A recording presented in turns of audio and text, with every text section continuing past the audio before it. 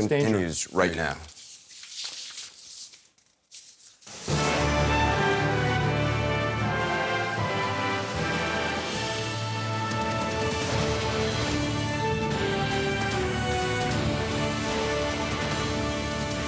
It is election night in America. These are live pictures from a polling place near Milwaukee, Wisconsin, one of the 7 battleground states expected to ultimately decide who becomes the 47th president of these United States. I'm Jake Tapper in the CNN Election Center.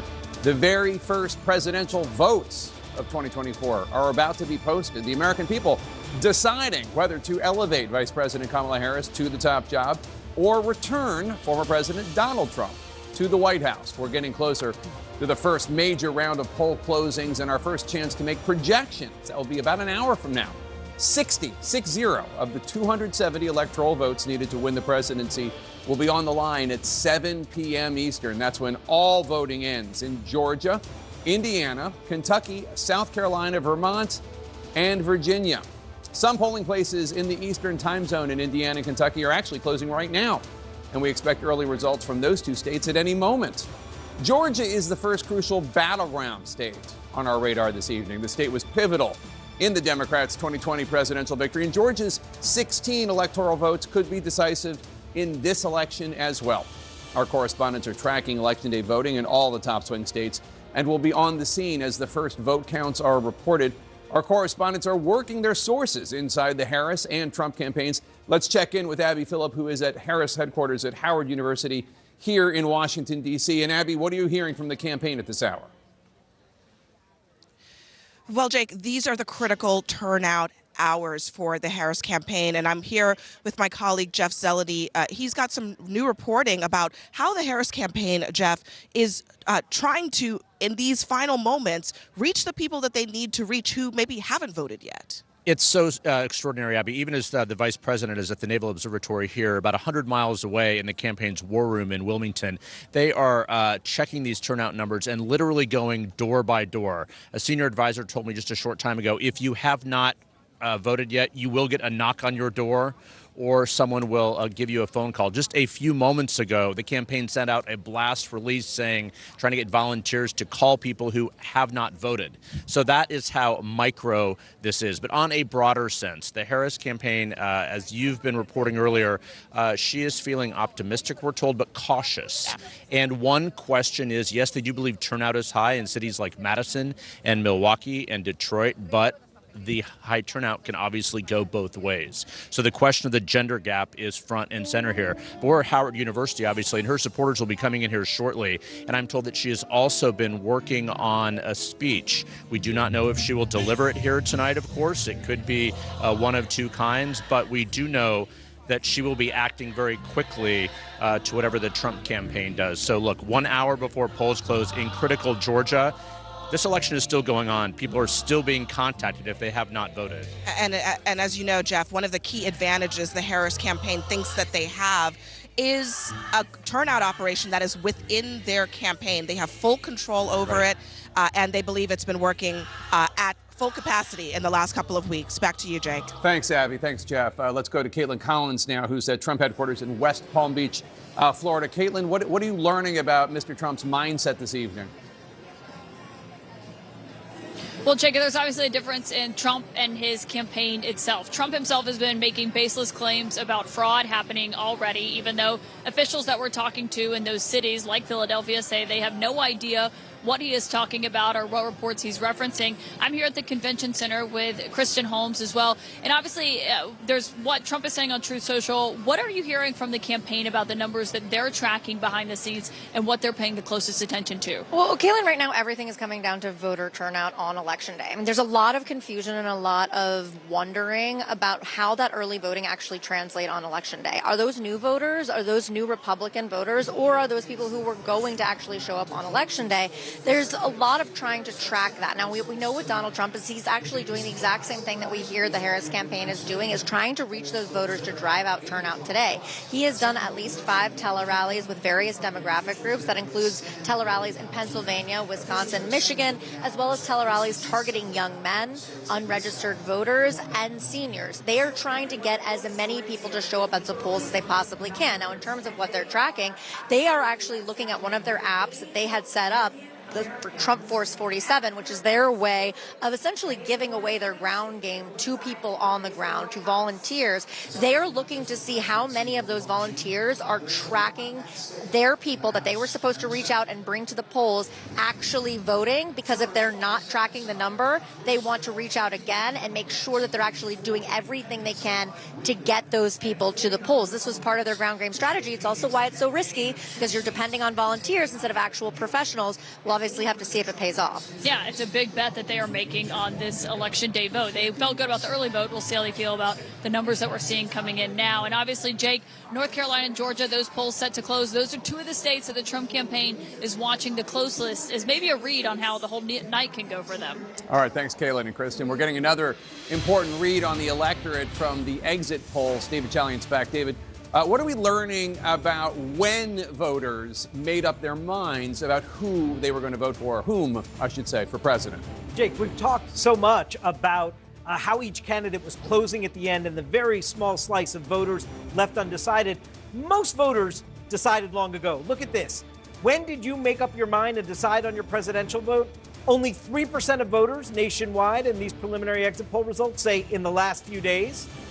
3% say in the last week. 6% say in October, 7% in September. 80% of voters say before September they were already locked into their choice. And it looks pretty similar if you look among Harris supporters versus Trump supporters. Among Harris supporters, only 3% in the last few days and 3% in the last week. Again, 80% before September were locked in. And on the Trump side, we look at his supporters in the last few days, 3%, in the last week, 4%. 81% of his supporters were locked in before September. So it was a small slice of folks here that were deciding at the very end, Jake. All right, David Chalian, fascinating stuff. Dana Bash, I mean, most people made up their minds long ago, but still, in an election with margins this thin, 3% making up their mind in the last few days, 3% making up their mind in the last week, that's not insignificant. It is not insignificant, and this matches exactly what we've been told from both campaigns about how, yes, relative to the whole electorate, it's very small, but how targeted they have tried to be towards those what we call late breakers. And this is just proof that they were right about how narrow it is, again, broadly, but how and why it was so important for each of those campaigns to be targeting the people that they thought were most likely to come their way. And we saw it in the messaging, particularly if you think about Harris, even in the last 24 hours, reaching out to people if they weren't sure, promising that if they're a Republican or an independent, that they are not going to have to worry about her governing anything other than across the aisle. Whether they bought it, that's a different question. Chris and I were chuckling earlier at a voter from Grand Rapids, Michigan. His name was Josh, who said that he was coming out to vote for Donald Trump. But what was interesting is he was voting on the economy, and he said he had not voted since Obama. That is the Trump fantasy, the low propensity male voter who comes out and votes on the economy. You know, I can take your point. 3% in the last few days, 3%. Even I can do that math, 6% in the last week is not nothing and could be the difference between victory and defeat. On the other hand, when you think of how unknown Kamala Harris was to the general electorate, the idea that 80% of the people had decided they were going to vote for her without knowing almost anything about her, only 7% in September, which was the big debate that was generally seen as a big victory for her and not Trump. Yes, if the billions make the difference between victory and defeat, it was worth it. But man, 87% before we even got to October 1st. That's pretty amazing. Because that's America right now. It's shirts and skins. The 80%, I mean, not to say that they didn't love her, but they're likely like either hardcore Democrats or hardcore never, ever am I going to vote for Donald Trump. Yeah, but to go to Chris's point, she had to slingshot her way into the public consciousness and very quickly against somebody who had been running essentially for a decade. So I think it's actually pretty remarkable what we're seeing. All right, we're counting down to our first chance to make projections in the presidential race. That's at the top of the next hour. We're inside key polling places in these final hours, and minutes before they close, this election night will be heading into overdrive very soon. Brew a cup of coffee for yourself. Stay with us.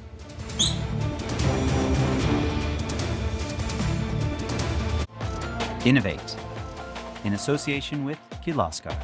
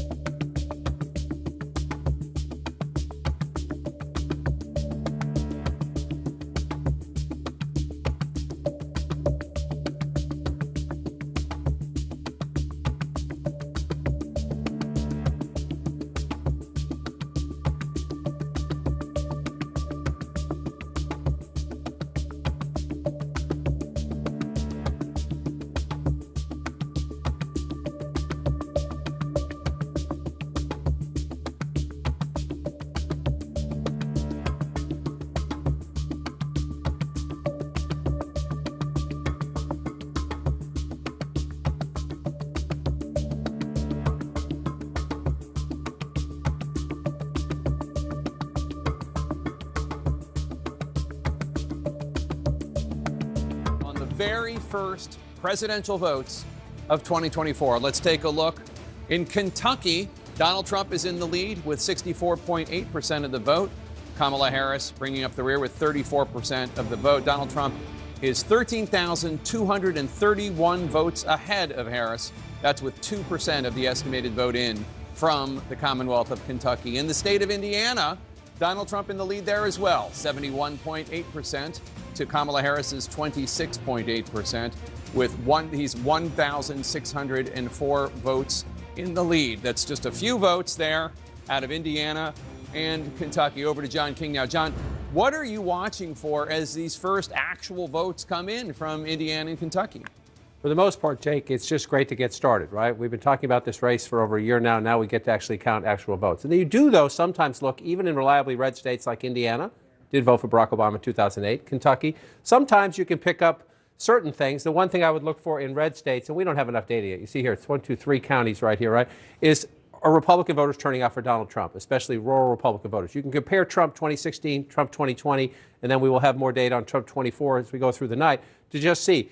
In 2020, he had more votes than 2016. Still lost the election, but he had more. So what are you looking for out here? Number one, down here, you're in Laurel County, very rural territory. Donald Trump's going to get 80% all the time or more. The question is, okay, that's 33% of the vote there. This is what he needs in every state. Kentucky's a reliably red state, so we're not expecting a contest to Kentucky. But you take small counties like this, and they exist in Pennsylvania and Wisconsin and Michigan and Georgia and North Carolina and beyond, and you're just seeing, are people turning out? And so you can go back. This is early, that's 33% of the vote, but you can just go back and check it against prior elections. Too early to make that comparison now, but I just want to show you one way we can ask the question. Is Donald Trump overperforming or underperforming Donald Trump? Since he's the constant in this election. He's been on the ballot 3 elections in a row. So then you come back there. Let's come out of there and come back to 2024 and pop out. This one's a little bit more interesting when you come up here, Kenton County. Why? Because this is the Cincinnati suburbs. You see Cincinnati right there. The Cincinnati airport is actually here in Covington, Kentucky, across the bridge right there. Sorry, I just touched that by accident. Let's come back to it here. And so you bring out the county here, and you see Donald Trump running, again, 40% of the vote, 43% of the vote there. Donald Trump getting 59%. So you just want to go back in time in an area that is more rural as you get down here, but quite suburban up here. Let's just take a look. 59% now, 59% last time. So Donald Trump at the moment, we're not done with the count there, but at the moment, Donald Trump is tracking Donald Trump 2020. Let's take a look at 2016, and you come look at 2016, Donald Trump gets 60, if you would round that up there in 2016, and at the moment he's getting 59. So he's essentially tracking where he was in a state that he won comfortably. Again, might be a useless exercise as you get through the night, but sometimes you're just looking, how is Donald Trump doing compared to Donald Trump in past elections in the red states? And again, so far, when you look here in Indiana, it's the same question. We're not in any of the giant voting areas yet. You just take a peek here, 2024, Donald Trump getting 62%. You just go back to check, Donald Trump getting 73% there. So again, I want to see what percentage of the vote we have here.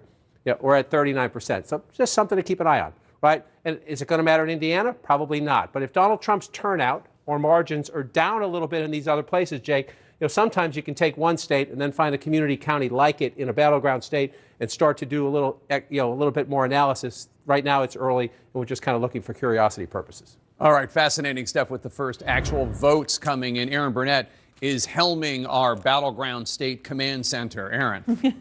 I like how you call it the Command Center. And as, of course, we're getting some of those early results in as John is going through, Jake is going through, we are also watching the vote come in, and people still at polling stations. Macomb Township, Michigan, outside of Detroit, is where Jim Sciutto has been. I saw you a moment ago as we were getting ready to come to you, speaking to a young voter there, Jim. What are you seeing as people are still voting there? Yeah. Well, I'll tell you, Aaron, Macomb County went for Trump in the last cycle. Big question this cycle is, does Trump maintain the support he saw last time? But interestingly, we just met a voter. I'm going to introduce you to him now, Jimmy Fan, who voted for Biden last cycle in 2020. But he told us just a short time ago he's voting for Trump this cycle. Jimmy Fan, he's a small business owner, father of 3, and soon to be 4 next week, as I found out. But Jimmy, tell me, what was your deciding factor in this election? I was thinking Trump would be a better choice on this election. He would run for when he ran the office. I think he would get a lot of stuff down, like when he was the president. You know, the economy and stuff. That's what we were aiming for this elections, more than just just vote somebody. So that what me and my wife just vote on. You said the economy was stronger for you as a business owner when Trump was president than during the last 4 years of Biden. That's correct. Yeah, I feel like even though with a lot of stimulus, a lot of that stuff coming through, but I feel like business would run a lot better when Trump was the president. But when he's if he win this time, I think we would get to that ladder. Question: some voters you hear they wonder whether their vote will count. Do you have faith in the voting system here in Michigan that your vote will count and the votes will be counted fairly? I mean, in this Macomb system, I think it's legit. Yeah, but I feel last time was robbed it, a little bit. You have a question about the 2020 election? Yes. Because I look at the the poll. It was was dominant one day, and then another day it just flipped upside down. So. Well, as we know, there was no evidence found of flipping then. But in this election, you're confident your vote will count. Jimmy Fan and his family, congratulations on the baby-to-be. Thanks so much for joining. Of course, the big question looking forward, will there be more voters like him and what that'll mean for the state of Michigan? Right, and of course, what he just said to you, Jim, is so important. When he said, all right, he didn't really have faith last time, but this time in his specific voting area, he has confidence in the system and in his vote, and that's what's important. That's what we want to hear. Let's go to Sarah Seidner. She's in Cedarburg, Wisconsin, just outside Milwaukee. Sarah, now it looks like, I don't know if this is the after-work crowd that you're seeing, but it does look like it is quite busy right now. It is, and it's been getting busier. And as you mentioned, 5 o'clock hit, and we started seeing another run of people. It's been sort of trickling all day. It was lots of people in the morning, and now we're starting to get a lot more people in the evening. I do want to bring in quickly the Fellows Lease family. What we have been seeing that is so lovely here in Cedarburg is that entire families are showing up, voting separately, but together. Please tell me, what was your big issue? Was there one or two that you showed up for? I think honesty and integrity would be two really important factors in the candidates. And as for you? Yeah, I would go with that. I think honesty, integrity, and plans for the future, a forward-looking candidate is what I was looking for. Would you mind sharing with me who you voted for and why? I voted for Kamala Harris, and I'm super proud to the idea of the first ever woman being in the seat of the presidency is remarkable, and it's so exciting. And I think it's really important having daughters. We have another daughter that's home tonight, but these two to see this process and just know that there's no limits to what they can do in their lives. And as for you? I'm so excited for these girls to see this election with a female on the ballot and to have that opportunity for leadership from a female perspective. I think it's awesome. I noticed that you did this lovely thing where they were showing you the ballots and sort of how it was working. I heard you guys talking back and forth. And it was just wonderful to see families teaching and also learning about this really important process that we all should be taking part in. And Cedarburg, as we understand it, may have up to 95% of the voters come in to vote, which is an incredibly high number. So thank you so much for doing your civic duty and coming in today. As the whole family, I love it. It's wonderful. Appreciate it. That's a scene here in Cedarburg, a picturesque town with a very big family feel. Yes, absolutely. And interesting when they were telling you, Sarah, honesty and integrity, just that feeling from that family. And then we had just heard from Jim with the voter he was speaking to in Michigan, where that voter was going for Trump. And that was based on economic issues, which we've heard from other voters who have spoken to some of our reporters in battleground states across the country who have chosen to go for Trump. So we'll see what it all means. Thanks very much to you, Sarah and Anderson. That's the most fascinating part of this, is hearing from these individual voters and their different reasons for making the choice they did. Yeah, and the potential turnout in that county incredibly high. David Chalian has been looking at exit poll data over the last hour or so. He's got some new numbers. David, you have some new numbers on voters' views of the candidates. Yeah, it's sort of a basic popularity measure that we look at, Anderson. You have a favorable or unfavorable opinion of the candidate. So do you have a favorable opinion of the candidates? Is this one here? 46% of voters across the country in this election say only a favorable opinion of Harris. 42% say they have a favorable opinion only of Donald Trump. 2% say both Harris and Trump they have a favorable opinion on. And interestingly, 8% say they don't have a favorable opinion of neither. That's a bit higher. When we asked this 4 years ago, it was only 3% who said neither to Biden and Trump 4 years ago, though it's not as high of the folks who said neither 8 years ago when it was Clinton-Trump in 2016. Who is too extreme? 36% of Americans nationwide voting in this election tell us only Harris is too extreme. 47%, nearly half, say only Trump is too extreme. 8% say both, 5% say neither. What is your feeling if Donald Trump is elected president? So 22% excited, 26% optimistic, 48%, nearly half, say excited or optimistic, 14% concerned, and the plurality, 36%, say they are scared if Trump is elected president. You see there the bottom two add up to 50%. We asked the same thing about Harris. What are your feelings if Harris is elected president? You see 49% are excited or optimistic, 20% are concerned, and she has a lower number, 28%, who say they'd be scared. But again, splitting right.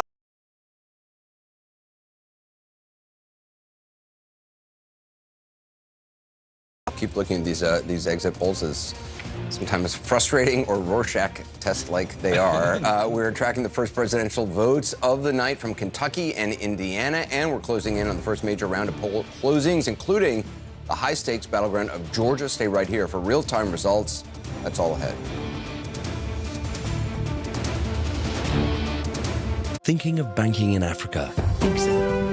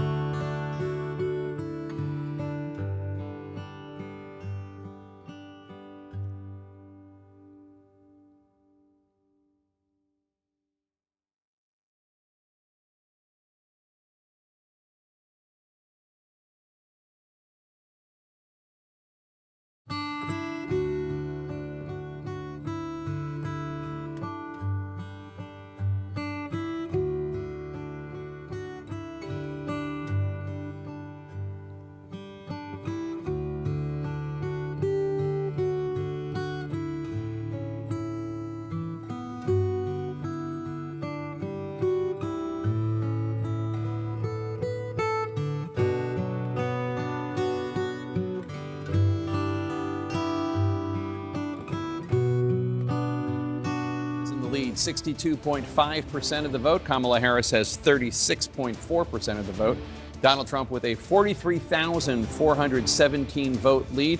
That's with an estimated 5% of the vote in. In the Commonwealth of Kentucky, Donald Trump in the lead there as well, with 65.9% of the vote. Kamala Harris has 32.9% of the vote. Donald Trump with a 17,717 vote lead. That's with an estimated 3% of the vote. Over to John King. John, what stands out to you as these first votes come in? One thing that stands out is that both states are getting about their business in the sense that we're wondering, will the battlegrounds count slowly or quickly?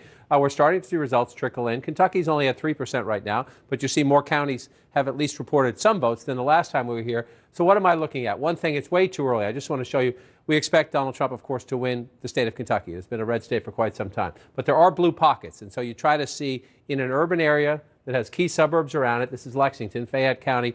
How is the vice president performing compared to Joe Biden 4 years ago or Hillary Clinton 4 years before that? It's way too early. You see 373 votes to 199 votes, so I'm not even going to do the comparison. But this is one of the things you look at and you say, okay, and so where is there a community like this in a battleground state, right? Because we tend to have nationalized elections. Too soon for that. In 2016, if you were with us back in 2016, one of the very first clues of the Trump phenomenon came here. Came right here. In the early results out of Kentucky, we saw in these small rural counties, not only was Donald Trump running it up, but running it up in excess of Mitt Romney, running it up in excess of George W. Bush, getting new people to come out and vote Republican. That's what made Donald Trump the force he was in 2016. And so we're going to look along these lines just to see, again, we expect him to win Kentucky. So some people might say, why do we care? Why do we want to look at that? Well, as you see, that's Ohio. Right? And then there are Wisconsin and Michigan. There are communities like that in some of the other battleground states as well. So you're trying to see what's happening. So we'll just take a peek here to see. You're at 25% here in Greenup County, Donald Trump at 72%, right? So you just go back and look. Is the rural Trump base coming out like they did in 2016 out of the woodwork? So there's 2024. He's at 72%. In 2020, he's at 72%, so he's about matching 2020. You just go back to 2016 and look, there he is at 71%. So essentially consistent turnout for Donald Trump in the small rural counties that are critical to him. Now, we're not done here, obviously. That was only about 25%, I think, when we did it. But you want to look at that throughout the night. That first glance says, okay, the people we expect to come out for Trump are coming out there. I mentioned earlier, let me get rid of the green. Here's one of the places we will look at because it is more interesting in the sense of more competitive. You have Cincinnati right here, Covington, Kentucky right here. For those of you familiar with the area, if you land in Cincinnati Airport, that's actually here in Kentucky. You drive across the bridge into Ohio.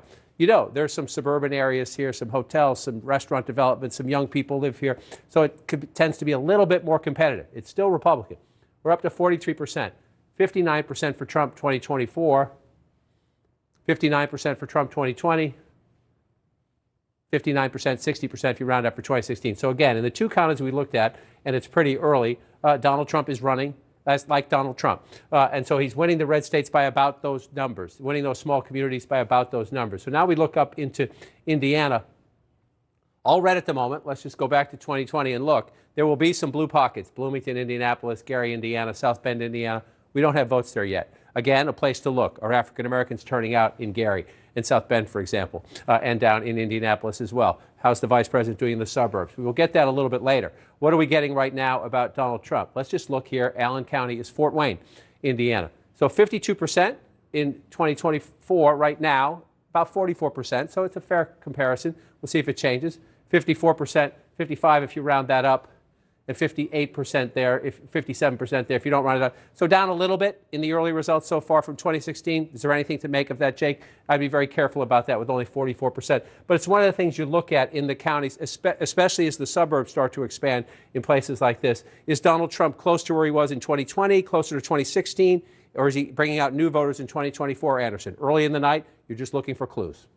Yeah, John, we'll continue to check in with you, back with the team here in New York. Scott, obviously you're from Kentucky. Where will you be looking over the next hour or two in terms of kind of a litmus test? Yeah, Eastern time zone, so the state's bifurcated right down the middle. And so all the county results we have now are in the east. The two big counties, Jefferson and Fayette, are the two Democratic counties. So obviously we'll be looking to see overall Democratic enthusiasm there. But if you're looking to see where Trump, if he's having any trouble in the white college-educated suburbs, it would be in Boone, Kenton, and Campbell, which are the three counties in greater Cincinnati. You would detect it there. Now, in the early returns John just showed us, we're not picking up any of that right now. It doesn't look like we're seeing any flight from Trump still more votes to count. One other issue, all of Eastern Kentucky, that's Appalachia. If rural turnout goes gangbusters out there and people are, beating down the doors to vote out in East Kentucky, that might also tell me something about what rural areas in Pennsylvania and other swing states may do. Just talking about Pennsylvania, it seems like, I think Trump has been already kind of laying the groundwork about alleging voter fraud, which there's no evidence of in the Commonwealth. Yeah, I think he's been doing that for several weeks. He's been conditioning audiences and telling them tweeting about it tonight. Yeah. No, I know he's tweeting about it tonight. And look, I think that is they have a strategy post-election for this. We'll see how it turns out. It may be the election. It could go his way. Maybe it'll swing her way in a bigger way that will be more decisive. But this is, I've said many times, my concern about Donald Trump has less to do with issues, though I disagree with him deeply.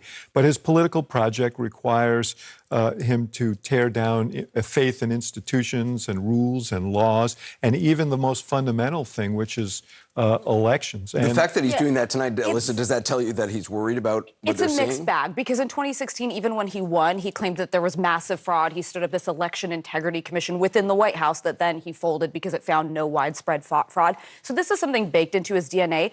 But the clip at which he's doing it, the way he's doing it, targeting Pennsylvania, I think that they're nervous. I think that his behavior in the final stretch of it, I think they recognize their closing message was nowhere where it needed to be. And some of the early projections we're seeing show a momentum that I think a lot of Americans are feeling, that this Trump era may be coming to an end. Look, he should be scared in Pennsylvania because there is an energy, there is a surge. Look, you talked to me a week ago, 2 weeks ago, I'm chewing my fingernails down to my elbows. I'm just worried. The Puerto Rican vote by itself has been lit on fire. Now, people will tell you, different things about it, but what I'm hearing, I talked to a young woman named Camille Rivera. She's with La Brega y Fuerza. It's the only Puerto Rican PAC. They were begging for money. Nobody cared about them, but they had built the only voter file for Puerto Ricans. When this insult comment attacked Puerto Rico, she said it was like wildfire. She said people remember, Puerto Ricans culturally, they vote a lot. They vote a lot on the island. And so there is a big tidal wave of Puerto Rican vote coming in Pennsylvania. Could turn out to be the most expensive joke in history. On the issue of Pennsylvania, I talked to the Trump campaign just a couple of minutes ago. They actually have Trump sitting in a room right now calling into radio stations in Pennsylvania and Wisconsin, encouraging last-minute turnout. I asked my source there, how you feeling? And he said, would rather be us than them, but it's tight. All right, we are nearing the first major round of results in the presidential race. After 7 p.m. Eastern, it is a jam-packed hour ahead as voting ends in the battleground state of Georgia. We're also waiting votes from all the swing states that will decide the presidential election. We'll be right back.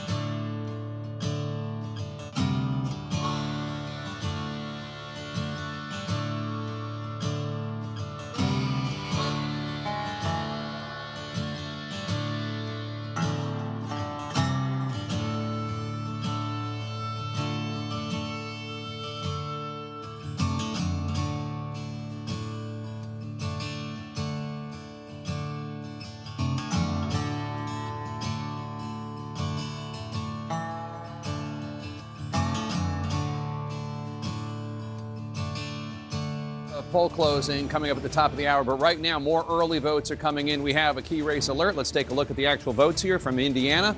Donald Trump in the lead, 58.1% of the vote. Kamala Harris in second place, 40.6% of the vote. Donald Trump with a 53,428 vote lead. That's with 10% of the estimated vote in from the state of Indiana. On to Commonwealth Kentucky, Donald Trump in the lead there, 66.4% of the vote.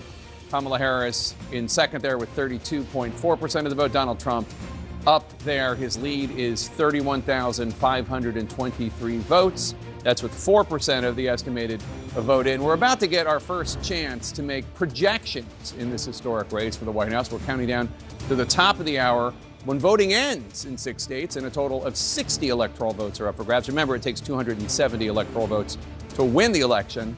All polling places are scheduled to close just minutes from now in Georgia, Indiana, Kentucky, South Carolina, Vermont, and the Commonwealth of Virginia. We're closely watching Georgia. That is the first of 7 high-stakes presidential battlegrounds on the line tonight.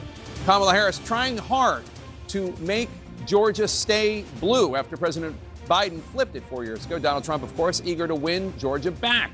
That's, of course, a state where he has been criminally charged with trying to overturn his 2020 election loss in that state. Let's check in with our campaign correspondents now. First, Abby Phillip at Harris Campaign Headquarters here in Washington, D.C. Abby, as we stand by waiting for the vote to close in Georgia, what's the latest you're hearing from the campaign? Well, Jake, they are watching very closely what has been happening throughout the day, and it's seemingly increasingly as we get toward that poll closing deadline at the top of the hour, which is that there have been bomb threats being called in to polling places throughout the state of Georgia, Fulton County, DeKalb County, Cobb County, and others. These threats are non-credible. They are not believed to be credible, but they are being investigated, and as a result, some of these polling places maybe temporarily were closed, voters turned away. I was speaking to a senior Democrat down there in Georgia, watching this very carefully, saying they are hoping that voters will come back. Anyone who might have been scared away in those periods of time will come back and will cast their ballots. Some of those polling places also, Jake, are being kept open a little bit after the top of the hour. So this is an ongoing situation that they are watching very closely because of where this is happening. This is happening in the parts of the state where the Harris campaign and Democrats need to drive up turnout among Democratic-leaning voters. So when you have polling places that are closed temporarily, that's a problem for them, and they want to make sure that those voters end up coming back, Jake. All right, Abby Phillip with Harris Campaign. Let's go now to Caitlin Collins in West Palm Beach with the Trump campaign. What are Trump campaign aides, the top aides, going to be looking for when these polls close at the top of the hour, especially in the battleground state of Georgia?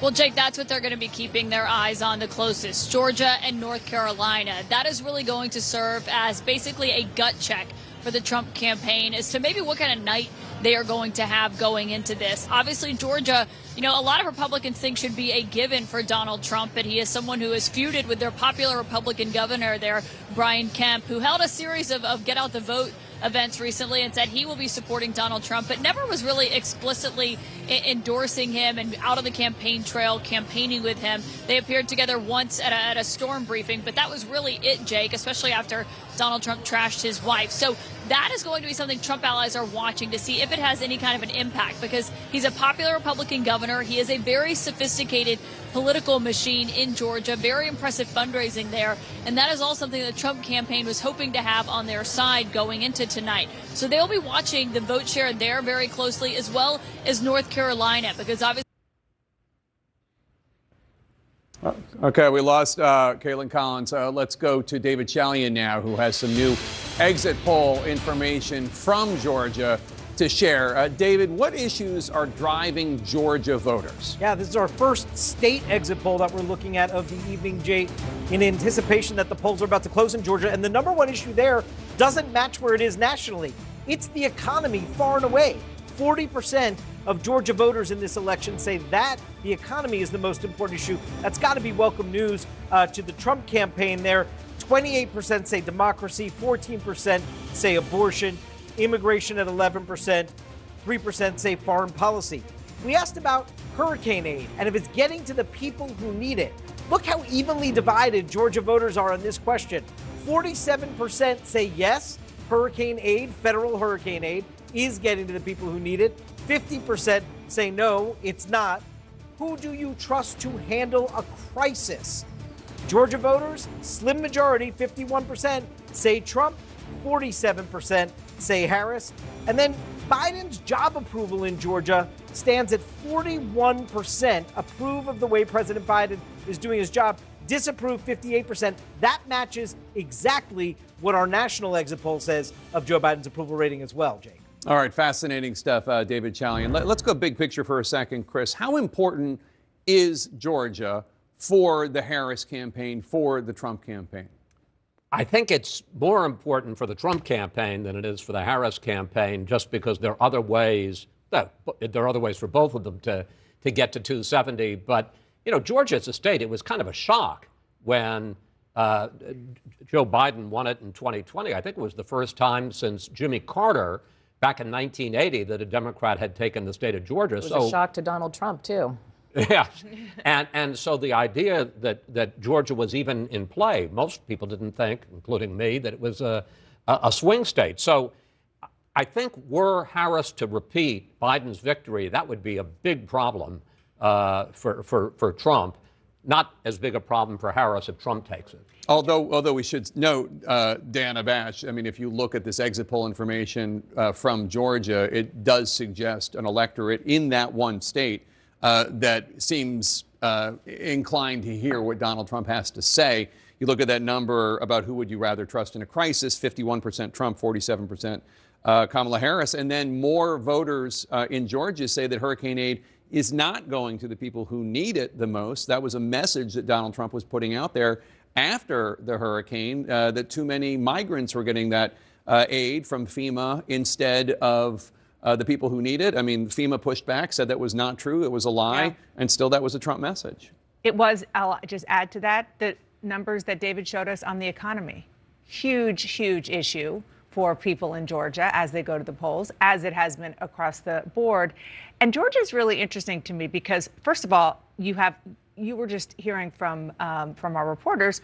I mean, right now there are bomb threats that are shutting down polling stations, threats in Georgia. That on top of the fact that residents of Georgia lived through the fight over 2020 and the misinformation that Donald Trump put into the sort of information stream like almost nobody else, maybe other than Arizona in this country. And it was Republican versus Republican on that. And yet you still have a slim majority saying that they trust Donald Trump more in a crisis than Kamala Harris, which makes me think, we're going to see the numbers, but makes me think what you do, which is that Georgia is looking better for Donald Trump than Kamala I know Harris. it sounds like a paradox, but Georgia's the state that's the home to Marjorie Taylor Greene and Raphael Warnock. It's always had this moment, and we saw with Biden, of like, is it transitioning? Does it represent the quote unquote new South? And it has such a diversifying suburban community that I think this will be sort of an interesting election to see are Democrats on the path to doing something sustainable there. You know, one other thing, yes, economy, the biggest issue by 40%. We tend to think that favors Trump over Harris. But democracy, 28%, abortion, 14% as the second and third issues. So cumulatively, that adds up to 42%. I mean, the issue set is not terrible for Kamala Harris in terms of what people think the most important issue is out there. Yeah, but also one of the things that the Trump campaign has been doing in its own way is giving people who are Republicans but not a fan of Donald Trump's behavior kind of a permission structure to vote for him because of the issues that they support him on. And you really can't find a better example of that than the governor of Georgia, who Donald Trump has insulted. Donald Trump's even gone after his wife. And yet it's very clear that Governor Kemp, Brian Kemp, is supporting Trump and letting Trump use his sophisticated political machine. I'm also glad you're bringing up this point because both campaigns have tried to look to the voter and say, it's okay, your vote is private. You may not feel so confident about this, but it's okay to vote for me.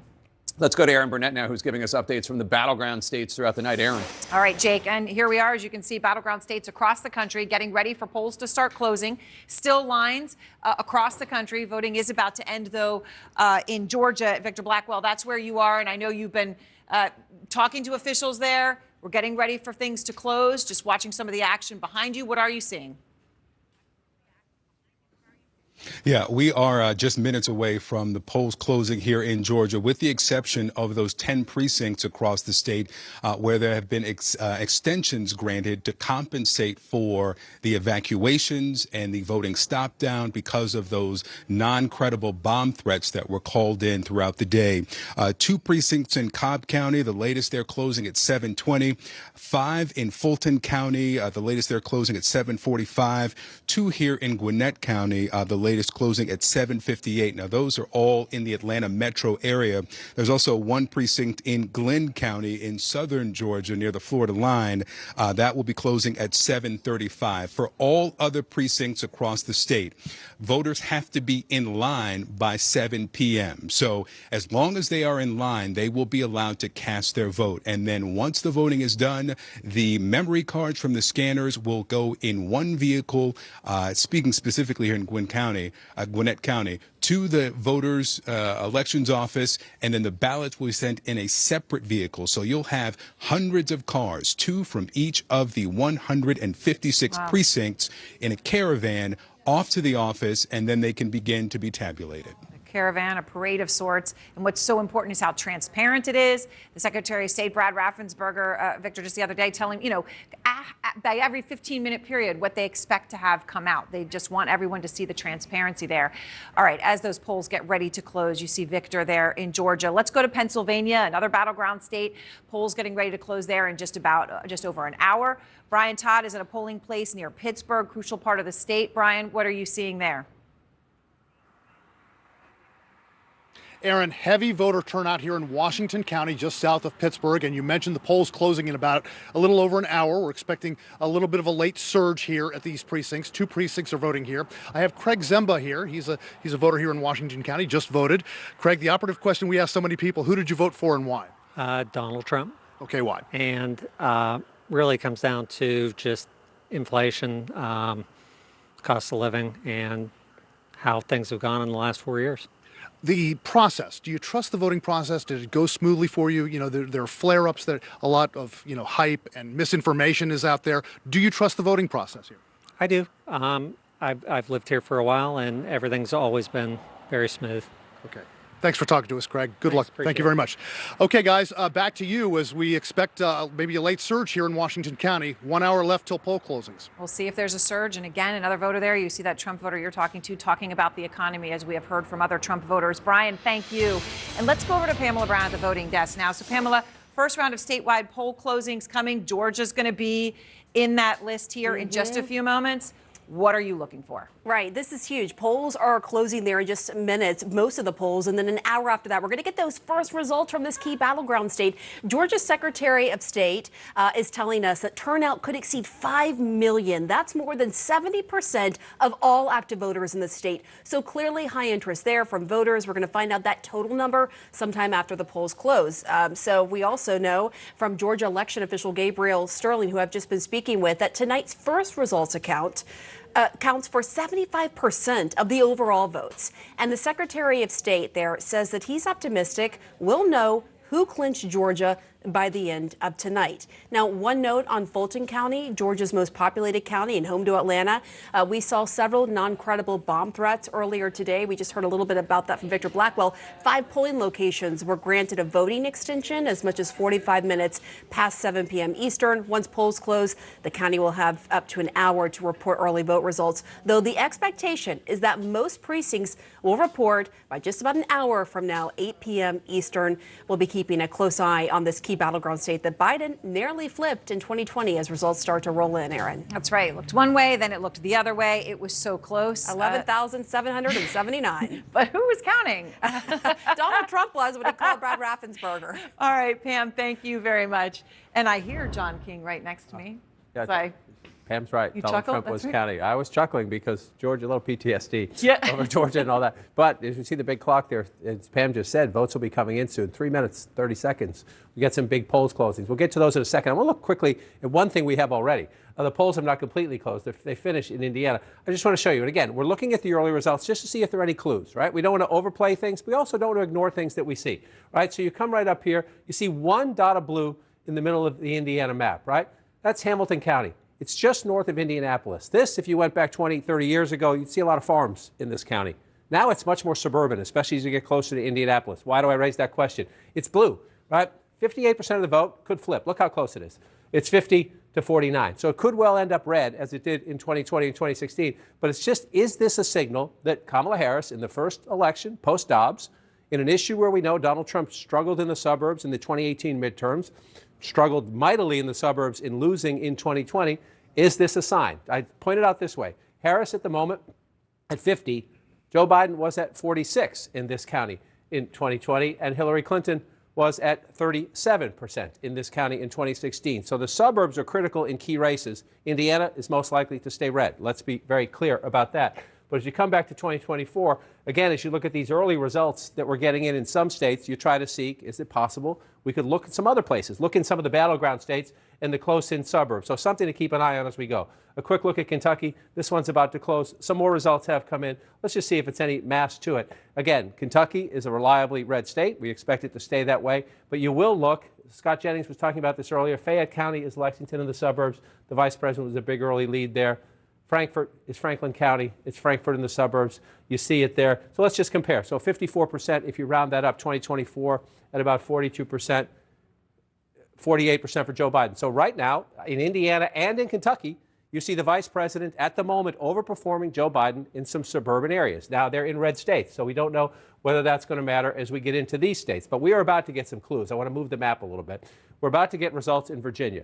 Virginia has been blue for a while, but it was purple not all that long ago. So here's the question in Virginia tonight, which is going to report results to us very quickly.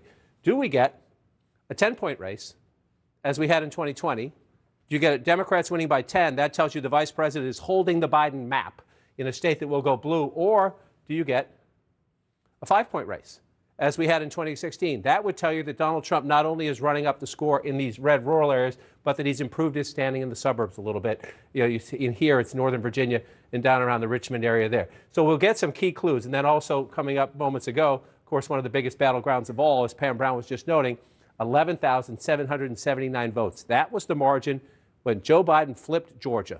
The last time it had gone Democrat, Bill Clinton eked it out in 1992, thanks to Ross Perot in part there. But it's been a long time since Georgia. So as Adi noted, is it a state in transition or is it a tug-of-war state?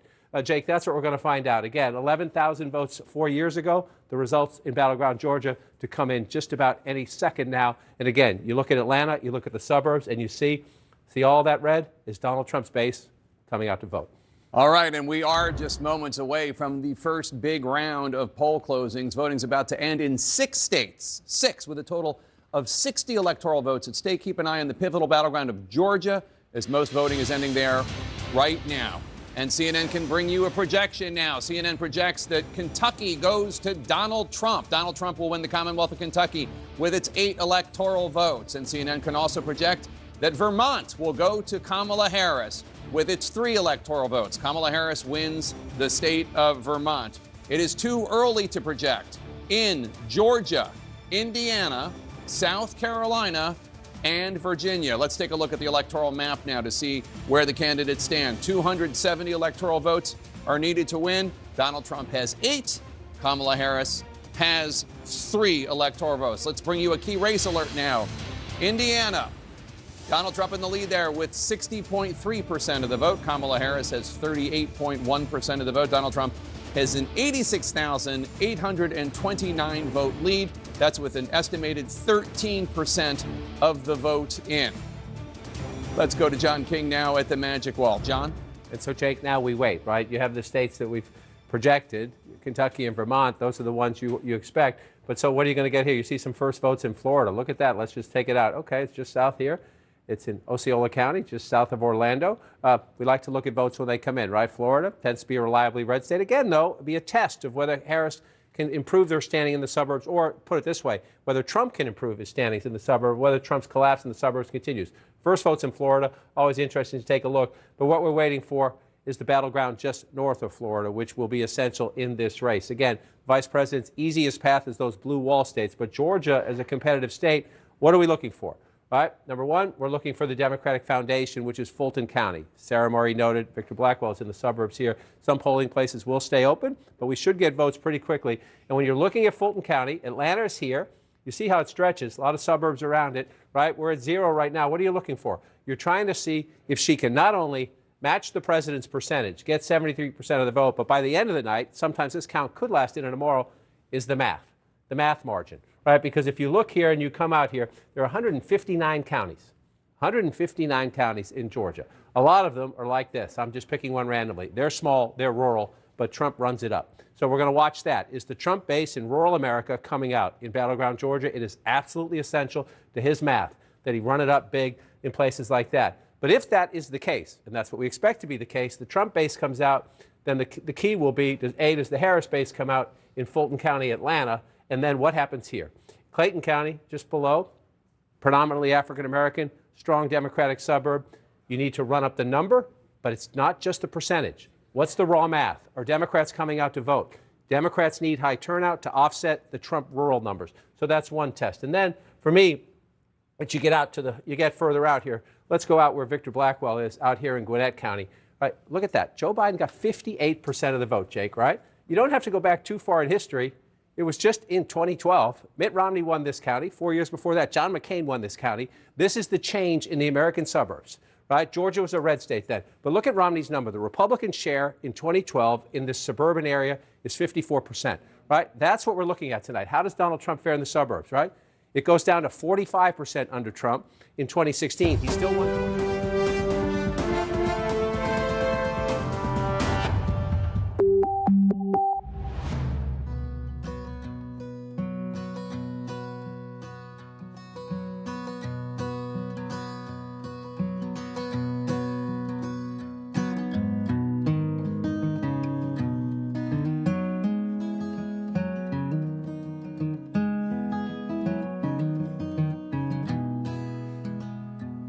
Team is here to break this down. They're all in the room with me tonight. Lindsay Davis here at the desk, Martha Raddatz, Mary Bruce, John Carl, Rachel Scott, Rick Klein over at the big board, and all of our experts here. Terry Moran, our analyst, Pierre Thomas, Aaron Katursky, our legal team standing by too should anything come up over the course of the night. Take a look across the country tonight, fanned out in all the battleground states. Our team tracking all of the key races for you. We're going to be with you all night. We'll be here for several nights if that's what it takes as these results come in. Lindsay Davis, the first results come in from these exit polls, which are very revealing about what might be driving voters. I know this is early. These are preliminary exit polls, but what do they show so far? Sure, and very interesting when you're thinking about what motivated voters as they mark their ballots. It may come as a surprise to some. Take a look. Number one issue, state of democracy. Now, why this is a bit surprising is, David, as you know, for months, the polls have suggested in recent weeks and months that the economy was the number one issue. But here we see the economy, the second place issue here. Now, it's too early to know the impact of that, but it is certainly significant to note. Followed by abortion, then immigration, and a distant fifth, foreign policy. Now, when we talk about democracy in the United States being on the line, look at this, a whopping 73%. We're talking about 3/4 nearly of those registered voters, again, in preliminary exit polls, these numbers could change, but 73% saying that they feel democracy in this country is threatened. Now, that can cut both ways because, of course, this has been the closing argument for Kamala Harris in recent rallies, saying democracy is on the line. But Donald Trump has been suggesting the same, obviously, for different reasons. Also significant to point out favorability. Donald Trump underwater by 10 points here. You see unfavorability rating for him, 54%, only 44% favorable. While on the flip side, Kamala Harris only underwater by 2 points with a 50% unfavorability, 48% favorable. Now, favorability does not a president make. Just ask Hillary Clinton. 2016, she actually had a higher favorability rating than Donald Trump. and we know how that ended. It's so interesting that those first early results showed that democracy and the state of affairs in this country ranks #1. Again, preliminary exit polls. I want to head over to the big board. Rachel Scott, Rick Klein are going to be at these boards all night long. And if I remember 4 years ago, I think you guys were around until Saturday, but I don't want to freak you out just yet. But Rick, I want to talk about this because we have early vote numbers. Obviously, Republicans and Democrats had significant early vote. I've been obsessed because I've talked to you about this being obviously Kamala Harris's quickest path to 270, right through the Rust Belt. She holds the narrowest of margins in the early vote. She will still need a major turnout on Election Day. The Trump campaign very aware of that, and they're expecting a major turnout today as well. If she's not able to pull off this Rust Belt, this sweep of these 3 states, how do you get there if you're a Kamala Harris? Yeah, that is the most straightforward path. You're right. There are other ways that she gets there, but it really means some combination of those Midwestern states and some southern states. One possibility would be if she's able to hold on to Wisconsin and Michigan and take one of these 2 southern states potentially and then the western states. But it's much harder if Pennsylvania falls that way. And you mentioned those early votes. Of course, they're going to be supplemented with actual vote counting as the night goes on, but it's going to take a while. Take me to the other board of the column of the point system, where you actually literally see when you take some of these states in different columns over the course of the night. Let's, for example, and it's early night, so we can do this, some hypotheticals for you at home. If Kamala Harris wins Pennsylvania, what does it do to her odds of winning the presidency? Yeah, our partners at 538 say it's about a 50-50 night going in. But if Pennsylvania goes to Kamala Harris, check out what happens to the numbers. Suddenly it shoots up to almost 85% likelihood of her winning. Now, if Pennsylvania goes the other way, if Donald Trump is able to solve that again and make it fall in his column, he's now an 80% favorite. So that is the state that puts you in a commanding position if you win it. And I think that I read the person who wins Pennsylvania wins the White House 90% of the time in our history of these presidential races. In the meantime, we can call Indiana, the state of Indiana, the first state of this hour to call, going to Donald Trump. And it's 11 electoral votes. Donald Trump gets the state of Indiana tonight. Rick, you've got the early vote numbers. Let's take a look at them because they're a little different this time of year, this time around. And I wanted to explain to our viewers, 4 years ago, we were in the pandemic, right? We're in the middle of COVID. People were being encouraged to vote early, particularly on the Democratic side. Donald Trump did not embrace early voting. He actually questioned it. This time he said go out and vote early, and it would appear Republican supporters of Donald Trump listened. Yeah, look, last time 100 million Americans voted early. That's a record, but only about a third of them were actually Republicans. Now that number is up to 38%, and that's just 2 points below the Democrats. So think about that.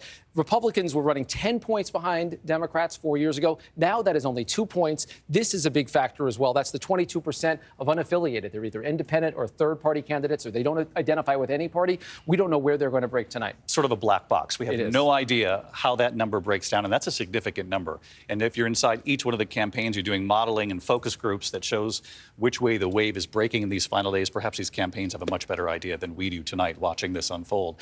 What does this mean, though, when it comes to the Republican turnout? It is impressive. The question that the Harris camp is going to put out there is, are these the voters who would have turned out for Donald Trump on Election Day, or was able to bank this vote and then get a whole new crop of Republican voters today? That's exactly the question. And Georgia is actually instructive in this way, because you can see in 2020, Republicans were about 40% of the electorate. They're only about 39% now. It's about the same. It isn't a huge difference, a slightly fewer Democrats as a share. This is fascinating, though, to me, because you talk about those unaffiliated voters. This is the portrait in North Carolina, where we're going to have polls closing soon. 4.5 million people voting early, almost as many as last time. And that is a third Democrats, a third Republicans, and a third, the largest share actually, are those unaffiliated voters. It's interesting you bring up North Carolina. I'll take this over to Rachel then, because one of the things that you and I have been talking about these last 24 hours, it was hard not to notice that Donald Trump spent a lot of time in North Carolina in these last 2 days. Spending a whole lot of time in North Carolina. And David, I was talking to one Republican who told me where these candidates are spending their final days will tell you a lot about what they are particularly concerned about. So North Carolina, a state that Donald Trump won in 2016 and 2020, it's the only battleground state tonight where the former president is on defense. He held 4 campaign stops here in the last 3 days, campaigning in Kinston, Greenville, Raleigh, Greensboro, also over here in Charlotte. David, as the night goes on, as we start to get results, we're also going to be paying attention to this area right here in the western part of the state. This is an area that was really hit hard by Hurricane Helene. Former President Donald Trump in 2016 and 2020 really racked up the vote in the rural parts of that state. Was there something within the campaign that they were seeing that made them nervous? We see it bear out in the early vote, but of course we just learned that in the last 24 hours. But essentially these two campaigns are tied going into Election Day in North Carolina. And as Rick pointed out, and rightly so, a whole third of the early vote is either independent or unaffiliated voters, and we simply don't know how that's going to break. Part of this is them knowing just how tight this race is. No Democrat has won the state of North Carolina since 2008. They do not want to give this up. The other half of it, of course, is the fact that Hurricane Helene really ravaged parts of this state. Trump voters in rural counties, they need them to turn out. Now, there have been modifications that have been made, provisional votes that will be cast in some of those counties as well. Let's talk about where Kamala Harris spent her final 24 hours. He did a sort of a blitz of 3 battleground states. She was in 1 state alone. 1 state alone, Pennsylvania. The biggest prize of the night, 19 electoral votes. We're going to keep coming back to all-important Pennsylvania because you heard from Rick just how much her chances increase if she were to win this state. So, David, let me show you where she was campaigning. Part of it was the Latino belt. Allentown and Reading, high Hispanic and Latino voters here.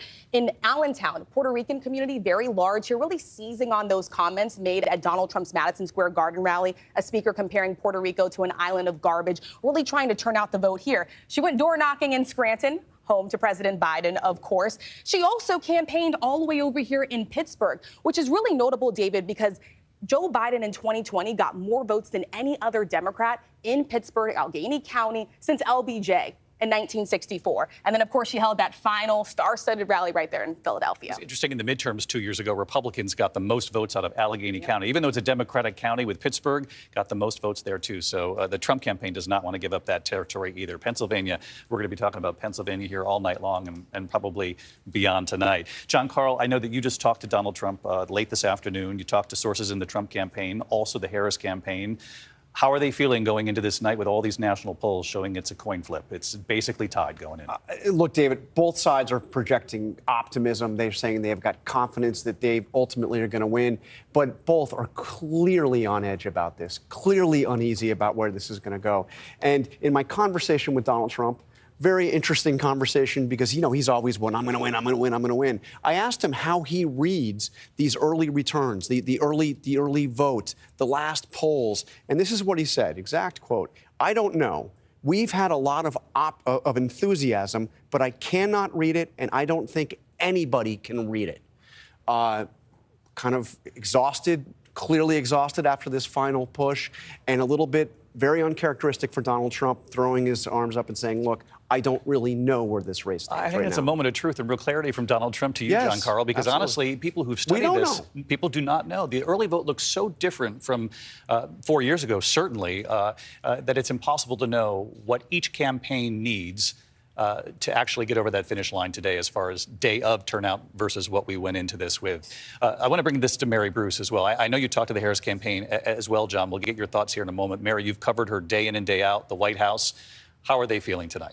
Cautiously optimistic. It's been described as nauseously optimistic, which may be my new favorite political descriptor. But they are quick to note tonight that turnout today was high across every key battleground state. They see those long lines that we're all seeing, and they think that's a good sign for them, that it shows that they've been able to reach a broad coalition, and they believe that coalition is coming out for her. They also see in their own data that late-breaking voters, they think, those voters that didn't make up their mind yet, and yes, they do exist, but that they are coming towards Kamala Harris. In part, they think, because they are motivated by Donald Trump's dark closing message. They were turned off by his rhetoric, especially that big Madison Square Garden rally. But we know, and we're going to be talking about this a lot tonight, I suspect, so much of this, they say, is just going to come down to mobilization and the ground game. And they do feel, the Harris campaign, that Donald Trump's ground game can't compete with theirs. When you look at the numbers, I mean, just in the last weekend, 3 million doors knocked. At one point, I was told they were knocking on 2,000 doors a minute in must-win Pennsylvania. And we know Kamala Harris, just a short while ago, was out there working the phones herself, trying to reach every last voter. One follow-up for you, Mary, because you talk about these late deciders, and I heard from someone within the campaign who was speaking to a national audience who said it's not necessarily, 9 out of 10 late deciders. It might be split, but just slightly favoring the Harris campaign, which also is another reflection of how tight this race is, that even the late deciders, they're dividing them. Yeah. Yeah, exactly. They really do think, what is pushing them at this last minute? And it's why you've been seeing the Harris campaign, especially in these last few days and hours, really reaching out to all of those key demographics, making that extra push for Latino voters, women voters, young voters, trying to cast that broad net because they know, as we do, well, that this is going to come down to that small sliver of undecided voters in those key battleground states. Well, you talk about being nauseously optimistic. I want to bring this to Martha Raddatz, not because you are either way, Martha, but because you've been out in the country. And I just think about all the voters watching us tonight. And people have so much at stake here, no matter who their candidate is. Americans are really feeling this. They've seen these national poll numbers. They've seen the battleground states all within a point, within the margin of error. So everybody, us included, goes into this night not knowing. Exactly, David. And they're not nauseously optimistic. They're just nauseous at this point. They want this over. I travel this country the entire year, and I've seen a real change. And obviously, we changed the Democratic candidate. But the change was in the beginning of the year. I felt like people were just checked out. I'm so tired of this. This is ridiculous. It's the same two people. But now, even though about 61% or more are dissatisfied with those candidates, they are riveted by this race. They are all watching this race carefully because it isn't just about, as you said, Kamala Harris and Donald Trump. It is about a divided America. They have a very different view of this country, and they are watching this race like never before. Well, I'm learning. We're just getting some data coming in from Georgia, the all-important battleground. We're going to dive into that, what it reveals about this race already tonight. We'll look at Georgia and the numbers coming in right after the break. Don't go away. We're just getting started here.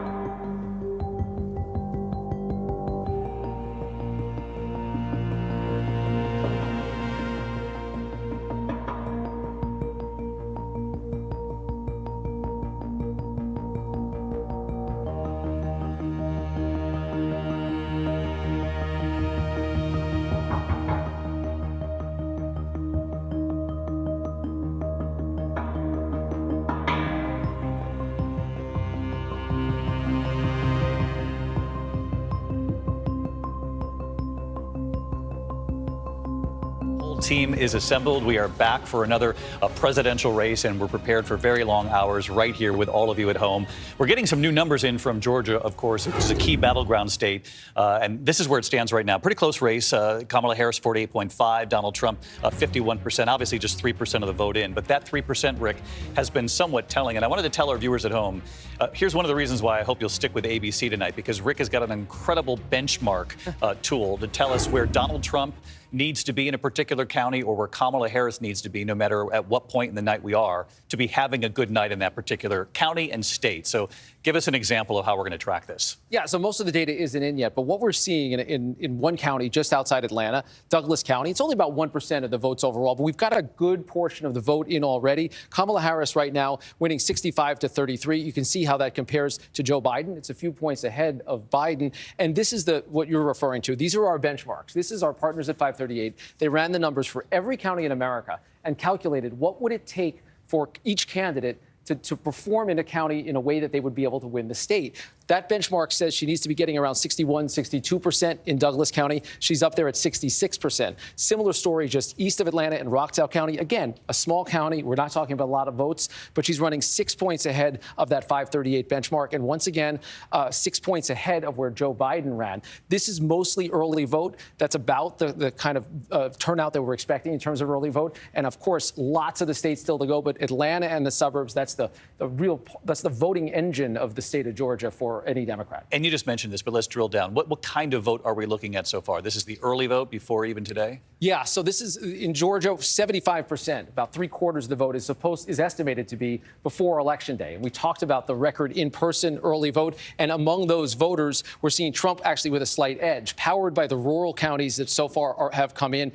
We don't have a lot of data so far in some of the ones we're going to have the closest eye on.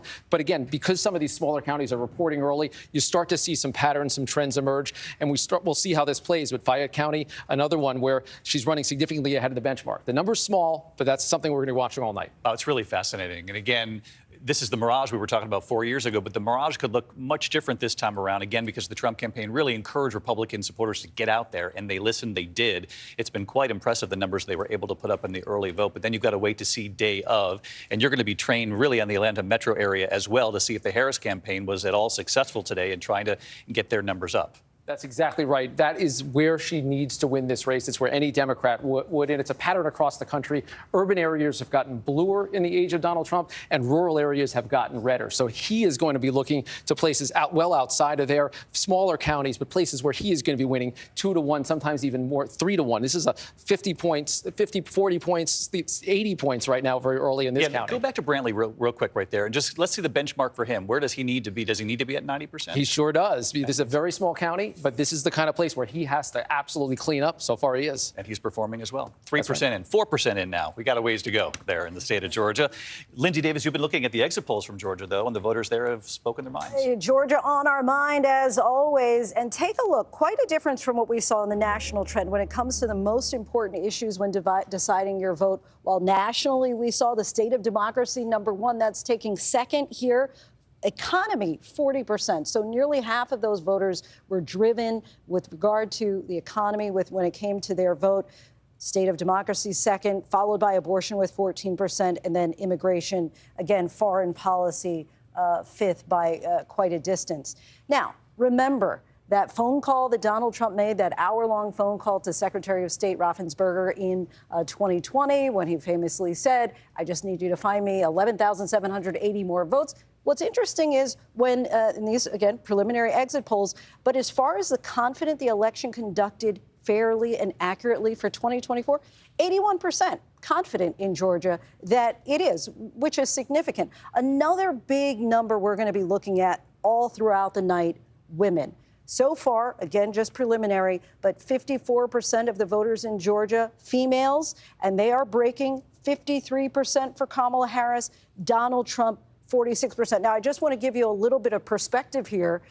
2020, Biden actually was up by 1 point when it came to the female voters in Georgia compared to where Harris is, and Donald Trump is actually up 1 point with female voters. But again, this could change throughout the night. So Biden performed better with women in Georgia, at least this early in the night. That is correct, just by 1 percentage point. All right, Lindsay Davis, our thanks to you. And again, the last time a Democrat won the state of Georgia was Bill Clinton back in 1992, and President Biden 4 years ago. And as Lindsay pointed out, that became the famous phone call that we heard so much about, 11,000 votes, when the former president said, can you just find me those 11,000 folks, votes, people who've gone to the polls. And Secretary of State Raffensperger is going to love seeing that preliminary exit poll, that people have confidence in the system, because he's been out there and very public on this. Yes. It is very significant because quite often we have heard that idea of people trying to undermine the election integrity. But I will say throughout the last few nights, we've talked to secretaries of state throughout the country who are all saying business as usual, people should be prepared that the process is playing out. All right, 26 minutes past the hour. When we come back, Lindsay, thank you. We're closing in on 7:30. Polls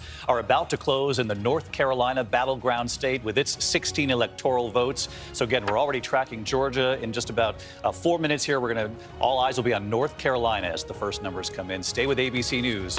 We're just getting started tonight. Back in a moment. When we come back.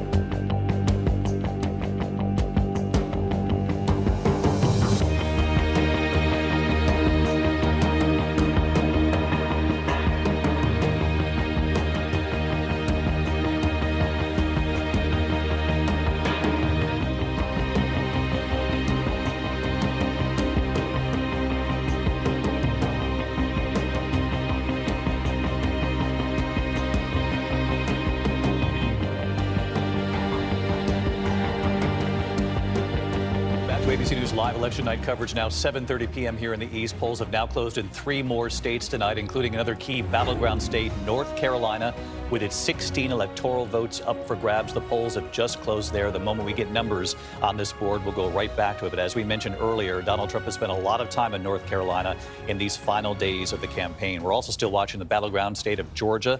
That closed about a half an hour ago now, and the numbers coming in there. Donald Trump taking a pretty sizable lead. Again, just 8% of the vote coming in. And the moment we have more, we'll come back to that as well. We do have something that we can report now, and that is from West Virginia. Donald Trump has picked up the state of West Virginia at its 4 electoral votes. Trump won there by 39%, 39 points in 2020. This was expected now officially in Trump's category. Ohio tonight, 17 electoral votes. Used to be a battleground state. Now it is likely GOP going into these presidential races become much more red over the years. The raw vote right there. Donald Trump, actually, we don't have the numbers coming in yet, but we will as soon as we can. 17 electoral votes up for grabs. Take a look at the map. This is where things stand tonight. Again, this is the race to 270. You likely know what that's all about, the Electoral College. And as you can see right there, Kamala Harris has won 1 state tonight, 3 electoral votes on the way to 270. Donald Trump, 23 electoral votes. He's picked up 3 states here on the way to 270. And we do have one more of our first key Senate races. We're tracking the Senate as well and control of the Senate at the end of the night. Take a look. You can see Jim Justice, the governor of West Virginia. He will fill the open seat. Senator Joe Manchin, who was a Democrat, became an independent as of late, retiring after 2 full terms in the Senate. Jim Justice will now represent West Virginia. I want to get rid of Rachel Scott because she covers Congress, Capitol Hill. Rachel, as we know, in the Senate, all eyes on how many seats. They only need to pick up 2, the Republicans, to take back control of the Senate. Here's their first pickup. And again, this is the number at the end of the night, so there could be surprises elsewhere. But a lot of eyes on Sherrod Brown in Ohio and John Tester in Montana. These are both states that Donald Trump won handily, and they're trying to defend their seats. Yeah, and Senator Joe Manchin, who decided not to run for re-election, gave Democrats a whole lot of headaches when President Biden, during that first administration, his first couple of months in there. But the biggest one is probably this one right here, because it almost ensured that this seat was going to go toward Republicans, already netting 1 right now. David, you said it. They have to net 2 by the end of tonight. Also keeping our eye on Ohio and Montana. These are both states that Donald Trump won. You have the last 2 statewide Democrats in both Montana and Ohio. You have Sherrod Brown in Ohio. You have John Tester in Montana doing very tight races. And David, I just want to remind our viewers here, we're going to be keeping our eye on this all night, but this is the current makeup of the Senate. Democrats have 51 seats. Republicans have 49. Democrats playing a lot more defense tonight. They're defending 23 seats. Republicans only have to net 2 by the end of the night to take the majority. Or 1, right, if Donald Trump wins, because then the VP has the tie-breaking vote. Exactly. The cleanest path to victory will be just 2, but net 1 and take the White House. And they've picked up 1 already. Let's swing over to Rick Klein at his board there. And Georgia, we have some new numbers coming in from Georgia. Yeah, we're starting to see a little bit more roll in. We still have most of the vote out. Well, still about 90% of the vote still to come. But I am clued into some of the Republican parts of the state, because you're starting to see the numbers roll up for Donald Trump as expected, ahead of his benchmark in a county like Greene. Again, these are smaller counties, but that's how things get pieced together. We're still waiting on most of the vote in Atlanta and its immediate suburbs, but you're seeing that pattern emerge where some of the bluer parts are just racking up more Democratic votes. Some of the swing counties we're going to be keeping an eye on to see how these numbers shift throughout the night. They haven't moved very much yet, but it's still early in Georgia. And how about Florida? I know the Harris campaign was not counting on Florida. That used to be a battleground state as well. Now leans Republican, and Donald Trump's doing quite well. Yeah, and we don't have enough information to project the state, but with about 2/3 of the vote in right now, we are seeing a Republican romp in some formerly Democratic parts of the state. This is really striking. Miami-Dade County, that used to be a place where Democrats did very well. Hillary Clinton, even though she lost in 2016, she got almost 64% of the vote in that county. Harris so far only at 44%. That is way, way below where she needs to be. Not a contested state. Won't be a surprise if this ends up in Trump's column. But even in more Democratic parts of the state, we're seeing Harris run behind Biden's numbers and significantly behind the kind of numbers she would need in parts of the state like that if she were to win. Look at Orlando, another good example. Harris, a couple of points below Joe Biden's number. And again, Biden's number wasn't good enough to win the state of Florida. Really interesting. How does the Harris campaign explain that, Mary? Look, I think they certainly weren't ever thought they were going to win Florida. But I will say, you know, the campaign is often quick to note. When you talk about Florida, there's often such a large conversation about the Latino vote, Hispanic vote. They are quick to note that what you see in Florida, understandably, doesn't translate to those populations in other must-win states. It seems obvious, but it's worth repeating that what motivates Latinos and Hispanic voters in Florida is not the same as the issues that are top of mind in a place like Arizona, Nevada, or Pennsylvania. And the Harris campaign has actually cautioned political reporters not to look at Florida and try to extrapolate for the rest of the night.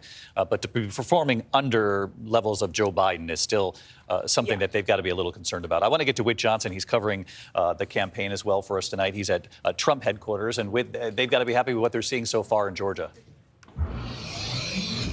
Yeah, David, exactly. I actually spoke with a Trump advisor a short time ago, and he said they're very encouraged by what they're seeing in Georgia and North Carolina. Specifically, this advisor told me that rural voter turnout in Georgia is through the roof. That's what he said, and that's something that they definitely need to continue if he wants to take Georgia. In North Carolina, as Rick was pointing out earlier, the Trump campaign really seeing some encouraging signs with that early vote, saying that Republicans, for the first time in state history, outpaced Democrats in the early vote.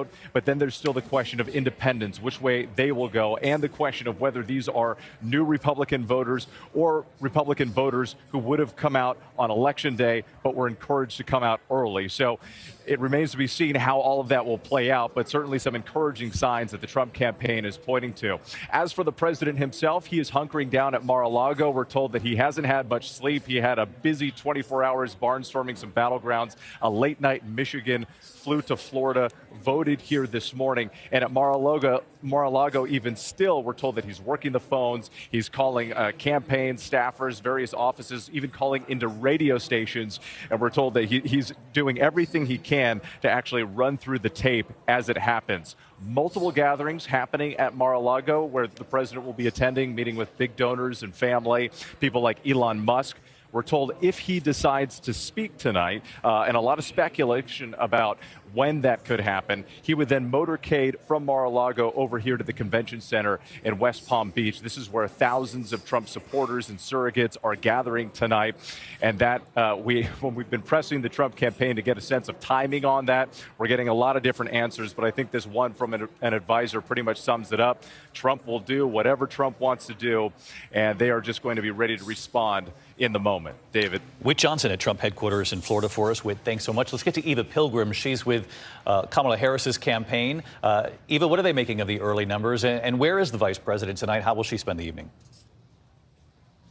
Well, the vice president has a very routine that she does every election, which is she has dinner with her family. We know that she's at a local D.C. hotel where she is watching these numbers come in and just sort of taking it all in. It has been a mad dash to the finish here. She has been zigzagging across the state of Pennsylvania yesterday. She's been doing lots of radio, call-in, drive-in interviews, talking to people in those battleground states. We're here at Howard. This is the place that she's referred to as her home. You know, a lot of candidates we see in their home state on Election Day. And this is a place that feels like home to her. This is where she came to do her debate prep.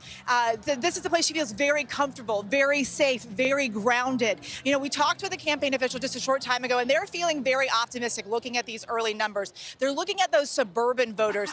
They pointed out to me that even in these red states, they're tracking Trump's numbers, particularly, for instance, one of the examples they gave me was in Boone County, Indiana. He's trending downwards, according to their numbers, as he was in the previous presidential election. They're also looking at the enthusiasm amongst college students. The program here, David, is just beginning. It must be about 7:30 now. They're going to have a lot of different groups from the college here performing as part of this program. And this is part of what they're looking at that's making them excited, is this enthusiasm amongst college students. In Pennsylvania, lines at Lehigh, Lafayette, and Temple. In North Carolina, lines at Appalachian State polling places there in Boone County. Lines in Nevada at UNR and UNLV. 8 college campuses in Wisconsin have 1 to 2 hour lines right now. And that is something that they are hopeful and they think will lean in their direction. They're also looking at Philadelphia right now. As of 5:30, they're telling us that they've exceeded the 2016 raw turnout. They're overperforming on what they had set as their benchmark numbers in Philadelphia. And they're looking at the high Puerto Rican turnout there in Philadelphia. That's also making them feel really good at this point in the night, David. Eva Pilgrim at Howard University there in Washington, D.C. We'll be checking back in with you often. I want to bring in Mary Bruce, who covers the Harris campaign and the vice president for several years now. And you have some new reporting here about the lines that you heard Eva just mention. And the Harris campaign is doing all it can to try to keep young voters in line. Yeah, they continue to be very encouraged by the turnout that we are seeing and by the fact that these lines are still so long, so late, especially with students.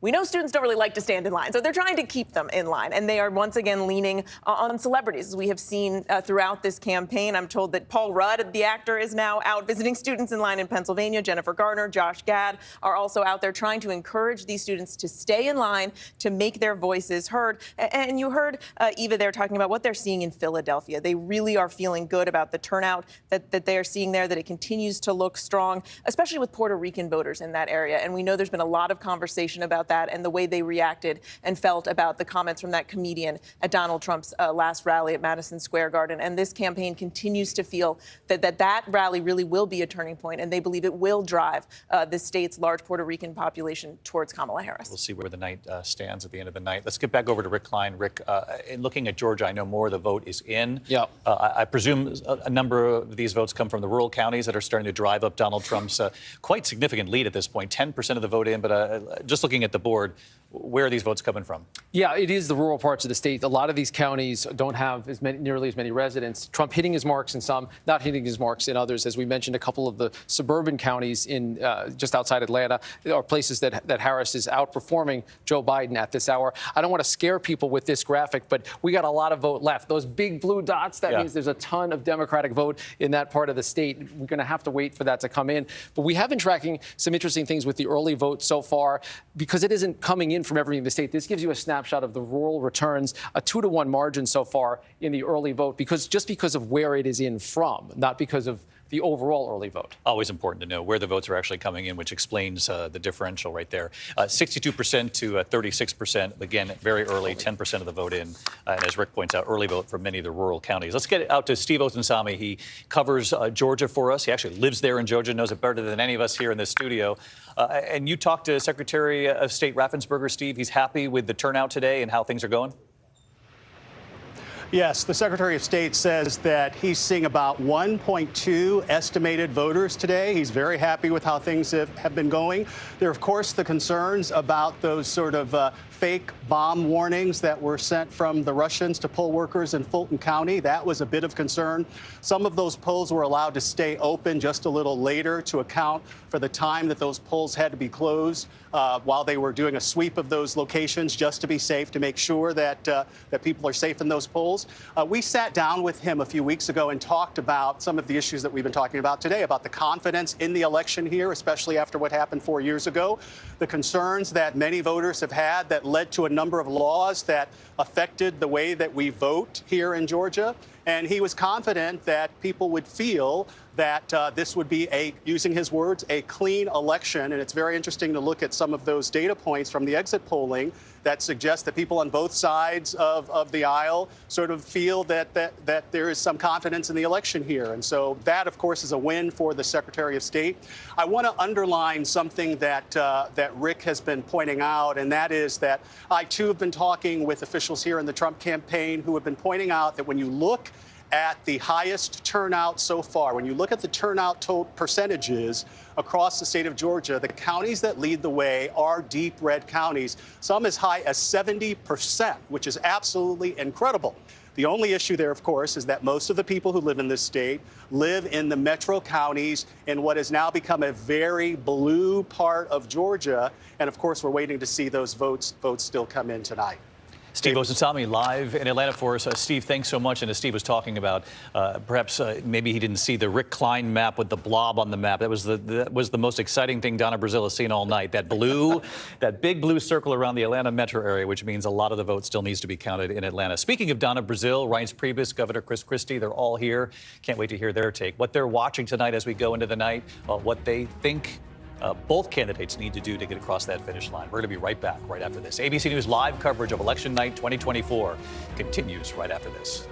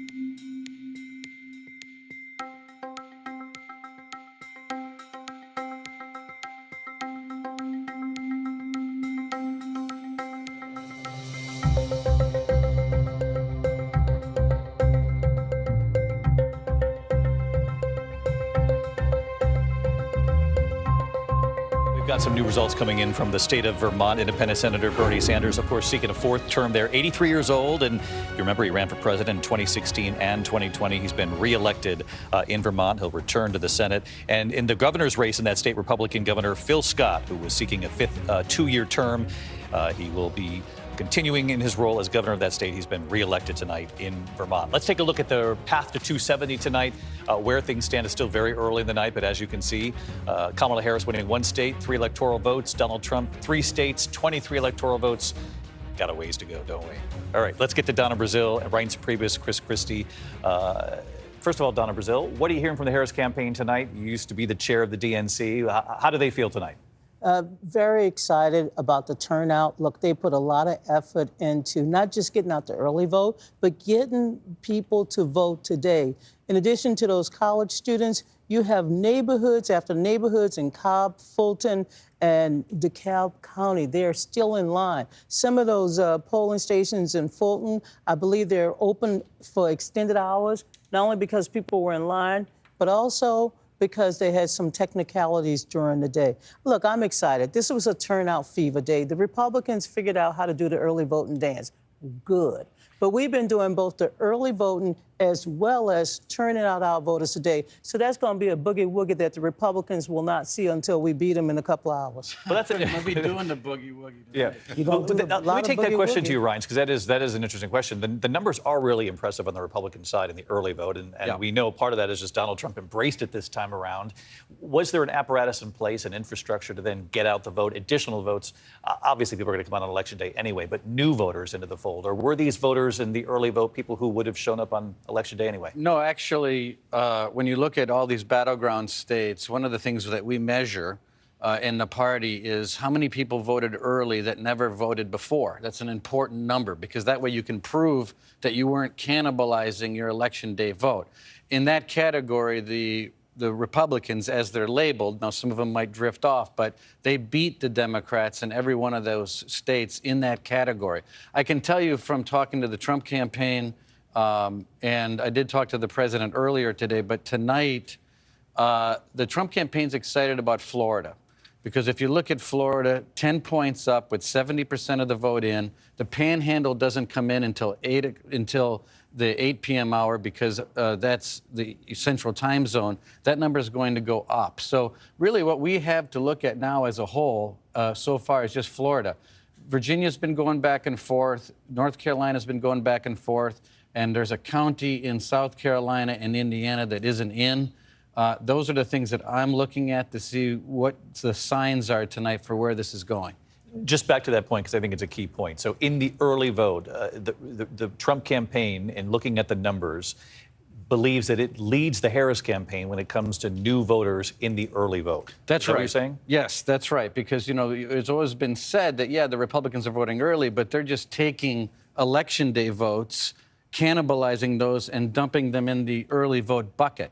But the way that you can analyze that is to say, okay, how many of these people that voted either didn't vote before or maybe only voted once over the past 6 years? Those are what we call zero voters, which are the people who never voted, and one voters, which are people who rarely vote. That's the real number that these campaigns analyze going into today. Governor Christie, what are you watching? Well, look, what I'm watching is when we stop speculating about early vote, which is all we're really doing now, except in a few places. Think about what happened in the primary, in the Republican primary, in these swing states. In Pennsylvania, 157,000 people voted against Donald Trump with no opponent any longer in the race. In North Carolina, it was 300,000 Republican primary voters voted against Trump in that race.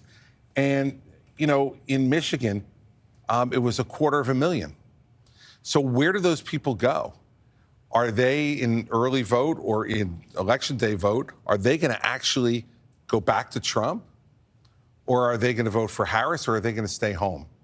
And those are not soft R's. There'll be some independents in there depending upon the rules. But those are Republican primary voters who said, with no opponent, everyone had withdrawn at that point in those states, they weren't voting for Donald Trump anyway, and they voted for Nikki Haley as a placeholder because she's the only one left. I want to see what happens in those states with those voters, because a lot of the assumptions that the Trump campaign is making on the early vote when they see Republicans is, oh, we're going to get 95, 96% of that. But if these numbers are an indication, they may have a lower number, and that will hurt them in those states. That's a really interesting point from the governor. And Mary Bruce, we were talking about this Nikki Haley. She did endorse, obviously, Donald Trump. She wrote an op-ed just this week in the Wall Street Journal. But she wasn't out there on the trail. You saw the Madison Square Garden rally, for example. No Nikki Haley to be seen. And I'm sure the Harris campaign was likely glad that that happened, that Nikki Haley wasn't on the trail. Yeah, they sure were, especially as they have been making a very aggressive push to reach out to those disillusioned, dissatisfied Republican voters, especially Republican women, who may simply not be able to tolerate the idea of a second Trump term. You have seen the Harris campaign, out there. She's been in every single key battleground in the blue wall states with Liz Cheney by her side, urging Republicans to get out there and vote. And they continue to believe that they, have a real shot tonight at winning over some of those Nikki Haley voters. And I think they were probably a little bit astounded that Donald Trump didn't take the opportunity to get Nikki Haley out there with them. It really is a remarkable thing, John. We just got 2 minutes before this break, but to have Liz Cheney saying you can go into that booth, you don't have to tell anyone how you voted, vote your conscience. And Liz Cheney has told me she thinks there is a hidden Harris vote. We'll see if that is. But I want to come back to what Ryan said about Florida. Donald Trump won Florida by less than 4 points last time, barely won it by just over 1 point in 2016. And with 74% of the vote in it, they count early in Florida. They count quickly in Florida. He has a 10-point lead, far surpassing where he was against Joe Biden 4 years ago. That's just Florida. Nobody thought that Kamala Harris was going to win Florida, but that's got to be a concerning sign going forward, because it's a big state that we actually have a lot of returns in, and she's significantly trailing where Joe Biden was 4 years ago. And the makeup of that state hasn't changed dramatically in 4 years. No, it hasn't changed. And look, Ryan's made another good point that we haven't counted anything in the Panhandle yet, which is the most solidly Republican part of the state. So that number is that margin is going to widen out. And you see her in county after county underperforming where Democrats were 4 years ago. In the state of Florida, I will point out, for some reason, the Harris campaign seemed to know this was coming, maybe not this extreme, and they said, don't look at Florida to extrapolate much, but it's got to be a little alarming when they see that the margin is far wider than Joe Biden just 4 years ago in the state of Florida. It's now coming up 5 minutes before 8 o'clock here.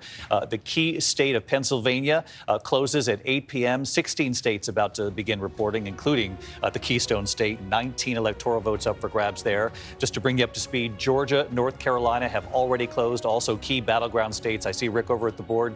New numbers coming in. Top of the hour, we'll tell you where this race stands. Don't go away. ABC News live coverage of the presidential race 2024 continues from election night headquarters in a moment. Moments from now.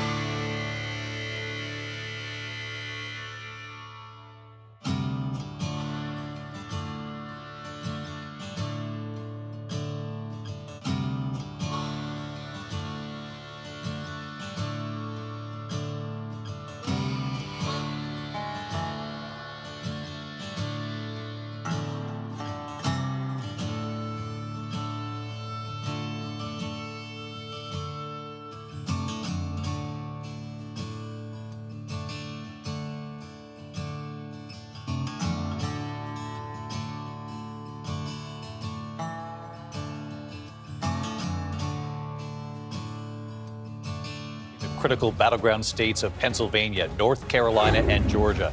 At this hour, you can see Pennsylvania. The numbers are not coming in yet. 19 electoral votes from that state alone. We're getting reports of long lines. The Harris campaign encouraging particularly young voters, too, at some of these universities to stay in line. They have celebrities FaceTiming with them, engaging with the voters in those lines.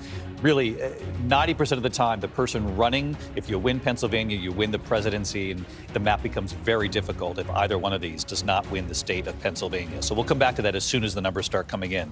Take a look at North Carolina as another key battleground. 16 electoral votes right now. Kamala Harris leading Donald Trump with 5% of the vote in, 51, almost 52% there to 47% Donald Trump. In Georgia tonight, 16 electoral votes, and as you can see, Trump up by about 10 points right now, 33% of the vote in. Rick Klein pointing out that a number of the votes that have been accounted for so far come from deep red rural counties in Georgia, but we're going to watch that very closely. We do have a key state that used to be a battleground where we can now declare a winner. ABC News now projecting that Donald Trump will win the state of Florida, his home state. Florida, popular Florida governor there, Ron DeSantis as well, who ran against Donald Trump in the primary. Donald Trump will pick up the 30 electoral votes from his home state of Florida. That's with 77% of the vote coming in. Donald Trump also winning tonight, Tennessee, 11 electoral votes there. He won it in 2020, wins it again. Missouri, Donald Trump picks up 10 more electoral votes. Donald Trump wins the state of Alabama, 9 electoral votes from Alabama. In Oklahoma tonight, one of the most Republican states in the country, Donald Trump picks up another 7 electoral votes. Vice President Kamala Harris wins in the solidly Democratic state of Massachusetts, 11 electoral votes. Joe Biden, of course, won there handily by 33 points 4 years ago. Vice President Kamala Harris winning the state of Maryland tonight, 10 electoral votes there. We're going to be watching that Senate race very closely. The District of Columbia tonight, 3 electoral votes. The winner, Vice President Kamala Harris. In Illinois tonight, we're watching the raw numbers coming in. Obviously, too early to call. As soon as we got numbers on the board, we'll go back to that. 19 electoral votes up for grab. New Jersey, not a winner yet, 14 electoral votes. The polls have just closed in Connecticut as well. They've closed in Mississippi. They've closed in Maine. And in New Hampshire, a lot of talk about New Hampshire in these recent days. Kamala Harris had held a commanding lead in some of the polls. As it got closer to Election Day, some of those polls tightened, so there'll be some interest in New Hampshire tonight. In Rhode Island, they just closed the polls there. 4 electoral votes up for grabs. In Delaware, 3 electoral votes up for grabs. They've just closed the polls there. Let's take a look at the map so far. Kamala Harris winning 3 states in Washington, D.C. Donald Trump picking up 8 states tonight. As you can see, the electoral count right there on your screen, 27 to 90 on the race to 270. We do have a key Senate race we want to call at this hour. ABC News can also project that Rick Scott, the senator from Florida, will return to the Senate. He'd been seeking a second term. He will return to the Senate to represent Florida. Our coverage of the 2024 presidential election continues right here live on ABC. This is an ABC News special. The time has finally come. Right now, all across America, votes are being counted. Who will be your next president? I pledge to be a president for all Americans. Our country will be greater than ever before. On this historic night, with the stakes so high. When we fight, we win. We will make America great again. Live from ABC News election headquarters in New York City. Now reporting, David Muir. Welcome back tonight. We're so glad you're here for ABC News Live election night coverage. Polls in 25 states are now closed, including the must-win state of Pennsylvania at this hour. Vice President Kamala Harris, former President Donald Trump, both relying on Pennsylvania to try to win the White House. At this hour, millions of voters remain in line, waiting to cast their ballots in what many consider to be one of the most high-stakes elections in recent history. Again, Mary Bruce reporting in our last hour that the Harris campaign working to keep those voters in line in Pennsylvania, the all-important must-win state, really, for both campaigns. Let's get right to Lindsay Davis. You've been diving into the exit polls from Pennsylvania. So curious to hear what the voters are saying. Of course, as expected, with the Keystone State, to the victor go the spoils, right? And so we're really paying attention to what happens here. This is a state that obviously has flip-flopped the last 3 presidential elections. When Obama, then it went for Trump, then it went for Biden. It is up for grabs tonight. Look, so far with the independent vote, 24% of those who voted in Pennsylvania identify as independent voters. Highly coveted group here. So far, breaking toward Donald Trump. 50% of those independent voters in Pennsylvania saying that they went for Donald Trump compared to 44% for Kamala Harris. But look, I want to talk about some significant turning points. There have been a number of them, obviously, in this election, okay? But let's start in particular here, Madison Square Garden just a few weeks ago. You have 580,000 registered Latino voters in the state of Pennsylvania, half of them Puerto Rican. There were those offensive comments that were made during Madison Square Garden during that rally. Look at this, the Hispanic vote, 57%. Going for Kamala Harris. Again, the preliminary, these numbers will change throughout the night, but significant portion of the Hispanic voters in Pennsylvania going for Kamala Harris compared to 42% for Donald Trump. Now, she is underperforming slightly. Biden won 15% of the Latino vote in 2020. But here's where she's overperforming. Look at this. For the union voters, now 19% of those voters in Pennsylvania identified as part of the union, or they have a household member who's part of the union. 56% going for Kamala Harris. Trump is actually down 8 points from where he was in 2020. Really interesting, but that number on independents has got to be a little concerning. I know those are For the preliminary Harris exit campaign. polls for the Yes. Harris campaign so far. Let's get right over to Rick Klein. Have any of the numbers come in on Pennsylvania yet? Yeah, actually, we've heard from officials in Pittsburgh that they'd be fast, and they kept true to their word. A little bit of a surprise because we often wait for the big cities. It's not all the vote there, about a quarter of it, but as expected, you're seeing Kamala Harris open up a bit of a lead there. That's where she needs to win. And of course, this part of the vote right now is almost all early by mail vote. You'd expect her to be winning voters like this. So that's the first numbers we're seeing, and that accounts for all of the lead that we see right now. We're also seeing some very early numbers in Philadelphia, another place where Kamala Harris needs to run up big numbers. And of course, she's doing that so far tonight. This is an interesting one because Joe Biden actually did a little less well than Hillary Clinton did in the city of Philadelphia. Harris, again, very early, doing slightly better. And the story in Pennsylvania, a little different than in some other states. This is the share of the electorate that was Democrat versus Republican in 2024. You see it was a 20-point edge. It was bigger last time around, but that amounts to a huge margin, a couple 100,000 votes that the Democrats almost certainly banked before Election Day, a relatively smaller share of those unaffiliated voters in Pennsylvania. So early vote was more of a bright spot for Democrats. And in the early numbers we see so far in Pennsylvania, that's bearing out. Yes, it wasn't a huge margin going into today, but definitely a margin that they were glad to have for the Harris campaign. Let's go back to Allegheny County, if you would. They said they would be early. They've got a good batch of votes in already. Just give us that metric, that benchmark, where both Kamala Harris and Donald Trump need to be at this point in Allegheny County. Sure, because you need to win in the cities if you're a Democrat. The benchmark there, Kamala Harris needs to be getting almost 60% of the vote. Right now, she's well into the 70s. You can see it kind of tracks where Democrats have been the last couple election cycles when Hillary Clinton narrowly lost, Joe Biden narrowly won. Again, because this is the mail vote, it's the early by mail vote, it's going to trend a little more blue than this county is likely to land. But that's the trend we're seeing in a bunch of states tonight. We'll come back to Pennsylvania in a moment. I don't want to leave you yet, Rick. Let's look at North Carolina and Georgia, bring people up to speed here, where we are in those battlegrounds. Yeah, we're just starting to see some vote out of North Carolina, only about 7% in right now. Greenville is one of the places that we have our eyes on. Kamala Harris right now running a little bit below Joe Biden and right now slightly below where her benchmark would be. Also, this is the research triangle up in Orange County. This is the University of North Carolina. That's big for Kamala Harris, and it needs to be big for Kamala Harris. So when you look at a 50-point lead, remember that's about what she needs to be doing in that county.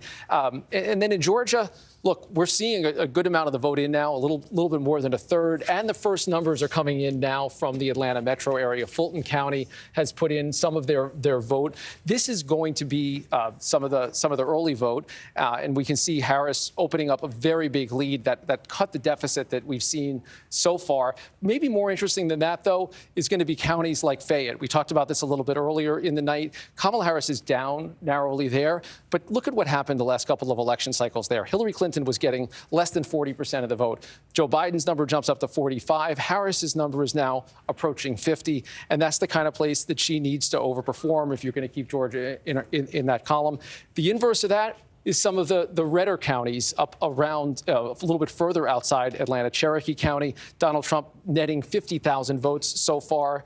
that, again, comports almost exactly with the 538 average. So he is no doubt hitting his marks in some more rural areas, running up big numbers. And we're seeing her perform pretty well in some major cities and the suburbs where you have numbers so far. Can you show us the metric with the circles so we get a sense in Georgia, at least at this hour, where we got to go vote? Yeah. This is really telling. Everyone at home should take a look at this. It just shows you that Atlanta metro area, which looms so large, that just gives you an idea of the percentage of the vote that still has to come in, because we're only looking at 37% of the vote in. Kamala Harris 43 to Donald Trump's 56, commanding lead. But again, as Rick points out, a lot of this comes from the rural counties where Donald Trump is performing at the benchmark where he needs to be in order to pull off a Georgia victory. Again, Biden won it by about 11,000 votes 4 years ago. Of course, President Trump would like to take that victory this time around. Back to Pennsylvania, because it is 8 o'clock here in the East, 10 minutes past 8 o'clock. The Keystone State, the polls have just closed there. I want to get to Matt Gutman. Matt, what are you hearing on the ground as far as both campaigns and what they made of the turnout they saw today? I think they're going to be pretty pleased by the numbers that Rick just talked about in Allegheny County and specifically in Philadelphia. Maybe the early mail-in ballot might even it out some, but they really need to be making those gains in Philadelphia and Pittsburgh, the places where they are strong, running up the score there, and then try to poach some of those votes from the more rural counties here. So they are going to be pleased by that. But one of the things that we are seeing, David, are these very long lines in some of the key battleground counties. I've spoken to election officials in 11 of the battleground counties. In one of them, Northampton County, they're looking at 7-hour waits to vote. Polling machines went down there. An election official in nearby Lackawanna County or Luzerne County didn't show up for an hour and a half this morning, delaying the vote by an hour and a half. They went to court. They extended the vote there. One of the things that elections officials here have been telling me about for well over about 2 weeks, they're concerned about the threat environment here. There have been a lot of threats. And one of the major things that they think that the electorate forgets is the human factor. There are human beings who are running these machines, who are running these polling stations, and they want people to remember that there will be times that somebody forgets to plug in the machine or doesn't turn on the lights outside in the parking lot. And that doesn't mean that there is conspiracy, and it doesn't mean that there is fraud. But already the Trump campaign jumping back on that, telling or making allegations on Twitter that there has been fraud here in Philadelphia, specifically something that the DA has said is just not happening. Also, Governor Josh Shapiro has been telling me for days that the allegations of fraud, a blatant lie, he says, David. Matt Gutman in Pennsylvania tonight for us. Matt, thanks so much. I do want to call another state here for Donald Trump, South Carolina. We can announce ABC News projecting at this hour. Donald Trump wins the state of South Carolina, 9 electoral votes. In the state of South Carolina, obviously that was safe GOP. He won by 12 points back in 2020. It was expected that he would win again this time, and he has. He's picked up the state of South Carolina. What more do we know about Pennsylvania, Rick? Anything more coming in? We haven't seen much new yet, but we're starting to see it begin to roll in. I've been keeping an eye on this. This is a state that actually votes mostly on Election Day, so that's why we're going to wait for the most part. But as what we've seen so far of the early vote, it is overwhelmingly Kamala Harris, a 50-point margin. And again, this is an area where a state where the Democrats almost certainly banked a lot of votes before Election Day. We are seeing that bear out very early tonight. Rick Klein, thanks over at the big board. We're coming back to Rick in just a moment. We have a race we can call tonight. This comes from North Carolina, not the presidential race, but the race for governor in that state. Roy Cooper, obviously, he's term limited. The Democrat, Josh Stein, the attorney general in that state, will now become the governor of North Carolina. Josh Stein beats Mark Robinson, lieutenant governor. He was the Republican. He'd been endorsed by Donald Trump, John Carl Donald Trump. When asked about Mark Robinson and the reporting from CNN about some of the things that Mark Robinson had called himself and the websites that he had frequented, Donald Trump said, I don't know much. I haven't heard about that guy or heard about that race. I'm not really watching it. Yeah, before that, he called him Martin Luther King on steroids and campaigned with him. But once that story came out, Donald Trump quickly disowned him and made it clear he wanted nothing to do with him.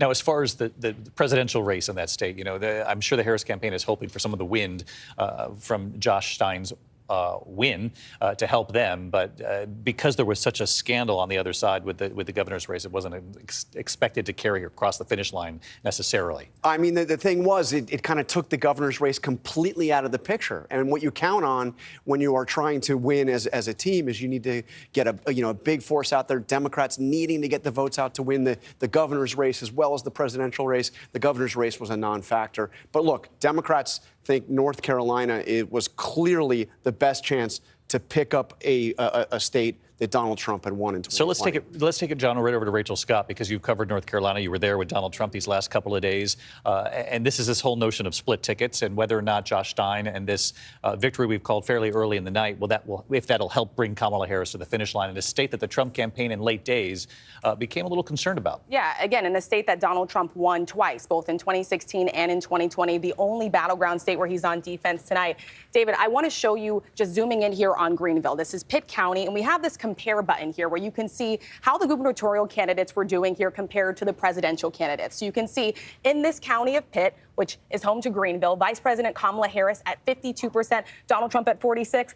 Look at where Stein is, the Democrat, 59, running ahead of Vice President Kamala Harris compared to Robinson, who was just at 37. Let's take a look at what this looks like statewide, David. You could see here, this is exactly why Stein pulling ahead here, performing better than Donald Trump in this state, a state that Donald Trump won twice. This is exactly why former President Donald Trump was not even campaigning with Robinson in this state after all that controversy came to light. And while we have you there, let's look at the presidential race where it stands at this hour in North Carolina. Yeah. So we just checked Greenville. Let's go back to it, the county of Pitt here. Let's see how Vice President Kamala Harris is doing compared to President Biden. He was at 54%. She's at 52%. You have 75% of the vote in. Let's check the benchmark to see how she's performing. All right, so a little bit of ways to go here. Our 538 benchmark has her at 54. She's at 52 currently. Let's go take a look at the research triangle over here. Raleigh, Durham. Let's take a look at Orange County. 86% of the vote in, Vice President Kamala Harris at 75, Donald Trump at 20. Let's take a look at the benchmark, performing about right where she needs to be. Interesting. All right, we're going to continue to watch North Carolina. Lindsay, you've got some exit polls from North Carolina. What are the voters saying there? Sure do. And I think that there are a few things worth pointing out in North Carolina. 1/5 of the population actually lives in an area that was devastated by Hurricane Helene. There are a number of headlines that basically say there are a number of people who lost their homes, lost their possessions, but they are still turning out to vote and make their voices heard. Another thing that's significant, North Carolina is one of very few battleground states that has a significant portion of black population. 22% of the electorate is black. It's also home to the Research Triangle, so you have a number of college graduates there in North Carolina. That's where we'll begin with the white college grads. 31% of the electorate there identify as graduating from college, and they are breaking, no surprise there, for Kamala Harris, 52%. So more than half of those college grads going for Donald Trump, going for Kamala Harris. Versus, look at this. Donald Trump losing. He's down. Again, this is preliminary. These numbers will change. But what we have right now, he has lost 3 percentage points with those with college degrees in the state of North Carolina from where he was in 2020. Now, as for whites with no college, again, no surprise here. Donald Trump almost getting 3/4 of that population there. And again, whites with no college in North Carolina account for about 38% of the electorate. Now, look at this. Harris really taking some strides from where Biden was in 2020. She's up 6 points with those whites with no college degree. So very significant, something that they can celebrate tonight. Well, according to the exit polls, we got to see if it bears out in the actual votes over That's on the map. And we're tracking North Carolina, Pennsylvania, Georgia at this hour. New data coming in, and we're going to get right back to the boards right after this. ABC News live coverage of the presidential election continues right here in a moment. Don't go away.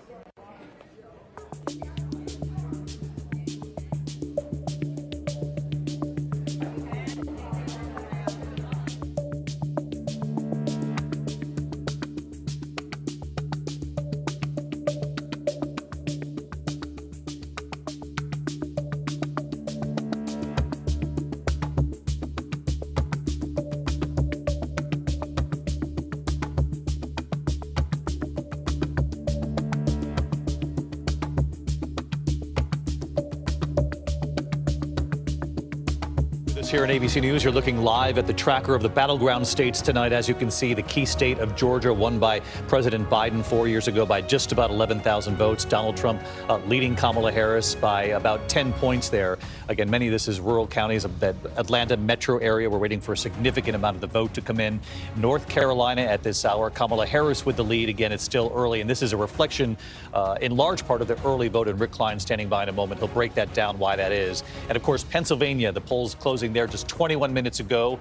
Mary Bruce reporting there are long lines. The campaign trying to keep Harris voters in line to encourage them to get their voice heard. Kamala Harris taking the early lead there in Pennsylvania. But again, very early in the night in these states. But we are getting more data in from North Carolina, Rick. And what does it tell us? Yeah, right now Harris has a mild lead. It's mostly the early vote, and that is about 3/4 of the vote overall. And you can see she's leading by about 9 points among early voters. That's the margins that she's racking up. One of the counties we have a lot of information on, it's Orange County, where UNC is. It's a college town. That is going very, very blue for Kamala Harris, but she is just about hitting that 538 benchmark, just about doing what she needs to do in that county. Rick Klein, we're at the big board tracking North Carolina. We're going to get new data in from Pennsylvania in a moment. We'll go back to Georgia as well. We're going to take a break for your local news. They're going to update you on your local races, and then the whole team standing by. A lot of numbers just coming into these key battleground states. We'll see you in just a couple of minutes here. Stay tuned. Don't go away.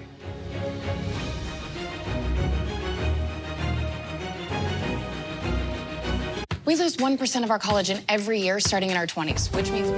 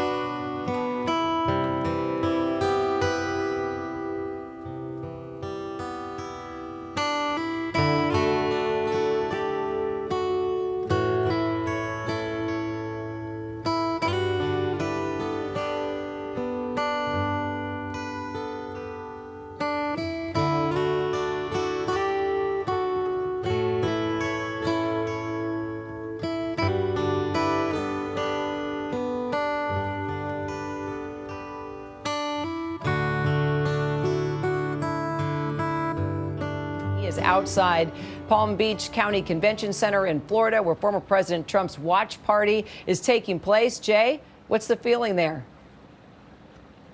Yeah, Kira, there is this sense of optimism here. There is this sense that the night is early and that there are votes to still be counted in must-win states, particularly Pennsylvania. One other state emerging at this hour for both Republicans and Democrats that I've talked to, though, where there is a lot of attention, and there's a lot of attention across every single swing state, but two states to keep an eye on. North Carolina, a lot of attention from both parties that I've talked to, but also Wisconsin. There's a feeling from both Republicans and Democrats that I've chatted with that there is an intensity of looking at Wisconsin election. I've even talked to some Democrats who said that they were checking the classes schedules at places like the University of Wisconsin to see when students would get out of class and possibly go to the polls and cast a ballot for Kamala Harris. That's the sense that some Democrats have, and Republicans that I've talked to, too, of how close this race will be in some of those blue wall states where Kamala Harris really needs to have some momentum, Kira. All right, Jay O'Brien will be talking a lot throughout the night. Thank you. And let's take a look now at Pennsylvania and where it stands this hour. Polls there have been closed for nearly 30 minutes with 8% reporting. Harris in the lead at about 77%. Let's check in with our Matt Gutman, who's in Philly. Matt, the Keystone State, the last stop of the campaign trail for both Harris and Trump. How are election officials there feeling right now? I mean, it was 13 hours of voting and now a lot of hours of nail biting and waiting for these officials, Kira. I would say that they're a little bit wary right now. There has been concern throughout this process and leading up to tonight that there would be violence. A primary concern for many of the officials I spoke to in the key battleground counties is that somebody would be hurt. That was their first concern. Second concern is that there would be destruction or violence at facilities. And third is that they would get the count in on time. It went peacefully today. Everybody's happy about that. But they're warning about the human factor. There were some early snafus that caused long lines. They just want people to know it's not a conspiracy. There is no fraud afoot. The elections, they say, have gone smoothly today. Kira. All right, our Matt Gutman there in Philly. Matt, we'll be talking through the night as well. Let's take it now to Eva Pilgrim. She is at Howard University here in Washington, D.C., where Vice President Kamala Harris is awaiting the results. Eva? Kira, I got to tell you, people here at Howard University are having a good time here tonight. You can hear the Howard University Gospel Choir performing here behind us. And this kind of gives you the feel of what Harris's rallies have been like in the last several days. They have been like a festival. They have been a coming together. We're here in the yard at Howard, which is a gathering place for students and the community here where people come together. And, you know, it's really interesting that she chose to be here at Howard. A lot of candidates choose to be in their home state, but she refers to Howard as coming home, Kira. All right, our Eva Pilgrim. Thank you so much, Eva. I'm Kira Phillips. Thanks so much for joining us. Hope you'll stay with us here at ABC News. Our team will be bringing you election results all night long, led by our David Muir, so don't go far. Our race for the White House coverage continues.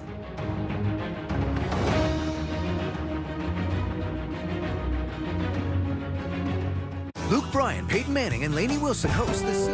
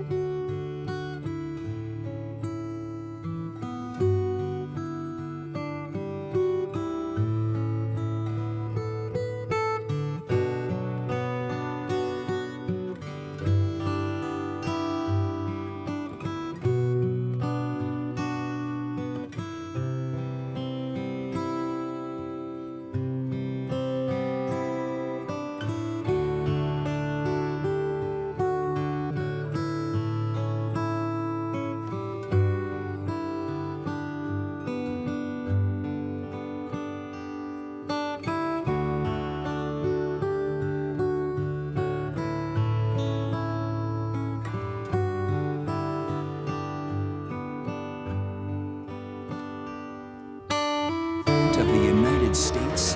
From ABC News headquarters in New York, here again, David Muir.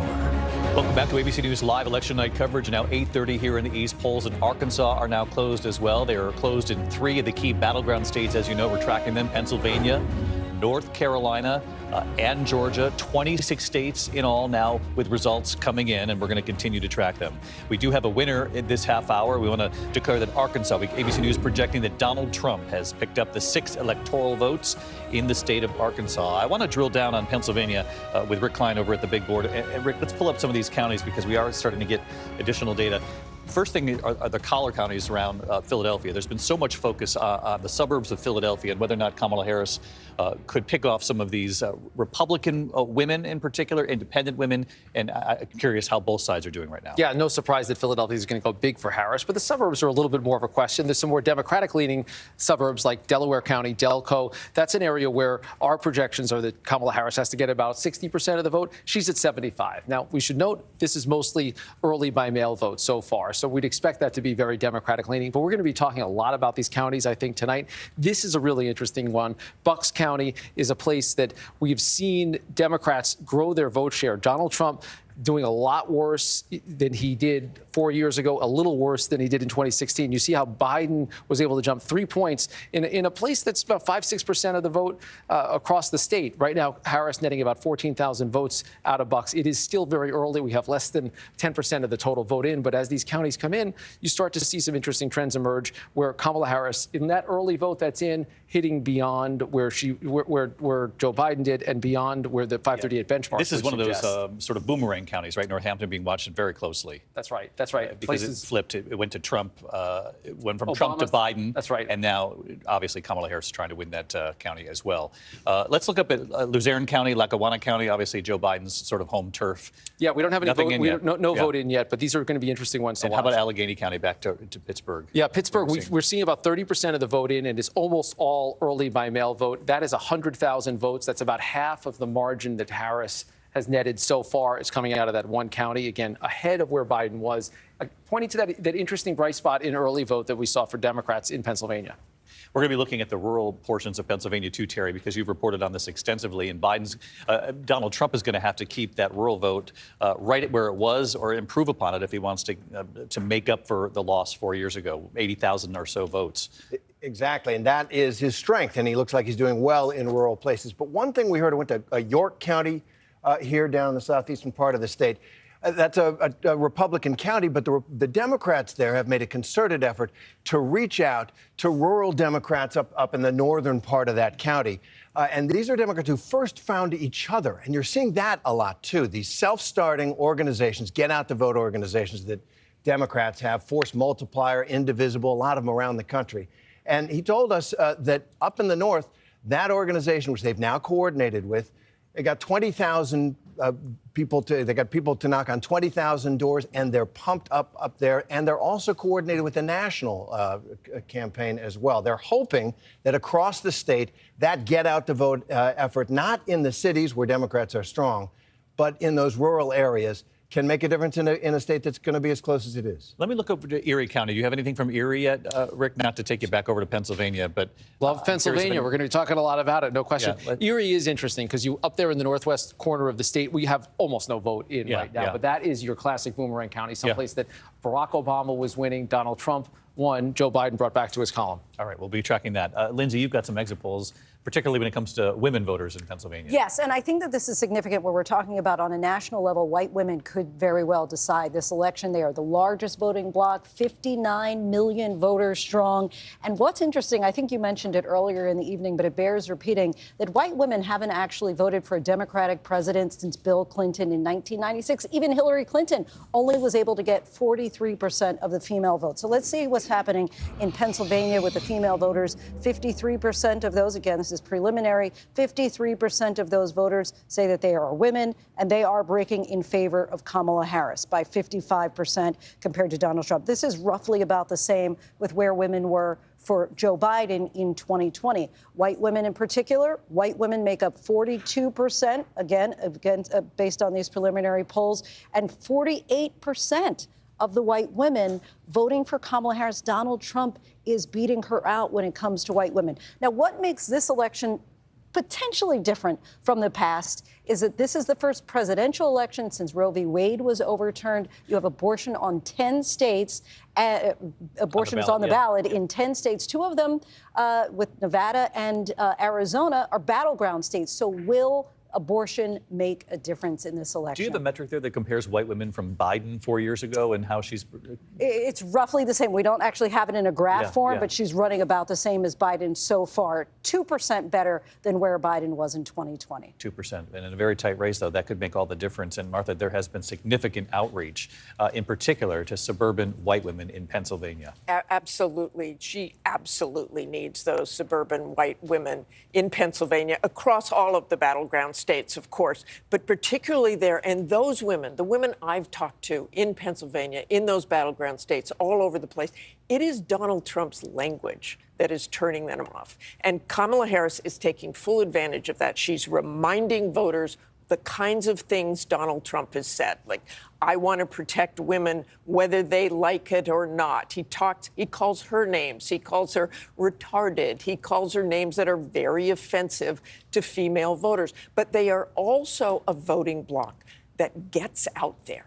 And when you look at those long lines that we've been talking about tonight, and the Trump campaign and the Harris campaign trying to get those people to stay in line, women are very, very motivated and very angry. Women I've talked to in these states about what Donald Trump has said, they may stay in those lines, those low propensity male voters that Donald Trump has gone after, those younger voters who don't usually vote. Will they stay in those lines? But we have just seen that massive gender gap. Yeah, really interesting. And you heard the warning, Mary Bruce, from Nikki Haley in recent days, particularly after Madison Square Garden, that the sort of bromance or the bro presentation at some of these rallies. She reminded, she was sending out a message to the Trump campaign that, remember, women vote. Absolutely. And that is what the Kamala Harris campaign is banking on, that women will come out and vote, especially Republican women, especially in Pennsylvania. They have made a huge push for those hidden Harris voters that we had been talking about, for those dissatisfied Republican voters. I think back to an event in Bucks County just a couple weeks ago where Harris was standing there on stage with over 100 Republican officials and aides to former Republican presidents, making the argument, echoing the argument that Liz Cheney has made to Republican women, that you can come out, put country above party, and you don't have to tell anyone about your vote. And also, one other thing that Terry was pointing on, the ground operation in Pennsylvania is just massive, and it is something that the Harris campaign is eager to tout. But it's not just the size of their ground game, it is where it is. They have a lot of offices, 16 of them across the state, in Republican counties that Donald Trump won by double digits last time. And they feel that that is that kind of mobilization effort that is going to make a big difference, especially when it comes to reaching those Republican voters and Republican women. John Carl, there's been so much reporting on this. You heard the Julia Roberts voiced ad in recent days as well, that basically encouraged women to go in there and to vote however they'd like, reminding them that their vote is sacred, and also no one will ever know how you voted. Now, whether or not that actually bears out at the end of the night or end of these couple of days that we're covering this election, we'll see. But it got under Donald Trump's skin. Yeah, and look, let's be clear. One reason why it got under Donald Trump's skin is he knows what we know, which is if Kamala Harris wins this election, it's going to be because of women voters. It's going to be because of that gender gap. And what's been striking to me in the final days of this campaign is the Trump campaign and his supporters have been explicit in their effort about trying to drive up the male vote. I've never really seen anything quite like it. Stephen Miller, who of course is one of his closest advisors, was out today on Twitter saying, any men out there, if you know any men who haven't voted, get them to the polls. I mean, I've never really seen that. They are trying to, what they are pointing to is the gender gap on the other side of the gender gap. They want to drive men up enough to compensate for the fact that they're going to lose women so much. Is that a winning formula, Reince Priebus, to focus so heavily on the male gender gap? Well, I mean, look, if that's what you have, if that's your best option, if that's what you've got going that's going to get you the most votes, then I would say you've got to go for it. I think one of the interesting things that we haven't talked about tonight was if you look at Osceola County in Florida, if you look at that county, you'll see that Donald Trump right now is winning that county.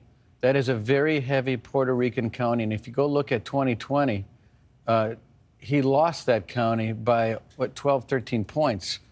It's a pretty amazing thing. The other thing that's going on right now is Virginia is about tied with about 40 to 45% of the vote in, which is one of the things that political folks out there look at because it's a pretty quick state. They close at 7 p.m. And for a lot of us, we look at Virginia to kind of get a sense on where things are at around the country. And Rick, dive into some of these counties in Virginia, what we're seeing so far. Yeah, I mean, the one thing that is getting a lot of attention so far is Loudoun County. These are suburbs and kind of extended areas outside Washington, D.C. This is the part of the state that has made Virginia essentially a blue state at the national level. And it's a place that you can see Hillary Clinton getting about 56%. Joe Biden goes up to 61%. So far tonight, it's about 95% of the vote in. Harris is looking more like Hillary Clinton in Virginia. Now, she won the state as well, but that's not the kind of trend line you'd want. And again, these are highly educated suburban voters. These are places where you'd expect Harris to do extremely well. She's going to be hitting her benchmarks. I don't think it's a real concern in the Harris campaign right now. But as you know, that Donald Trump is going to be running up his numbers in more conservative parts of the state. This is where Reince is right, that it could be a warning sign for other trends we're seeing elsewhere in the country. Or a tighter race than it was 4 years ago. Definitely that. I mean, we can look at a state like Florida right now, which is going overwhelmingly Republican. I don't think we're going to see the same kind of a trend in Virginia, but we're not seeing Democrats overperform in the same way Republicans are in a red state of Florida. Let's go to Whit Johnson at Trump headquarters. And on this reporting on the gender gap and this outreach to male voters, and in particular young men, and as you heard John Carl report just a moment ago, this 11th hour push. If you know any men out there, get out and vote. Yeah, David, the Trump campaign has been laser focused on the young men. And in fact, they've been giving us updates throughout the evening. And they've said that some of the results coming in, of course, Rick can check me on all of this, but saying that Latino men in some key areas are breaking for Trump. They've also said that Trump is doing better with women than Kamala Harris is doing with men. That's something that we heard from the Trump campaign with the early vote coming in. And I can tell you just anecdotally, as this crowd is starting to fill in here, the thousands of people who are going to be at this election night reception here, there are a lot of young men in the audience here. I was at Madison Square Garden with that big rally there, some 20,000 people, and I spoke to a lot of these young men and asked them what it was about Donald Trump that appealed to them. Many of them either weren't old enough to vote before or maybe didn't participate in politics in the past, but they were drawn to him for a variety of reasons. Immigration and the economy were a big part of it. A lot of these young men who feel like the middle-class American dream is difficult to achieve, difficult to reach. They felt like they could connect with Trump, and he was the man who could help them get there. But we've seen things like the podcast with Joe Rogan, Hulk Hogan, UFC President Dana White, Elon Musk around the Trump campaign. All of that has been an effort to draw young men in. And even Barron Trump, who is now 18 years old, by the way, Donald Trump's youngest son, who Donald Trump calls a tech genius, has actually been involved in very hands-on and trying to book some of these podcasts to appeal to young men. So the Trump campaign has gone all in. They have thousands of volunteers who are specifically focused on those low propensity voters, the voters who didn't participate in the past. And tonight will be a big test if that gamble pays off. David? Whit Johnson at Trump headquarters in Florida. Whit Johnson, our thanks to you. And we're going to drill down on Latino voters, what we're seeing from the exit polls in Florida, what we could extrapolate nationwide, and how Kamala Harris is performing among Latino voters as well, in addition to the Trump campaign's outreach to try to peel away some of the Latino support for Joe Biden 4 years ago. And Maria Elena Salinas is standing by. What she's seeing in the numbers here tonight, too, right after the break. Don't go away. ABC News live coverage of the presidential election continues right after this.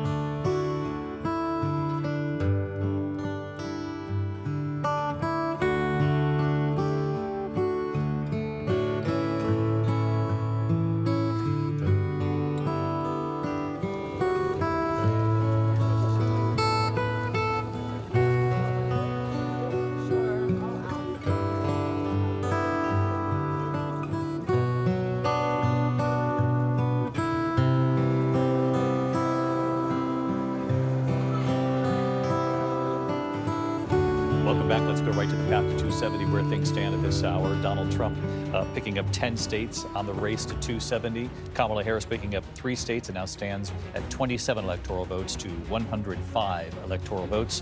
Again, early in the night. But I do want to drill down on what we're learning from Florida. There's been a lot of focus on Florida, which used to be a battleground state, now far more red than it was even just a decade ago. What are we seeing as far as Latino voters, Lindsay, in Florida? This is kind of foreboding potentially for the Harris campaign. When you take a look at the Hispanic and Latino vote in Florida, 24%, they account for the electorate. Look at this. Donald Trump leading by 16 points over Kamala Harris. He's getting 57% of the vote. He's actually doing 11 points better with Latinos than he did in 2020. And Republicans actually haven't won the Latino vote since 2004. Now, some people might say, well, you know, there are a lot of Cuban voters in particular in Florida, but still, she's actually underperforming. And Cuban voters tend to go with Republicans, so that's not so unusual. But she's also underperforming with the Latino vote when it comes to battleground states of Georgia and also Pennsylvania. So let's bring in Maria Elena Salinas, who knows this obviously very well. And she's with us here for our coverage tonight. Maria, what are you seeing as far as how Kamala Harris is doing among Latino voters really across these battlegrounds? Well, across the battleground states, and just let's remember that there are hundreds of thousands of Latino voters in all of the battleground states. And, you know, David, President Joe Biden did very well with Latino voters in 2020, with 65% of the vote versus 32% for then President Trump. And Vice President Harris' support among Hispanics is a bit lower. The latest ABC poll had Vice President Harris at 54% versus 39% for former President Trump. But it's not all bad news for Vice President Harris, because when she entered the race just over 100 days ago, the numbers were much lower. And she's been able to increase her numbers as Latino voters got to know her, especially women and young Latinas. She's been doing a lot of outreach with Latino voters across the country, hoping her own immigrant story will resonate with them. I think the challenge for her, David, has been that, like most voters, the top issues for Latinos are the economy, inflation, crime, and immigration. And we know that former President Trump does better on those issues. Now, there is anecdotal indications and some polling on Spanish language media that shows that the so-called joke at Madison Square Garden, calling Puerto Rico a floating island of garbage, has moved some Puerto Rican voters her way in Pennsylvania, home to over 400,000 Puerto Rican voters, as well as North Carolina and Georgia with hundreds of thousands. And here in Florida, where Puerto Ricans are the second largest Latino voting bloc, I know previous said that they were leaning towards Trump, but we have to wait till we see those results. There's also indication that the insult on Puerto Rico could have influence on other Latino voters who have expressed outrage at the incident in solidarity with Puerto Ricans. They say an insult to one of ours is an insult to all. Maria Elena Salinas, I really appreciate that. Governor Christie, I wanted to bring this over to you because Florida really has changed over the course of several years here. And obviously a goal of the Trump campaign was to try to peel back some of this Latino support that Biden was successful with 4 years ago. Well, let's look at a constant now over the last 14 years. And the constant over the last 14 years of Florida is Rick Scott.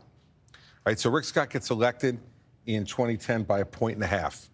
He gets reelected by a point. Then he runs for the Senate. He wins by 13/100ths of a point. And tonight he's up by 12. What happened between 2018 and 2022? COVID. Florida has been invaded by conservative voters from blue states during COVID who felt that the blue state restrictions were too tight, and they left. And so to say that the electorate in Florida hasn't changed, it's changed drastically from 2018 to now. And for certainly Rick Scott's numbers show it. Rick Scott has never been a big winner in Florida. He's been a barely winner, 1.5 point, 13/100ths of a point. Now all of a sudden Rick Scott's winning by 12 tonight. What you're seeing is that electorate has changed because of COVID significantly in Florida. And that's why tonight you see the abortion referendum is losing. The marijuana legalization referendum is losing. All of that shows that it's trending much redder in Florida, and I believe it's the influx of people from 2020 to 2024, driven mostly by COVID. And who are now calling Florida home. Yep. Let's go over to Rick Klein. Rick, let's check out Georgia. Where are we at this hour? Yeah, we're starting to get a significant amount of vote in, almost 2/3 of the vote. And I'm starting to focus also on the vote margin between the candidates. Right now, Donald Trump by about 190,000 votes. There's still a lot of vote to go, especially in the Atlanta metro area. But we do have numbers out of Fulton County and DeKalb County. These are really the Democratic bases. Kamala Harris is doing about what she needs to do in some of these places. But if you move a little bit further out, you start to get a different portrait. Fayette County, we're keeping an eye on right now, a slight Trump edge, and big Trump numbers where he needs to be overperforming, hitting his benchmark almost exactly in Cherokee County, north of the city. The story so far really is the election day vote being heavily Republican. That's a problem for Kamala Harris because of the imbalance that we talked about in the early vote. We didn't have as much of a Democratic imbalance this time, so Democrats need to have a bigger election day. We're just not seeing signs of that yet. There's still a lot out, again, about 1/3 of the vote overall, but you start to see stubborn margins come in, especially when good chunks of the vote are coming in already from the largest counties in the state. And where's the benchmark for Fulton County? Where does she need to be performing? Well, she's just below it. She's about a point below that. And just to put in perspective, Fulton County is 178,000 advantage for Kamala Harris, and she's down by 200,000. To think about how far she'd be behind without the reporting we see from these two counties right next to each other, that's an enormous, enormous amount of vote, and it's vote that's already banked. Now, we'll see what comes in. There's going to be a lot of election day vote in counties like that and throughout the Atlanta metro area. And these gray spots on our map are just places we don't have enough data to tell you, is it going to tip to one direction or the other? So there's still some blank spots to be filled in. But again, as this number grows and this number stays stubbornly high, that's a problem for the Harris campaign. And how much of this is early vote versus day of? Is all of the early vote in now? We're getting almost all of about 80% of the expected early vote in so far, and it is a large number. And here's where Trump is leading. That, again, a little bit of a change from previous cycles, maybe a reversion to people's historic norms of how they voted, but Trump winning in that early vote that is a large portion of the vote in Georgia overall. All right, Rick Klein showing us the dynamic of the early vote this time around. Donald Trump embracing the early vote with his supporters. They did turn out in force, and we have to wait and see how in some of these other battleground states how that's going to play out. Donald Trump leading in Georgia at this hour. When we're closing into the 9 o'clock hour here, polls close in about 15 states, including the key battleground of Arizona, Michigan, and Wisconsin as well. Your local news is standing by, and our live election night coverage continues in just a moment right here on ABC.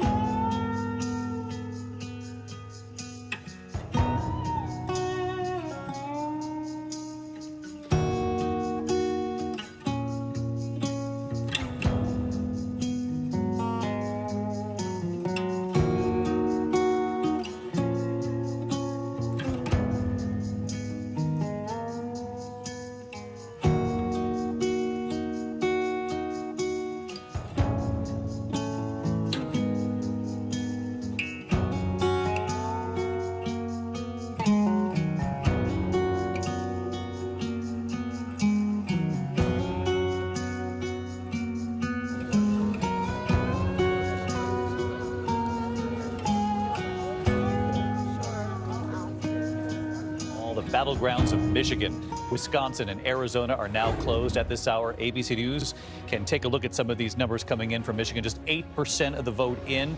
Kamala Harris with a lead, 54-43, obviously very early in the night. In Wisconsin, you can see that we have no numbers yet. At the moment we do, we'll go back to the Wisconsin board. Arizona's now closed, 11 electoral votes, a key battleground state. Pennsylvania, the numbers continue to come in, 19 electoral votes up for grabs. Really a must-win state for both of these candidates. Kamala Harris with an early lead here, though, 15% of the vote in, still far too early. North Carolina, 16 electoral votes, 38% of the vote in. Donald Trump with a lead in that state. He's leading by about 100,000 votes. We'll take a deeper dive on North Carolina in just a moment here.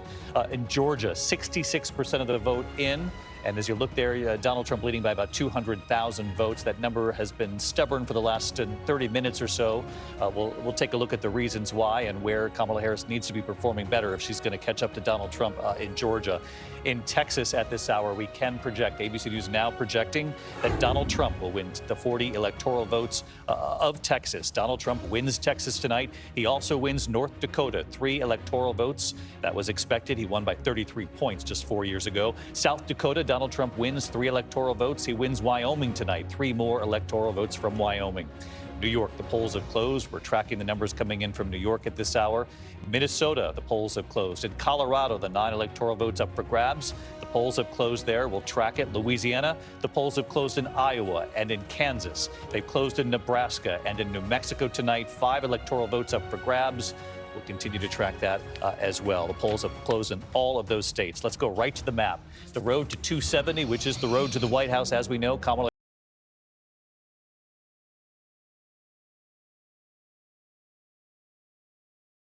154 electoral votes. The whole team is here. Stay tuned. Our live coverage continues right now. This is an ABC News special. The time has finally come. Right now, all across America, votes are being counted. Who will be your next president on this historic night with the stakes so high? Live from ABC News election headquarters in New York City. Now reporting, David Muir. Welcome back to ABC News live election night coverage. A majority of the polls across the U.S. are now closed, including 6 of the 7 battleground states. 9 states still open, including the last remaining swing state of Nevada.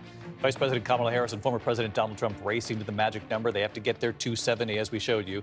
At this hour, millions of voters remain in line, waiting to cast their ballots in what many consider to be the high-stakes election, the most consequential election in recent history. Let's get right to it at this hour. First of all, we wanted to take note of the Florida Abortion Amendment, Amendment 4 in Florida, which would have added language to the Florida Constitution, the Declaration of Rights to protect the right to abortion before fetal viability or when necessary to protect a patient's health. Florida voting that down, Rachel. David, abortion is on the ballot in 10 states across the country, Florida being one of them. I want you to take a look. They needed to get 60% to pass here. 57% said yes. 43% saying no. Florida has a 6-week abortion ban right now. That is what Florida Governor Ron DeSantis signed into law there. Former President Donald Trump himself has even called that too harsh. We're going to be watching some other states tonight. These are the 10 states where abortion is going to be on the ballot. This from Florida, though, David, is notable. It's the first time that we are seeing abortion on the ballot actually fail, because you remember that abortion on the ballot has won in every single state, including conservative states like Kentucky, Ohio, and Kansas. It's also going to be on the ballot tonight in 2 battlegrounds, Nevada and Arizona. This is going to be a major blow to Democrats and also just abortion rights advocates. Take a look at this map. This is the abortion restrictions after Roe versus Wade was overturned. And I really want you to pay attention here to the South. Florida has a 6-week abortion ban. So does Georgia, as well as South Carolina. There's almost nowhere to go in the South for women who are seeking abortion care. They have to travel very far. That's why Democrats really wanted to see this pass. Let's go over to Kate Shaw, our legal analyst. Kate, what do you make of this? Well, so of course it's right that under Florida's rules, this amendment failed. But you look at the numbers, 57% of Floridians actually did vote to protect abortion under the state's constitution. So it just has a higher threshold than other states. So of course it's right this amendment failed. But I also think the data tells us that even a lot of voters, presumably, who voted for Donald Trump also voted to protect abortion. I think the question is, Kamala Harris has tried to make the case that even though abortion is only on the ballot in 10 states this cycle, it's really on the ballot everywhere because it matters so much who the president is, what the law surrounding abortion will be. The question is how that message resonates, if at all, in other states. And in particular in Florida, Kate, to vote it down and to vote for Donald Trump, when you look out west to Nevada and Arizona, where it's also on the ballot, it's going to get into this whole notion of, sort of a split ticket, whether or not you vote for the amendment, but then you don't vote for Kamala Harris. You don't tie the two together. Potential. So I think we're going to see throughout the night how much voters are separating these issues out. But of course, in these states, there are lower thresholds for actually voting to protect abortion. And maybe you will see if Florida voters thought, well, abortion will be protected in our state, we can still vote for Donald Trump because, we'll have protections here for voting for this amendment. That may or may not be true depending on if Trump is elected president, what happens at the federal level with respect to abortion. But there may be complex calculuses going on about kind of what state law will mean with respect to abortion and what the federal government could do with respect to abortion. Absolutely. We're going to continue to track it, particularly in those western swing states.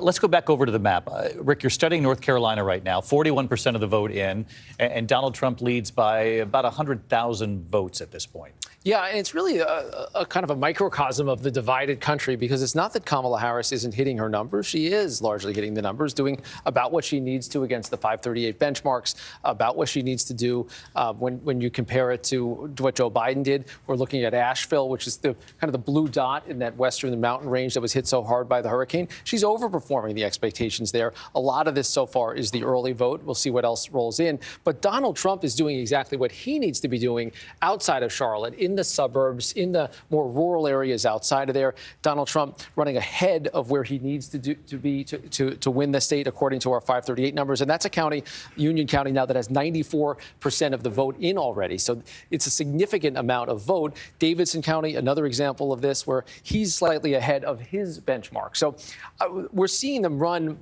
kind of an even race in the places we have a lot of data right now. We'll see where it lands at the end of the night. But Trump is turning out people in very red parts of the state and across the country. It's a trend we're seeing even in states that aren't that competitive. The Trump base is out in force. Let's look at Nash County. Can you find Nash County for me? It's one of these boomerang counties that went for Trump but then went for Biden. Also, New Hanover in North Carolina here. We probably should take a slightly deeper dive on whether or not Nash County is Trump is winning.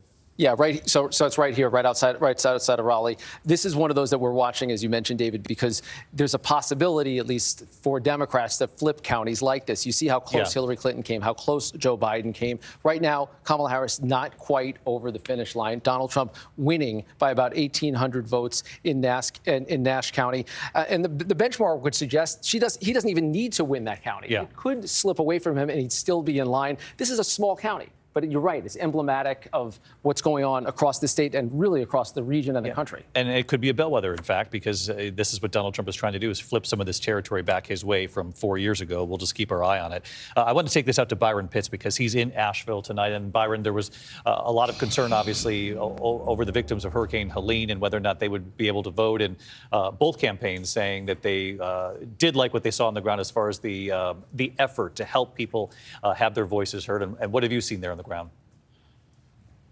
Well, David, this has to be one of the feel-good stories of this election night, regardless of which side wins. David, you spent a lot of time here after the hurricane. You saw the devastation firsthand. It is remarkable, the turnout here. Western North Carolina outperformed the rest of the state in early voting. And that's a good sign for the Trump campaign. As you guys have been discussing, Western North Carolina has been reliably Trump country, and he has to do well here, and he is doing well here. The voting is high. There are parts of the western part of the state where they've had to vote in tents. We talked to one voter, a pastor, who called the response here in Western North Carolina, he calls it the miracle in the mountains. This is a man, consider this. He had to drive 1 hour and 45 minutes to vote. He had to leave his house, drive into Tennessee, circle a mountain, come back to his community, cross a river before he could vote. And it speaks to not just the resilience of the people in this part of the country, but also their commitment to democracy. David, I talked to a member of the Trump campaign here in North Carolina. He said the race in North Carolina tonight is as tight as a facelift. And so while they're doing well in North Carolina, there are other areas of the state that look favorable for Kamala Harris. 55.4% of the early vote in North Carolina that went to women, and that's a record in the state. 24% of the uncommitted voters were first-time voters, which is an indication that young people are voting in high numbers here. There are people standing in line still in Charlotte in some of the university areas, likely young voters, also potentially a good sign for the Harris campaign. I know earlier you and Lindsay were talking about black voters in North Carolina. I want to mention to you the central part of the state and North Carolina A&T. North Carolina A&T is the largest HBCU in the country. Aggie pride runs deep in this state. And so expect Harris to do well in that state, that part of the state, and also in eastern North Carolina, where A&T has one of its largest alumni chapters. So there's a lot going on in North Carolina, still tight, and both camps see reason to be optimistic at this point. Byron Pitt's on the ground in Asheville. You can see they still have so much work ahead of them in the cleanup of the aftermath of Hurricane Helene. Rick, let's pull up North Carolina since we've heard so much from Byron on this, and let's visit a couple more of these areas one more time. Can you get to Wake County, obviously the Research Triangle, Raleigh, Durham County right around there? Let's just see how both candidates are performing according to the benchmark of where they would need to be at this hour. Yeah, the Research Triangle, where you have the Durham with Duke University and University of North Carolina, just one county over. This is an area where Democrats have really leaned in and try to get as many of the votes as they can. You see Hillary Clinton's numbers tick up a little bit to Joe Biden. Kamala Harris so far tonight with about 3/4 of the vote in, doing better than either of the previous two Democratic candidates. And that is about what she needs to be getting in a place like Wake County. So you see these big numbers and you see her getting 140,000 votes more than Donald Trump there. That is what she needs to be doing in a state where she currently is trailing. We don't have a lot of vote yet in Durham, but this is going to be heavily for Kamala Harris. The numbers in Orange County, again, that's where UNC Chapel Hill is. You're seeing again Harris about hitting the numbers that she needs to at the 538 in the 538 benchmarks. So this area is coming through for her. There's no question about that. Again, though, those gains are being offset by Trump gains elsewhere in the state. Just to look down at Brunswick County, it's an area where Donald Trump's running a little ahead of his benchmark. And as we were discussing a little earlier, outside Charlotte, again, these are places where Donald Trump should be winning, and he is winning by a little bit more than he'd be expected to. It's kind of interesting what we're seeing here in some of these counties. He's overperforming slightly, and so is she in some of the urban areas and some of the areas, the Research Triangle in particular, and with students. Let's go over to Charlotte. Let's just check out Charlotte one more time, Mecklenburg, and just see where we are in benchmark. Yeah, we have almost nothing in from Charlotte so far. It's just about all the early by mail votes. So we're going to have to wait to see how that comes in. And at least in the early by vote, she's outperforming where she needs to be. So again, this is kind of an unfinished story here, obviously, in North Carolina. 41% of the vote in, and appears to be quite a tight race here in North Carolina. What do we know about Pennsylvania? Yeah, Pennsylvania, we've been watching really closely because so far the Harris team has to like what it sees. Now, a lot of the vote has come in so far has been early. And as we've mentioned, early vote is not as big a story as it is elsewhere. But Harrisburg, as an example right now, that county, Donald Trump not getting anywhere near where he would need on the 538 benchmarks. And Kamala Harris, again, it's early. We'll see where it goes, running significantly ahead of where the previous Democrats have. You asked me a little bit earlier about Scranton and about Wilkes-Barre, Lackawanna County, another story where Harris, with about 2/3 of the vote in, running ahead of the 538 numbers, running ahead of Donald Trump. Luzerne County, that is one that has slipped away from Democrats. If these numbers hold, that would be a true surprise. I wouldn't be surprised if they change as the night goes on. And we've been focused in on those collar counties. We're waiting for a lot of vote to come in from them, but Harris running ahead of the 538 benchmarks and ahead of Joe Biden, Hillary Clinton's numbers. That is probably the most closely watched of those Philadelphia suburban counties. It's about 5-6% of the vote overall. And we're, of course, waiting on a lot of vote out of Philadelphia. And if you just look at this, you see those big blue dots at the eastern part of the state. Once again, those are places we're waiting for vote. Those red dots, though, are significant, and they add up as they move across the state. 20% of the vote in Pennsylvania. Kamala Harris with an early lead here. And again, so much of the vote still needs to be counted. But you got to wonder if we're looking, and it's early, I'm just saying, if we're looking at this blue wall strategy coming to life as we're watching these numbers come in from Georgia, where she's not hitting some of the benchmarks she needs. In North Carolina, still kind of an untold story. Pretty close, actually, when you dig into those counties and see where the vote still remains. But in Pennsylvania, at least with the early vote so far, it appears that she's hitting some of the benchmarks that she hoped to and outperforming them, particularly in the collar counties there with some more conservative-leaning suburbs of Philadelphia. So quite a story unfolding here. So this is where the numbers come in. This is where it actually gets really interesting. So don't go away. We'll dig back into Pennsylvania. Michigan also. The first numbers coming in from Michigan. We'll look at it all right after the break. Don't go away. ABC News live coverage of the presidential election continues right after this.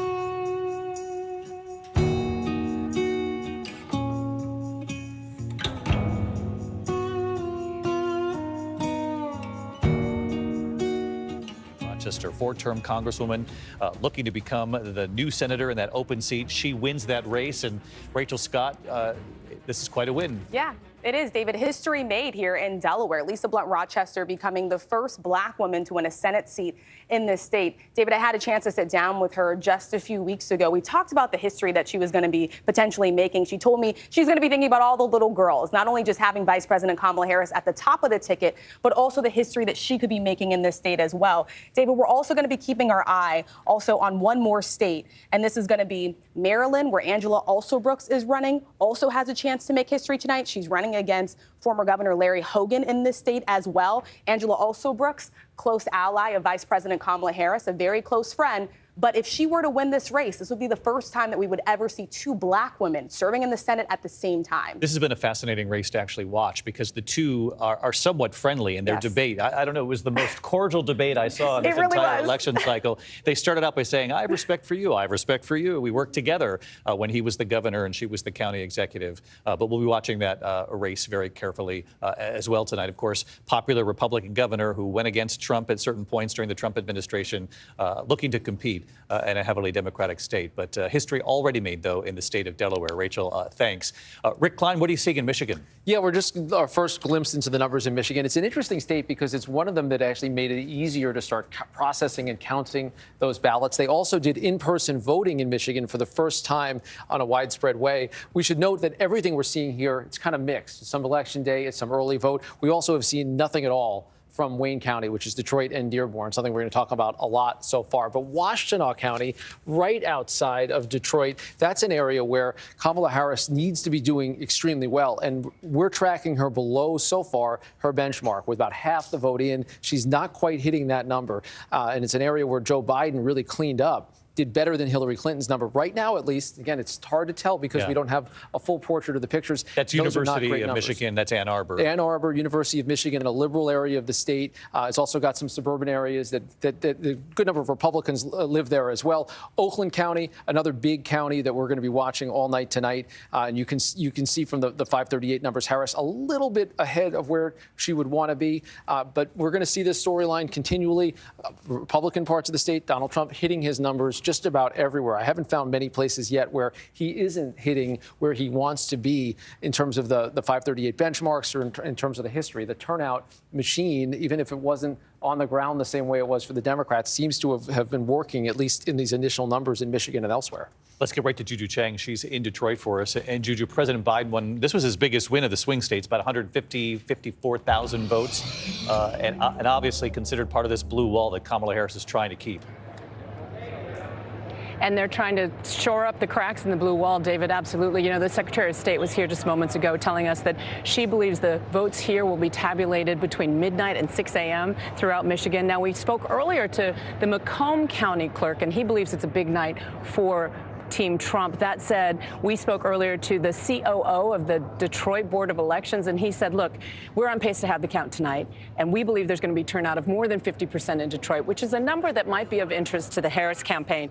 Now, the Detroit election official says there's been no chaos, no pandemonium, no banging on the windows like there was 4 years ago. He says he jokingly said he thought he heard them singing Kumbaya in the hall. All right, David. Juju Chang in Michigan. We'll be checking back in with you, Juju. I'm looking at North Carolina, less than 100,000 votes, about a 70,000 vote margin between the two candidates. Stay tuned here. The numbers are just coming in. They're just getting interesting. Your local news standing by, and we'll see you in just a couple of minutes here. Don't go away. Shopify helps you sell at every stage of your business, so you can sell it all.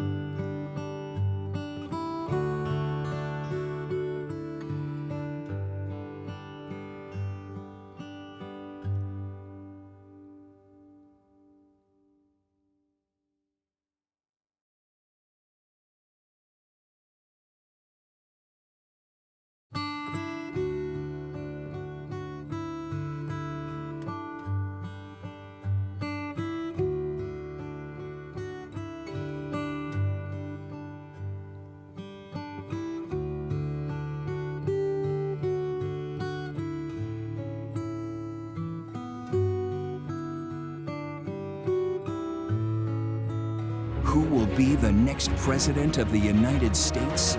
From ABC News headquarters in New York, here again, David Muir. Welcome back to ABC News Live. Election night coverage now 9:30 here in the East. The polls have now closed in 41 states across this great country, including 6 of the 7 battleground states. Nevada will close in just about 30 minutes.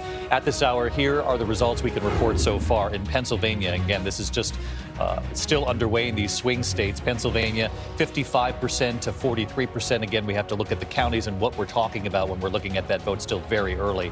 In Michigan, you can see Kamala Harris taking an early lead in Michigan, and in Wisconsin tonight, Donald Trump with the early lead. We're going to dive into where these numbers are actually coming from in just a moment. We're also tracking Georgia. We're tracking North Carolina and Arizona at this hour. No numbers from Arizona, though the polls have now closed. In Georgia, Donald Trump holding on to that lead. Looks like it's now just about more than 100,000 votes now, widening his lead and holding firm. In North Carolina, still a close race. And again, there's some outstanding vote in some of the Democratic areas. We'll dig deeper into that in just a moment. New York, we can now project. ABC News projecting that the state of New York, 28 electoral votes. Kamala Harris has won the state of New York. In Rhode Island, 4 electoral votes. Vice President Harris wins the 4 votes there. Former President Donald Trump winning the state of Louisiana, 8 electoral votes. He picks up from Louisiana. Let's go right to the map, the race to 270. Kamala Harris winning 6 states in Washington, D.C., 62 electoral votes. Donald Trump winning 15 states, 162 electoral votes in the march to 270. We do have a Senate projection. ABC News can report that in the state of New York, Senator Kirsten Gillibrand will serve a 3rd term. She was seeking the 3rd term. She wins it handily tonight. She'll return to the Senate. Let's get right to the team here. Rick, what are you seeing there in North Carolina?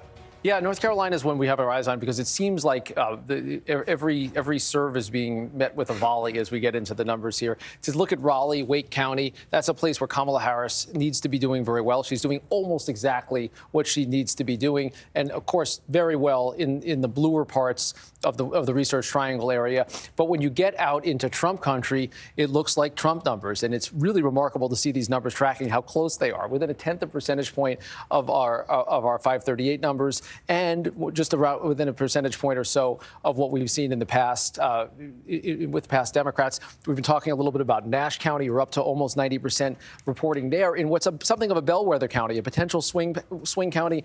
Biden was able to eke out a victory here. Trump is now on the other side of a potential win in that part of the state. So it's really interesting because you can see the candidate strategies in action with Harris seemingly effectively driving up the vote in some more liberal areas. We're waiting on a lot of vote right here in Mecklenburg County. That is Charlotte only about 10% in right now. Too early to really draw too much into what is a big part of the state, but an area where Democrats have had turnout problems in the past. Yeah, only 10% of the vote in. And what's the benchmark she needs to be hitting there? Yeah, she needs to be getting about 6. Let's look at the number. She gets to be at 67%. She's at 63. Again, it depends on the vote type right now. Right. But we don't really have a lot to say about it yet. But that's going to be key if she's going to overcome that deficit of now 115,000 votes with about a little more than half of the vote in. Let's look at Georgia. What do we see? Yeah, so Georgia's trending a little bit worse, at least in our numbers right now for Harris.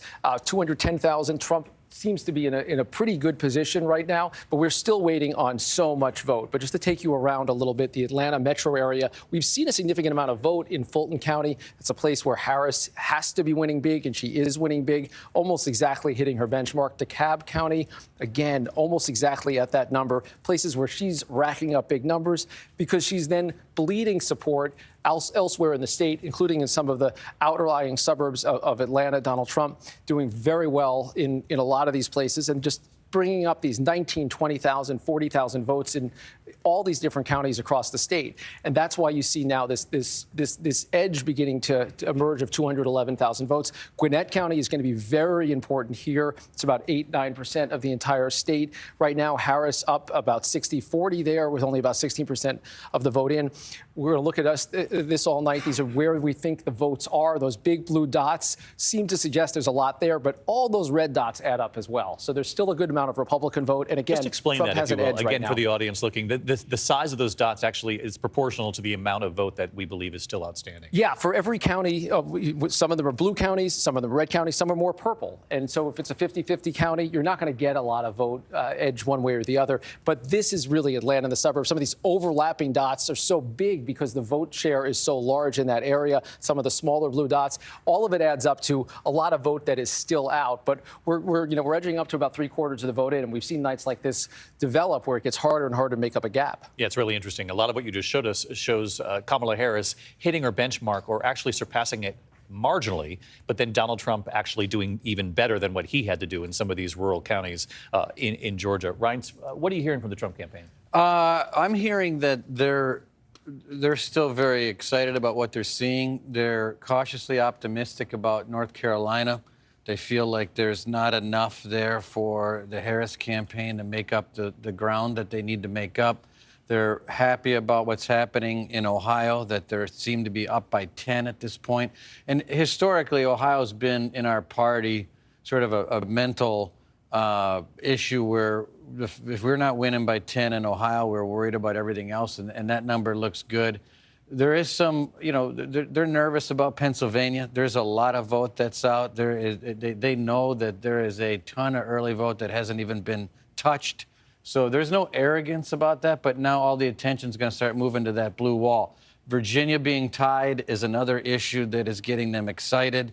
They weren't expecting Virginia to be tied. There's 60% of the vote in, I think, about now in Virginia. The fact that that's tied and in the suburbs, Trump did not do that badly around Washington, D.C. Could be a signal for other states. The Harris campaign not expecting to lose Virginia, but Rick, can you show us the map that gives us the proportional look at the outstanding vote in Virginia? Yeah, and there's plenty of Democratic vote. This is the Washington, D.C. suburbs. This is Richmond in the area. This is Norfolk, Virginia Beach area. Lots of Democrats. Some of these, though, are lighter blue, which means it could be more of a mix. And we still have a lot of vote left from Roanoke and from other redder parts of the state.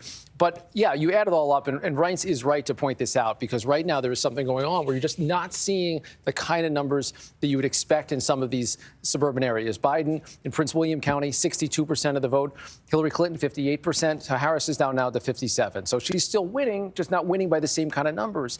And when you balance that out with the redder parts of the state, where you see Donald Trump racking up the big numbers over and over again, that's how you get as close as it is right now in Virginia. And just, remember how close Virginia is to North Carolina and Georgia. We're talking about similar types of voters. So the fact that they're battling it out in Virginia shouldn't really be a surprise. A lot of the folks that live there are seeing some of the same media. They're seeing some of the same advertising, and they may be responding to some of the same cross pressures. Similarly, as we talk about the blue wall that Reince was mentioning in the upper Midwest, a lot of those voters have overlap as well. Which is why Ryan says they're not getting ahead of themselves either, because Pennsylvania so far, at least at this point, looks like it has some promising signs for the Harris campaign and their effort to try to reach suburban voters, like in the collar counties around Philadelphia, which you had showed us. She seems to be doing well, and in Allegheny County as well. Well, where do those numbers stand? Yeah, so I can show you Allegheny, which is Pittsburgh. That is just a Democratic stronghold right now. It used to be even stronger Democratic, but you've seen the numbers get a little bit higher with the last couple of elections, and with about half the vote in right now in the Pittsburgh area. Yeah, the numbers are getting hit. The 538 benchmark would suggest she's running ahead of where she needs to go. And yeah, you mentioned the Philadelphia suburbs. Still not a lot of vote in places like Chester County, but Harris is getting at least close to her numbers. Montgomery County hitting a little bit above it right now. And Bucks, I'm still watching, because that kind of margin, if that carries through the night, would be really surprising and would bode well for her chances. We're still waiting on about 3/4 of the vote in Philadelphia, which is just a monster in that state. There's so much vote out there. And as you'd expect, Harris is carrying it handily. 112,000 votes that she's getting out of the city of Philadelphia. That's almost, it's about 2/3 or 3/4 of the margin she has in the entire state right now. Let's swing over to Rachel Scott at the other board. And Rachel, you're looking at the Senate race. I know Bob Casey looking to hold on to his seat, famous name in Pennsylvania, obviously his father in politics as well many years ago. Dave McCormick challenging him. And where does that race stand? I saw a moment ago, it looked like he was underperforming Harris in some respects, at least in Allegheny County. Yeah, let's take a look at where it stands statewide right now. This is how we can compare how the presidential candidates are doing at the top of the ticket to the Senate candidates in this race. So you have Vice President Kamala Harris statewide, 52%. Again, very early, 30 40% of the vote in right now. Bob Casey also at 52. You mentioned the area around Pittsburgh, Allegheny County. Let's take a look at where that stands and how these two compare here. You have Vice President Kamala Harris, 65%, Bob Casey, 65 as well. Also going to be looking at Scranton. He's from Scranton, home to President Joe Biden. You could see he's performing a little bit better than Vice President Kamala Harris here. In the final stretch, David, Bob Casey has been running ads in this state, really painting himself as an independent that bucked President Biden when it came to tariffs and also sided with former President Donald Trump. He has been trying to find the middle ground here because he is fully aware that if Vice President Kamala Harris does not do well here, it could impact his race as well. Let's swing it out to Matt Gutman, who's on the ground in Pennsylvania. Matt, what are you hearing? I'm hearing that it looks like Senator Casey has a very good chance here. I mean, from the beginning, Governor Josh Shapiro and others have told me that he is the most likely to win here.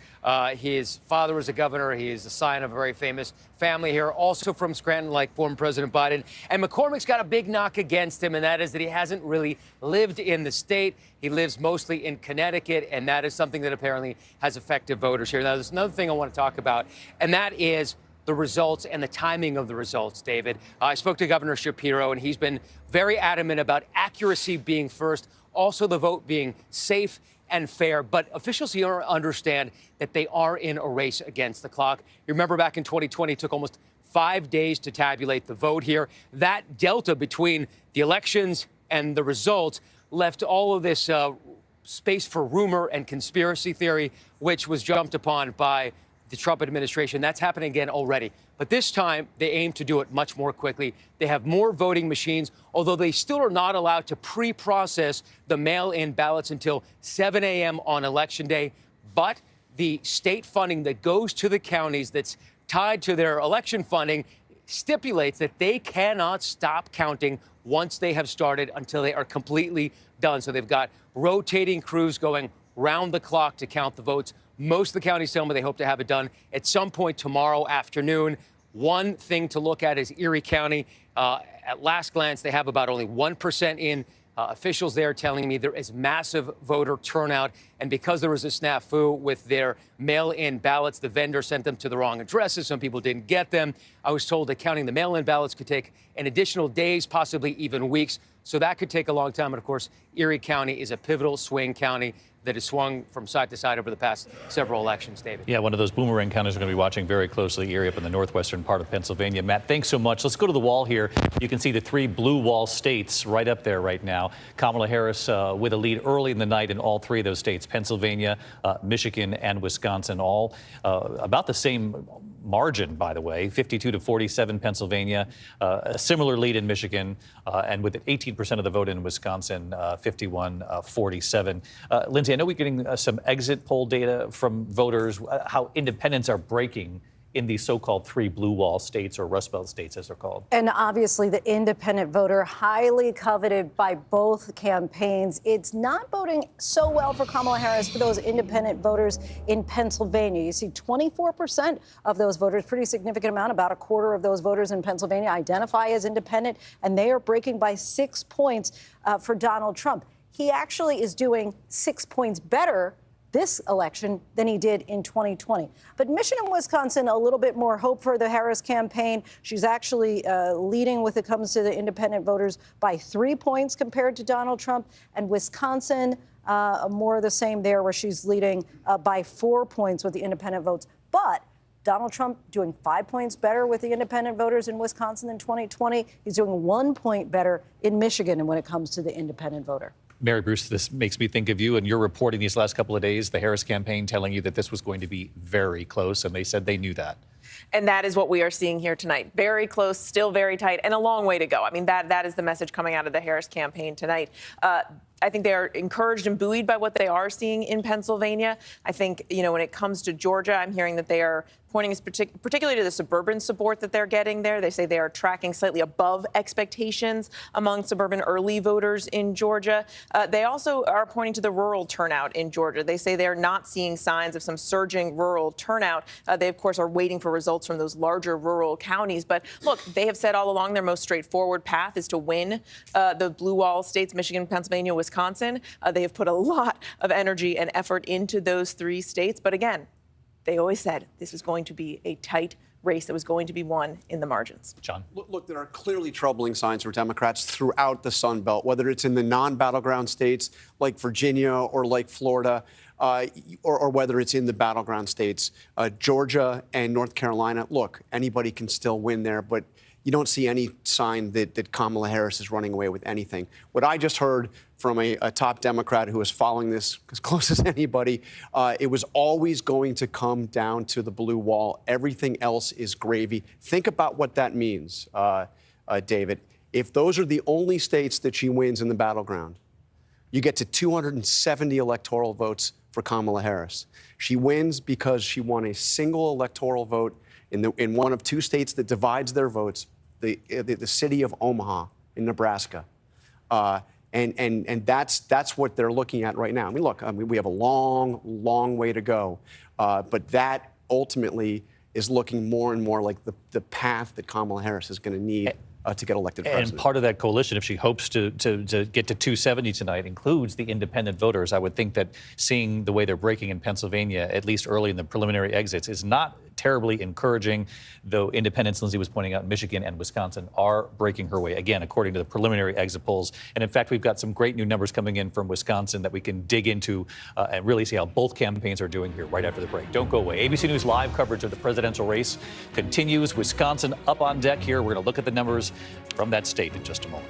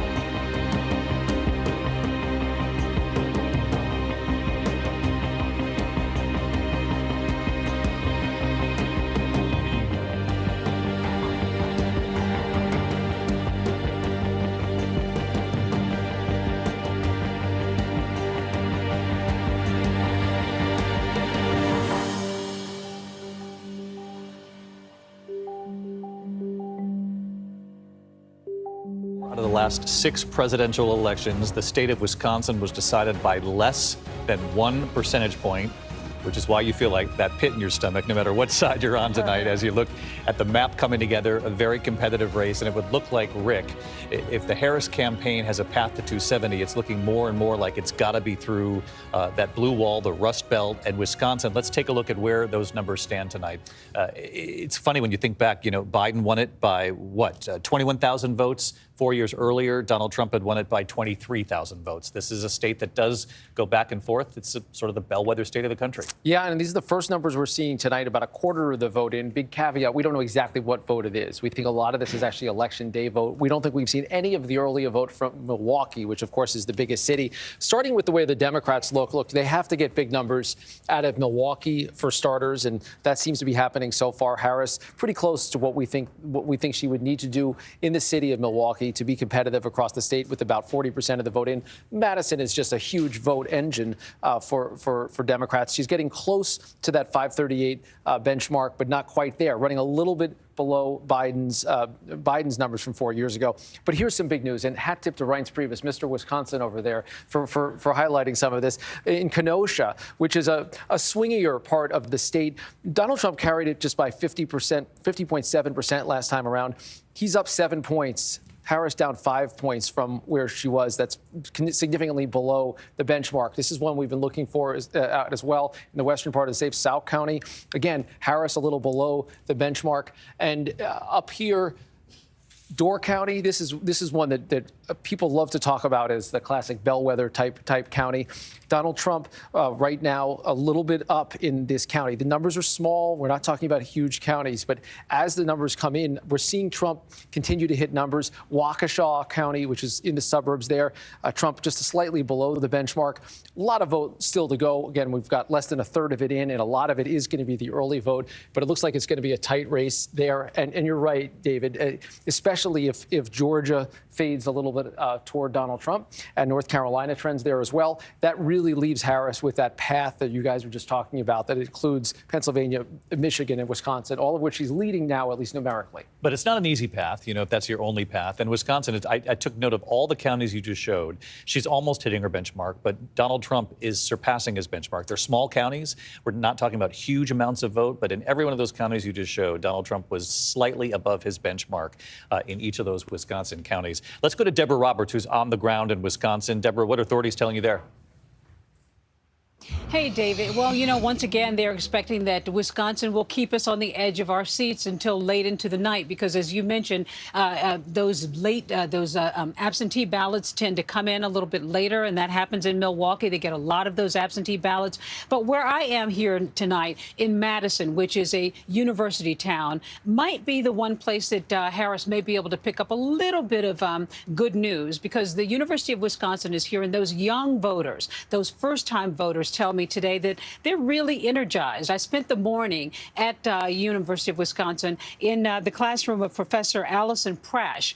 She teaches a presidential rhetoric class, and the students there told me they became more energized over the last couple of weeks because they just didn't like what they were hearing from the Trump campaign. Also, I should tell you that this particular city has just seen tremendous growth over the last few years, and a lot of those folks who have moved in here have been highly educated, blue-leaning voters. So this is becoming a much deeper blue part of the state, too. So that might cut into some of those margins that Trump might have in those red counties. So this might be the place where Harris might find a little bit of good news with those youth voters, like around the country. They've been standing in lines today, waiting to vote. So we'll see what it actually produces as the night goes on. But waiting for those absentee ballots to be processed, that is the thing that takes so long. So that will keep us sort of waiting throughout the night. But they tell us that it's moving along smoothly. They had a small snafu earlier, but it was just a small technical glitch.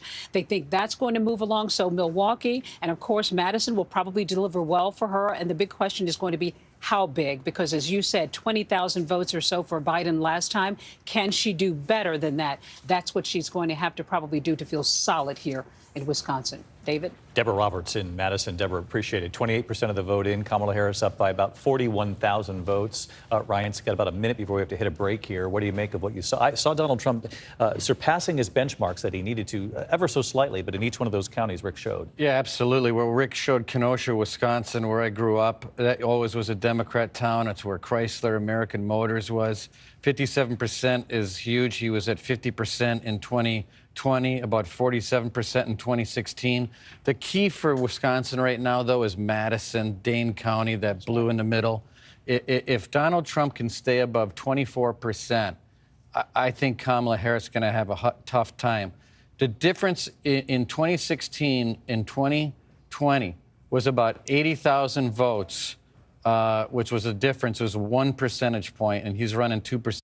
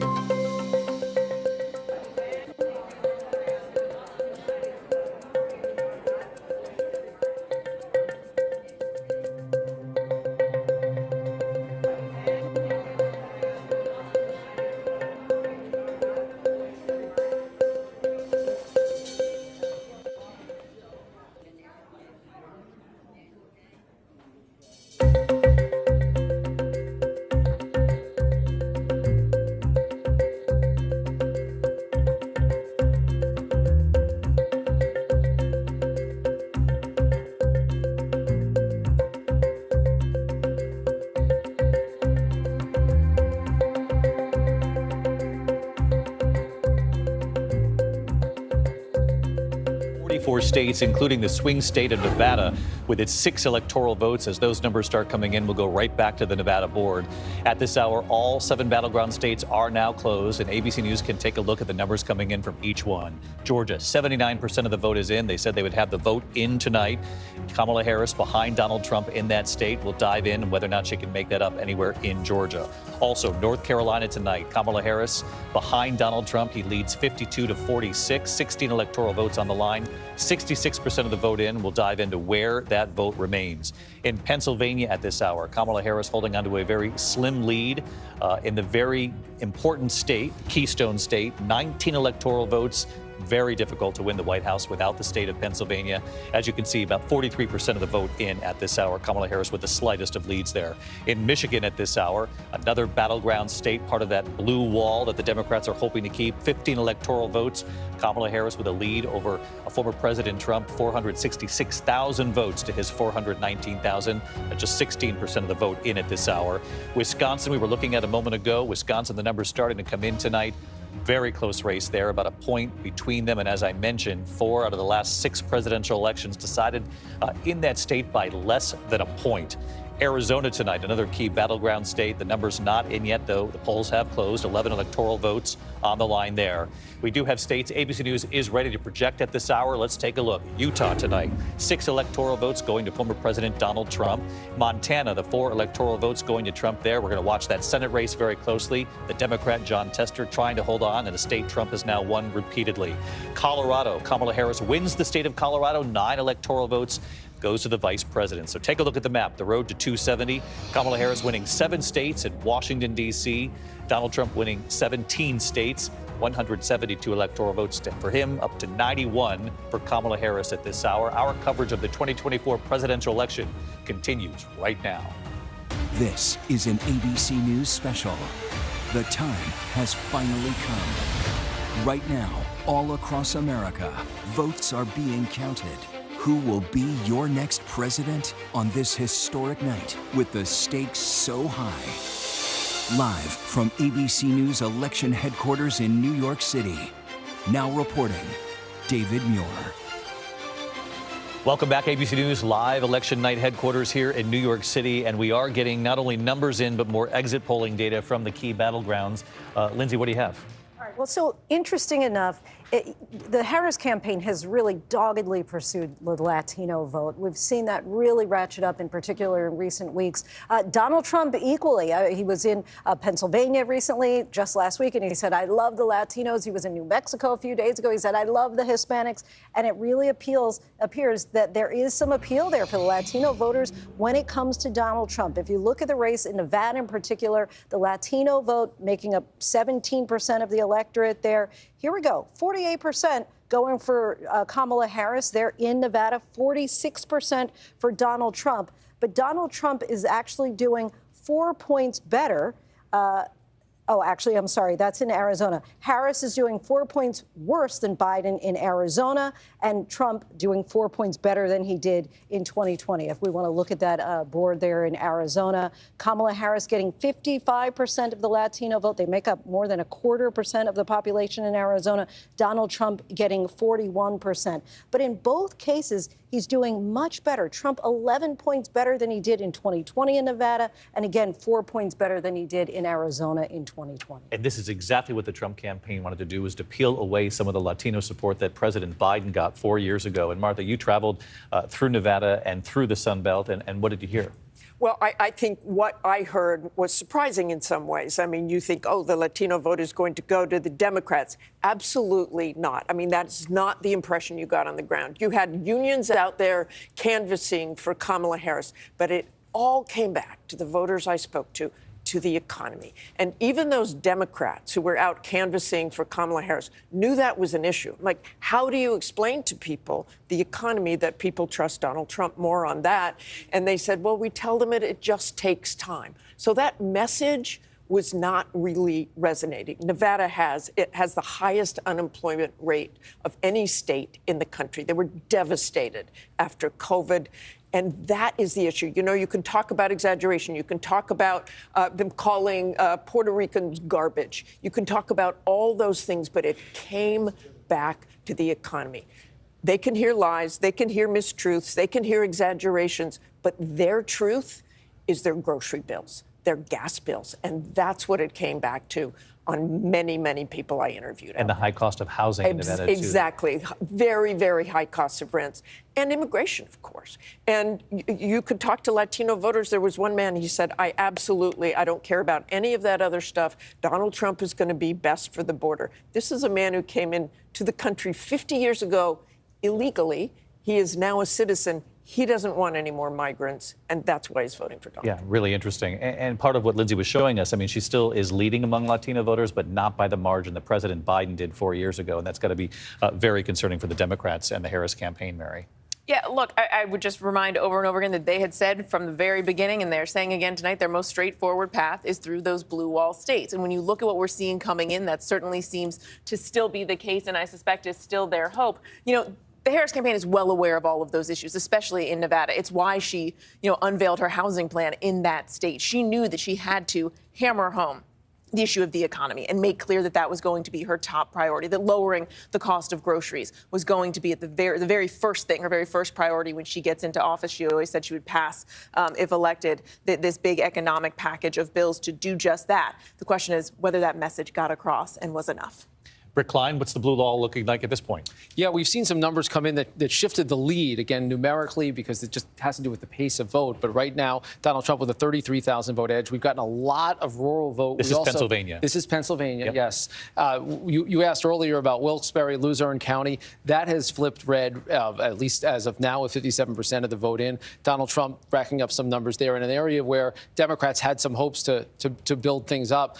You can also see what's starting to happen in the western part of the state. We've got some significant numbers north of Pittsburgh and Butler County. This is a place where Donald Trump is coming close to his benchmark number. Really, this is a function of a lot of vote coming in the redder parts of the state. We still have a lot to go in Philadelphia. That's it's by far the biggest city. We're seeing Delco go very strongly for Kamala Harris. She's outperforming where she would need to be, also outperforming where Joe Biden was.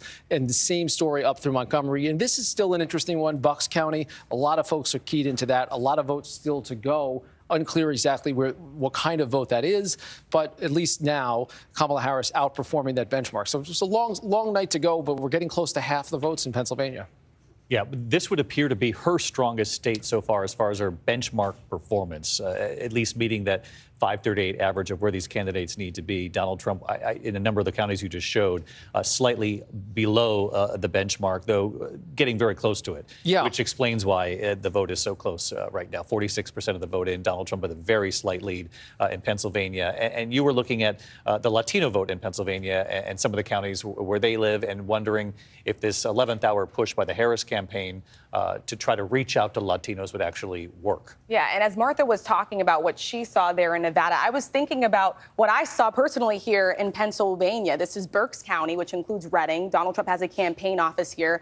This is a county that has a large Hispanic and Latino population. Reading is 72% Latino. This is one of those counties where we are going to see this split screen because you have Donald Trump's rhetoric. You have that rally after Madison Square Garden where that speaker compared Puerto Rico to an island of garbage. This is also a county where the economy just matters so much. They're still dealing with high poverty. Let's take a look at where Donald Trump is here. I will tell you he's already meeting his benchmark with 76% of the vote in. You could see where he was just 4 years ago, 53%. He's already there. We're still waiting on a large amount of election day vote as well as early by mail vote as well.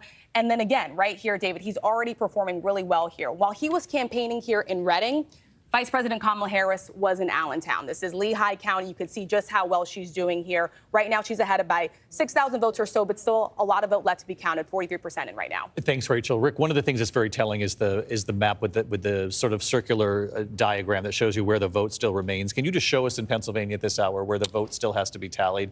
I want to take this over to Donna and Reince, the one that shows the outstanding vote. Yeah, you can see that's Philadelphia and the suburbs. And a good amount of vote in Pittsburgh as well. When you see a purple dot like that, that's more of a battleground county, so it's probably not going to advantage either candidate. But there's a significant amount of Republican votes still outstanding as well, and what looks like it's going to be a close state. The battle for Pennsylvania, Donna. What do you make of it? First of all, I've taken my meditation early because, once again, Democrats are going to come in late. They're going to come in late in Pennsylvania. And clearly in Georgia, what's happening is that Democrats are not overperforming in DeKalb and Cobb and Fulton. You have to overperform because Donald Trump is doing 4 points better in some of the rural areas. So, again, Democratic cities tend to come in late. I'm seeing that pattern once again. I have good information that Philadelphia is going to come in much stronger than in 2020. And by the way, in some of these areas, you can compare apples to apples, but Kamala Harris has had to build a different coalition. So I'm also looking in some of these suburbs, if the issue of abortion, the threat of democracy, if it worked in those areas in terms of pulling out her vote. And those are the collar counties around Philadelphia. Can we take another look at that based on Donna's point here, whether or not Harris is having success in those counties, getting the numbers up to where they need to be? Yeah, for sure. Chester County is a key one there. It's about 5% of the whole statewide total. Not a lot of information in yet. We're seeing Harris run a little bit below where she'd need to do to hold even there. Montgomery County, an outperformance so far, again, with less than a third of the vote in. And I've kept my eye on Bucks throughout the night to try to track this because this is good news if you're the Harris campaign. Delco, similar story. And as Donna said with Philadelphia, one of the interesting little quirks is just how Clinton's vote share actually went down a little bit with Joe Biden. Biden wins the state, but Clinton actually did a little bit better in the city of Philadelphia, even though it was elsewhere in the state that he was able to make up votes. So what kind of coalition is built becomes really important through all of this. You can also look at some of the more battleground, closely divided places. And again, it's hard to know how much of the vote is election day versus vote by mail. There's still a lot of it that is the in-person vote that might shift some of these numbers. These are not horrible numbers. You asked me earlier about Erie County. That's that boomerang county. Very little of the vote in right now. But this just looks like it's a battle. A real battle, Ryan. So what do you make of what you're seeing in Pennsylvania? Well, I think it's going to take a long time. I mean, we're just going to have to be patient with Pennsylvania. They're pretty slow at getting these results in. Even though not as much as 2020, just a boatload of early votes that still need to be counted, a lot in Philadelphia County. So I'm a little bit slow to opine on Pennsylvania, but I do think things are looking very interesting south of Pennsylvania and Virginia still. And I think that's something that there's not getting a lot of attention yet, but I think people are going to start focusing on Virginia. The closeness of Virginia. Let's take a look, Rick. Where does Virginia stand right now? Yeah, this is just one of those really strange ones to see a 4,000 vote edge. A lot of votes left in the Democratic areas. Those are our bluer dots. But again, it's just not. One of the things that strikes me, David, looking at the map as it's filled in so far, the fact that the Democrats are sweating some of the places that should have been safe. We haven't made a projection in New Hampshire. We haven't made a projection in Connecticut. Rhode Island, we talked about earlier, closer than we thought. Of course, Virginia. These are places that Democrats flat out have to win if they're going to have any chance. Take us through some of those states. Let's see where New Hampshire stands, because we saw some tightening in the polls leading up to Election Day. Yeah, we did. And this is a state that we kind of thought would be called a little earlier in the night because they have a pretty true tradition. Most of the Democratic votes are in the southern part of the state. And again, Harris is leading. The question is going to be really how much she wins by. Outperforming herself in outperforming there. But to me, the fact that we're even talking about states like this tells you how things are at least tipping early in the night. And the southern states, clearly there's an edge right now in Georgia and North Carolina. North Carolina, I've been tracking a lot, 230,000 vote margin. That's hard to make up when you're at 70% of the vote. The thing that is keeping it, though, out of anyone's win column is Mecklenburg County. That's Charlotte. Kamala Harris is winning there. She's not hitting the 538 benchmark number, but you want to see a really big dot emerge. There it is. And that's almost 500,000 votes that are still out in the Charlotte area. But if she's winning at 60-40 instead of 68-20 or 68-30, that means you're just not getting as many votes out of it. And that makes it hard to catch up against that number. No question about that. We're going to check in with Trump headquarters in Florida. We're going to check in with Harris headquarters, see what the mood is on the ground at this point in the night.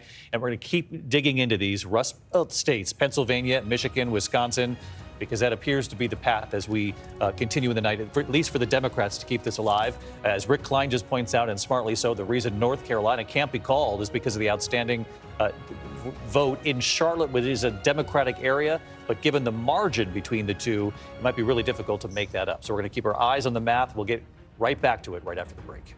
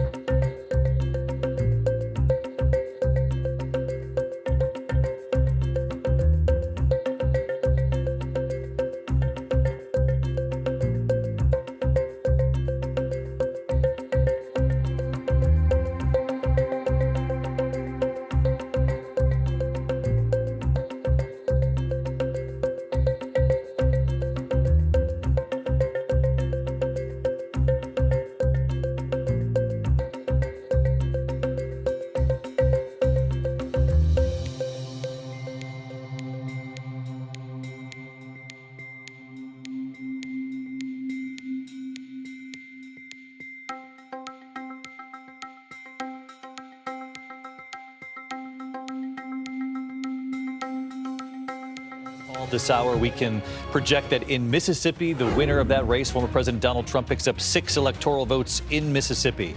He also wins Ohio, 17 electoral votes. Used to be a battleground state. Trump has won Ohio before. He wins it again tonight. Of course, we're watching the Ohio Senate race right now. The Democrat Senator Sherrod Brown seeking a 4th term, trailing businessman Bernie Moreno, who's never run before.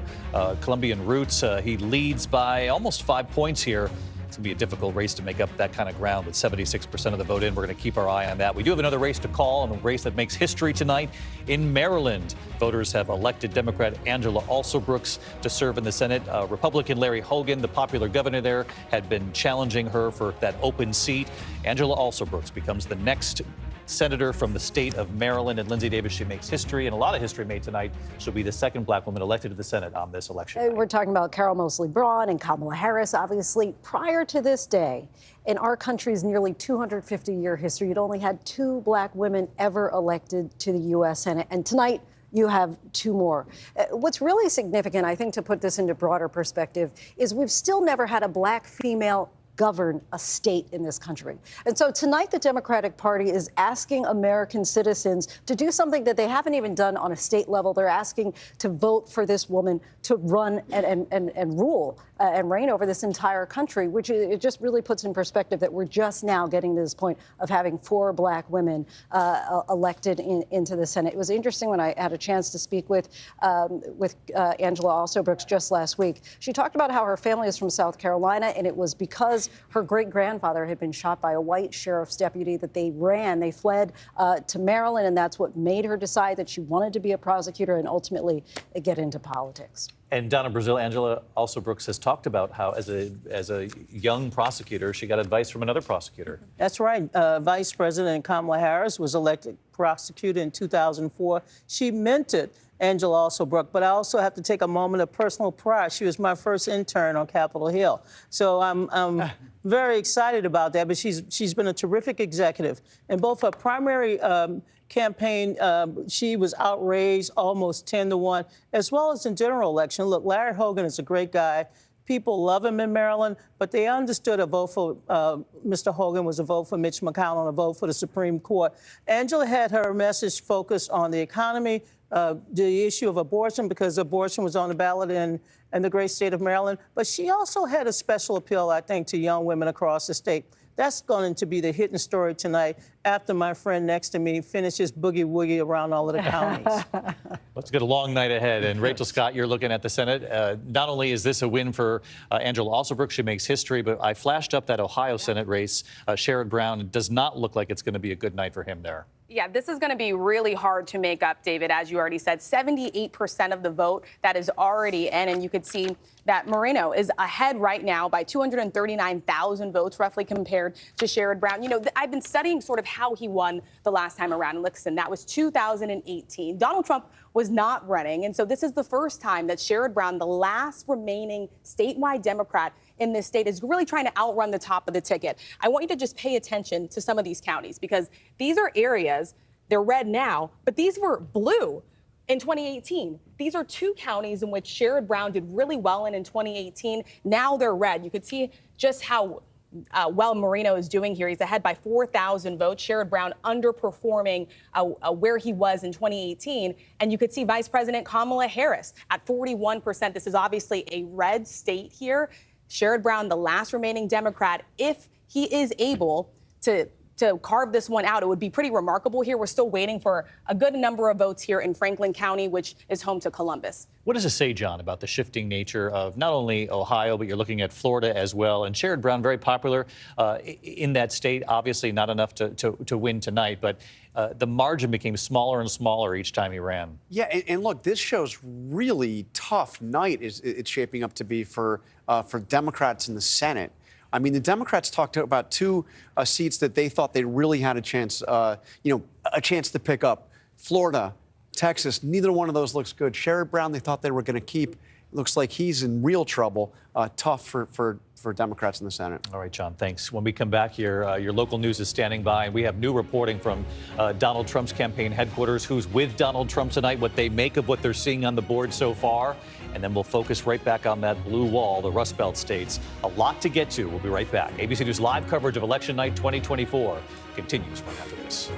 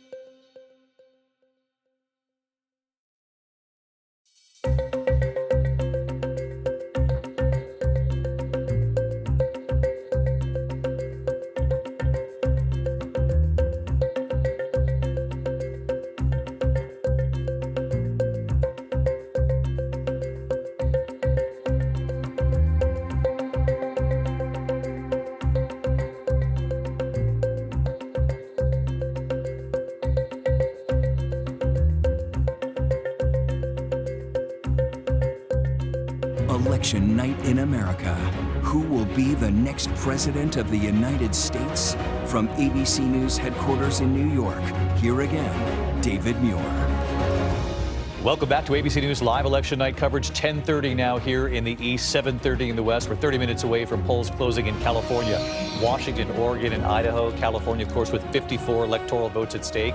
You're looking at the electoral value sort of the portion of the map, 270 to win. Let's take you to the floor and we'll show you where things stand at this hour. Kamala Harris with 91 electoral votes. Donald Trump with 201. You need 270 to win. He's picked up 19 states tonight.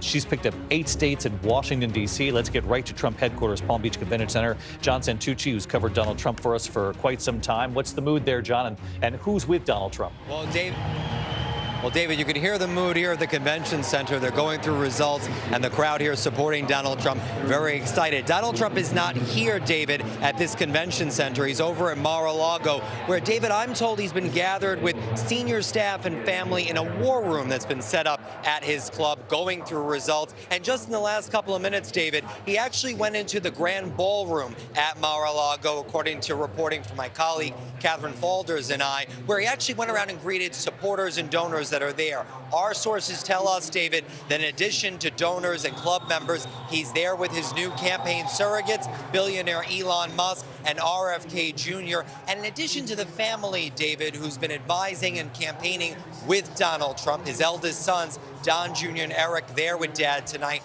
Barron Trump also there, and a photo, David, that Melania Trump, the former First Lady, just tweeted in the last couple of minutes. Barron, who turned 18 this year, David, casting a vote for his father earlier today. David?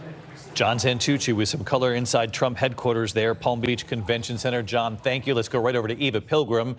She's at the Kamala Harris headquarters, Howard University in Washington. Eva, what's the mood there? They're watching the numbers as they come in right now. They are watching a speech from Angela Also Brooks, who was just declared the winner in that Maryland Senate seat. You can see the crowd here cheering. The flags, those are American flags. Those flags back there, I just want to point out, those are college students in that back area. They're sort of pinned in back there. They've been here since very early. They got here. And they've been cheering and excited. I wish you could hear earlier. There was loud music. Everyone was dancing everywhere they are. You know, we've been speaking with the campaign as they've seen these numbers come in tonight. And they've sort of stuck with what they told us yesterday when we last spoke with them, which was the idea that this event here tonight on Howard's campus, as they watched the election results come in, was going to be an information center for them. They've been very clear with their supporters about how they expect these numbers to come in. The expectation that a lot of the red states would be reporting early and that the blue states would come in later, and to wait for those numbers to come in and for those states to report. And some of those blue states, as we all know, take a little bit longer to come in. And so this isn't an event that they thought they were going to have a result at tonight. This was an opportunity for people to come here. This was an opportunity for them to have a place to get information out, to keep people informed, to keep them, their supporters, calm as they watch these numbers come in tonight. But they are still cautiously optimistic as they wait to see exactly what unfolds here tonight, David. All right, Eva Pilgrim at Howard University. Eva, thank you. Mary Bruce, you've been in contact with your sources at the campaign. What are they saying about the night? I gather they'll say this is the path that we knew we were working towards, and that means it's a late night. Bingo.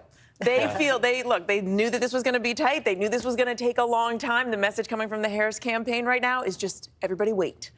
They are not prepared to say at this point that it's, blue wall or bust. They still feel that they, have a chance in North Carolina and Georgia, that some of those places that are left to report out, may be more of their supporters. But look, they always knew that this was going to be a very close race and was going to take a lot of time. And we certainly are seeing that play out right now. Right. We can project another winner here in the state of Iowa. Former President Donald Trump picks up 6 electoral votes in the state of Iowa. This is particularly interesting. We thought Iowa would go to Donald Trump, but then a lot of news in the last few days before this election. The final Des Moines Register poll from J.N. Seltzer, obviously respected political scientist.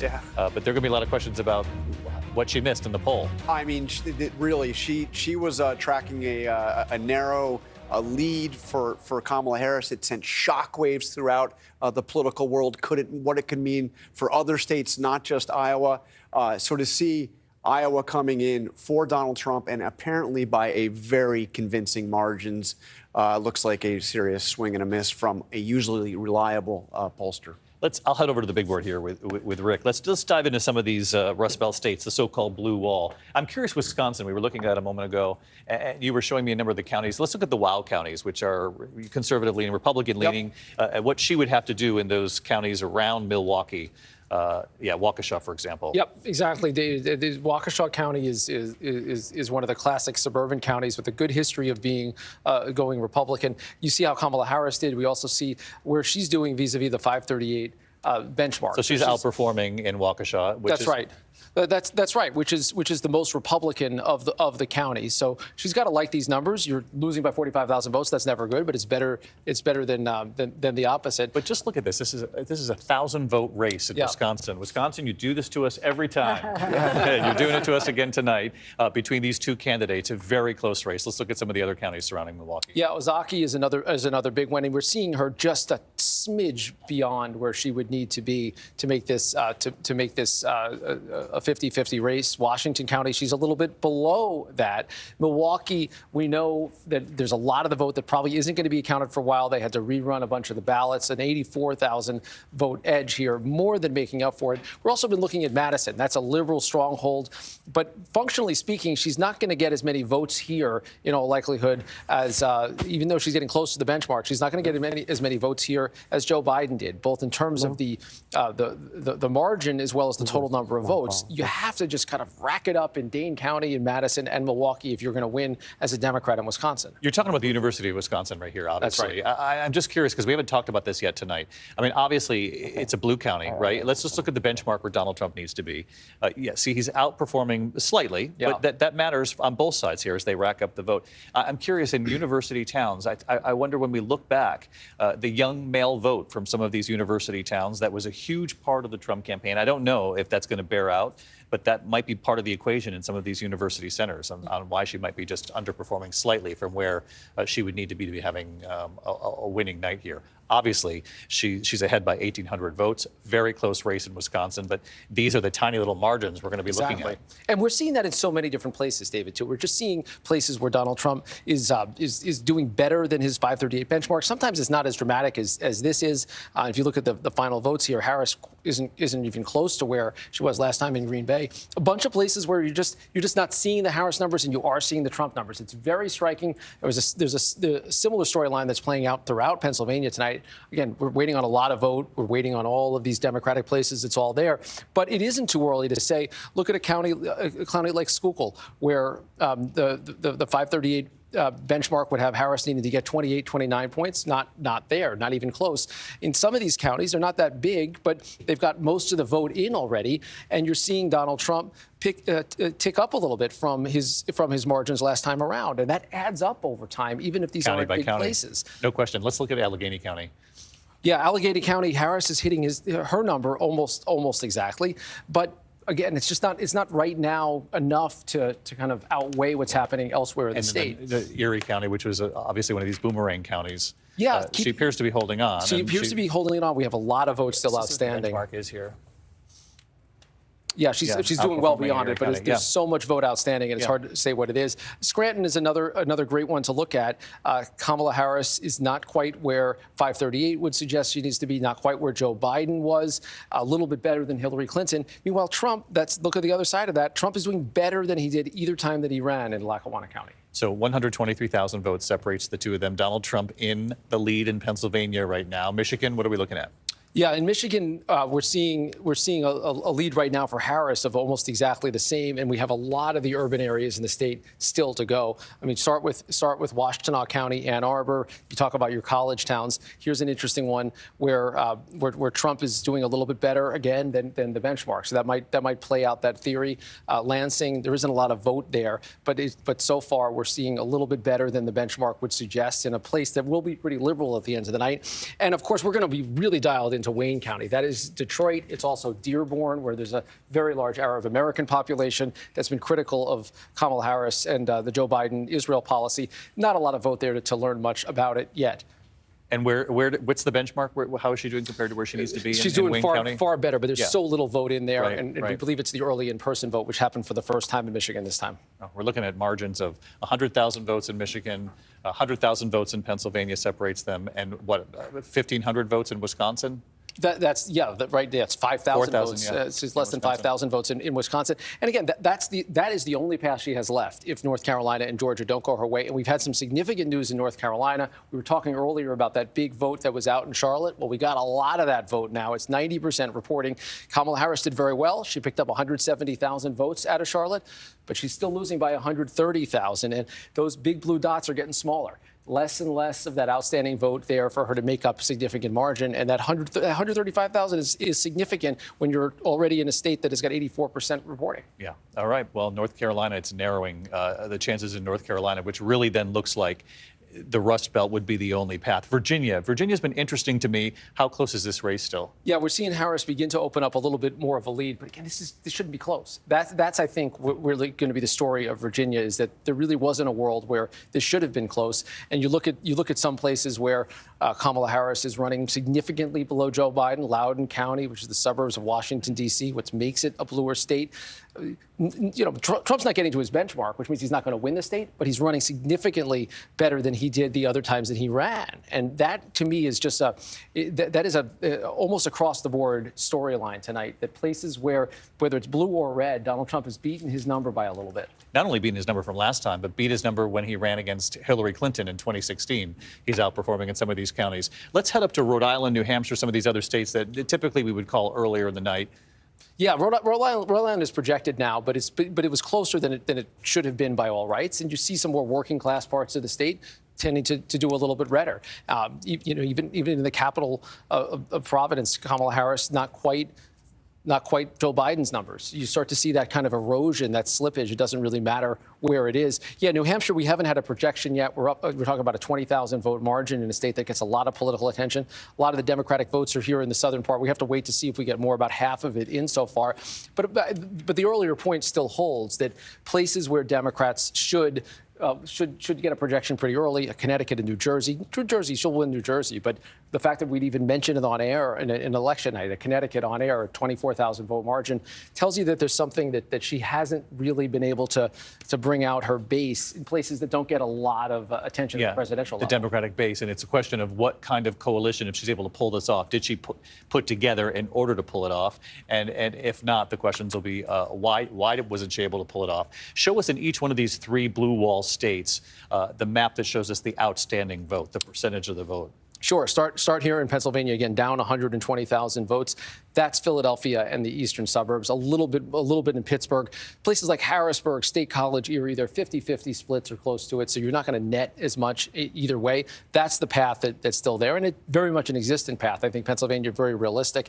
Michigan, I mentioned how little vote is in Detroit right now. I think you'll see it come up in a very dramatic way there. I mean, some of these bubbles overlap because the counties are so close, and there's just a lot of vote that's left there. Harris, right now, we see some new numbers, it's 100,000 votes or so. And Wisconsin, again, Milwaukee is just going to be huge here. Madison, most of the vote is already in a heavily Democratic place. Right now, it's only about 3,000 votes as the numbers continue to roll in. And I know, Rachel, you've been diving into some of these college towns, actually. This is going to be something we look at later, how young voters split if the gender gap was what we think it could be potentially going into election night. What are you seeing? Yeah, we know Vice President Kamala Harris and former President Donald Trump, quite frankly, trying to get young male voters to turn out. Vice President Kamala Harris trying to get younger voters to turn out in general. La Crosse, home to 3 different colleges, thousands of students. Let's take a look at how she's doing here. 52% of the vote. She's ahead by 3,500 votes so far. She's pretty much almost where President Biden was, with 71% of the vote in. Eau Claire, another one. Take a look here. She's still leading in this county as well, ahead by 4,000. Let me just check on the benchmark, though. I'm just so curious of where she's just slightly under where 538 thought she should be. Can you show us back? Let's go back to La Crosse just for a second. She's just under where she needs to be in these college towns. Where else were you looking? Also in Madison, Dane County, this has high voter turnout here. You still have 89% of the vote in. 90% of this county turns out to vote. I don't know where that happens anywhere else in America, but she's going to need to do well here. And then, of course, Waukesha for former President Donald Trump going to be absolutely critical. This just doesn't have to go Republican. It has to go super Republican. This is really where he has to super energize his base. And then also, you know, Rick was talking about Milwaukee. Former President Donald Trump campaigning here also multiple times. Look, traditionally, yes, this does go towards Democrats, of course. Vice President Kamala Harris right now, 66%. Let's see where she is with the 538 benchmark. Just under that right now. But former President Donald Trump, Waukesha is where he earns the most votes, 2016, 2020. The second highest for him is Milwaukee. So he still has to run up the score in Milwaukee in order to do well. All right, this is the key number at this hour. 6,500 votes between them. Donald Trump leading in Wisconsin tonight. We're going to keep our eye on all three of these states, Wisconsin, Michigan, Pennsylvania. Don't go away. We'll dive into these numbers even more right after the break.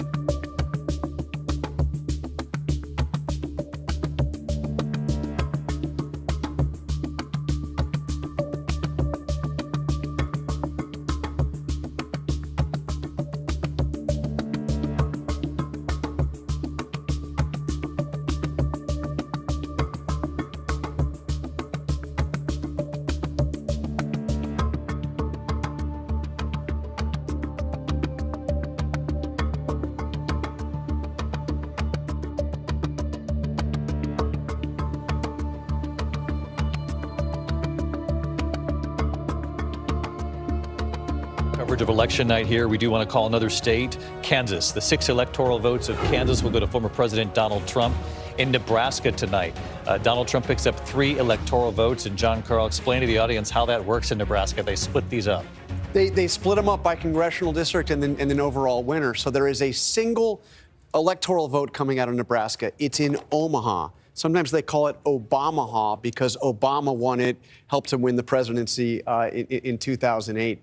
So, look, if we're looking at a scenario where Kamala Harris's path to winning the presidency is to win the blue wall and not to win any of the other battleground states in the Sun Belt, it would be 270 votes to 268 votes. The single vote that would put her over the top would be in Omaha. It would be that split electoral vote in the state of Nebraska. Okay. Of course, we got a long way to go tonight before we get to that point. But that's why Republicans tried to change the rules in Nebraska. Lindsey Graham made a trip all the way out to Nebraska to try to convince this election cycle. Yes, this election cycle. Donald Trump got involved. He called some of the state legislators to try to get them to change the rules there. They didn't change the rules, and that could be a very pivotal single electoral vote. Could be. But it's early. It's early. It's early. We got a long way to go. So let's go back to some of these Senate races. We want to call a few more races here. In New Jersey, we can call the Senate race now for the Democrat. Congressman Andy Kim, a 3-term congressman running for Senate. He wins. He's going to now take over the seat that was once held by Robert Menendez until he was convicted. So Congressman Andy Kim wins in New Jersey. In Virginia, seeking a 3rd term, Senator Tim Kaine has been reelected in Virginia, though the race has not been called in Virginia on the presidential level, which is quite extraordinary for this time of the night. In Texas at this hour, we can say Republican Senator Ted Cruz, who was seeking a 3rd term, has been reelected to the Senate. He'd been challenged by Congressman Colin Allred, of course, former Baylor University Tennessee Titans football player, a 3-term congressman himself. He had campaigned on so many issues, reproductive rights, one of them. Lindsay, you interviewed him in just the last week or two, and the Democrats really thought he had some prospects there. They were putting some late money into the campaign. As you know, David, football is a little bit more of a popular pastime in Texas than politics is. And Colin Allred really staked a lot on that. Even his campaign ads really started on the football field, ended on the football field. He talked about how he'd taken down a lot tougher opponents than Ted Cruz before. But look, this really was an uphill battle for him. It's been 30 years to Election Day when a Democrat was able to win a statewide position in the state of Texas. And so really, this was a fierce, it shouldn't have been really when you think about it, but Ted Cruz has a pretty high unpopularity rate in the state of Texas. But for Colin Allred, this is really a disappointment. He actually thought that he was going to be able to do it. And I do want to give a shout out to Andy Kim, the first Korean American to ever be a U.S. senator. Now he'll represent New Jersey in the Senate. No question. Let's get right to John Quinones on the ground in Texas. John, what do you make of the news? Well, this is one of the most closely watched races in the country, David. The incumbent Republican, Ted Cruz, once a presidential candidate himself, challenged by 3-term Democratic congressman and former, like Lindsay said, former NFL linebacker Colin Allred. They campaigned bitterly in the state over women's reproductive rights, the border, transgender rights. Cruz calling Allred too liberal for Texas. In the end, amidst a changing political landscape here in Texas, Ted Cruz survived the challenge just a few minutes ago. In his victory speech, Cruz specifically thanked Latino voters in this state, which he says have proven all the political prognosticators wrong.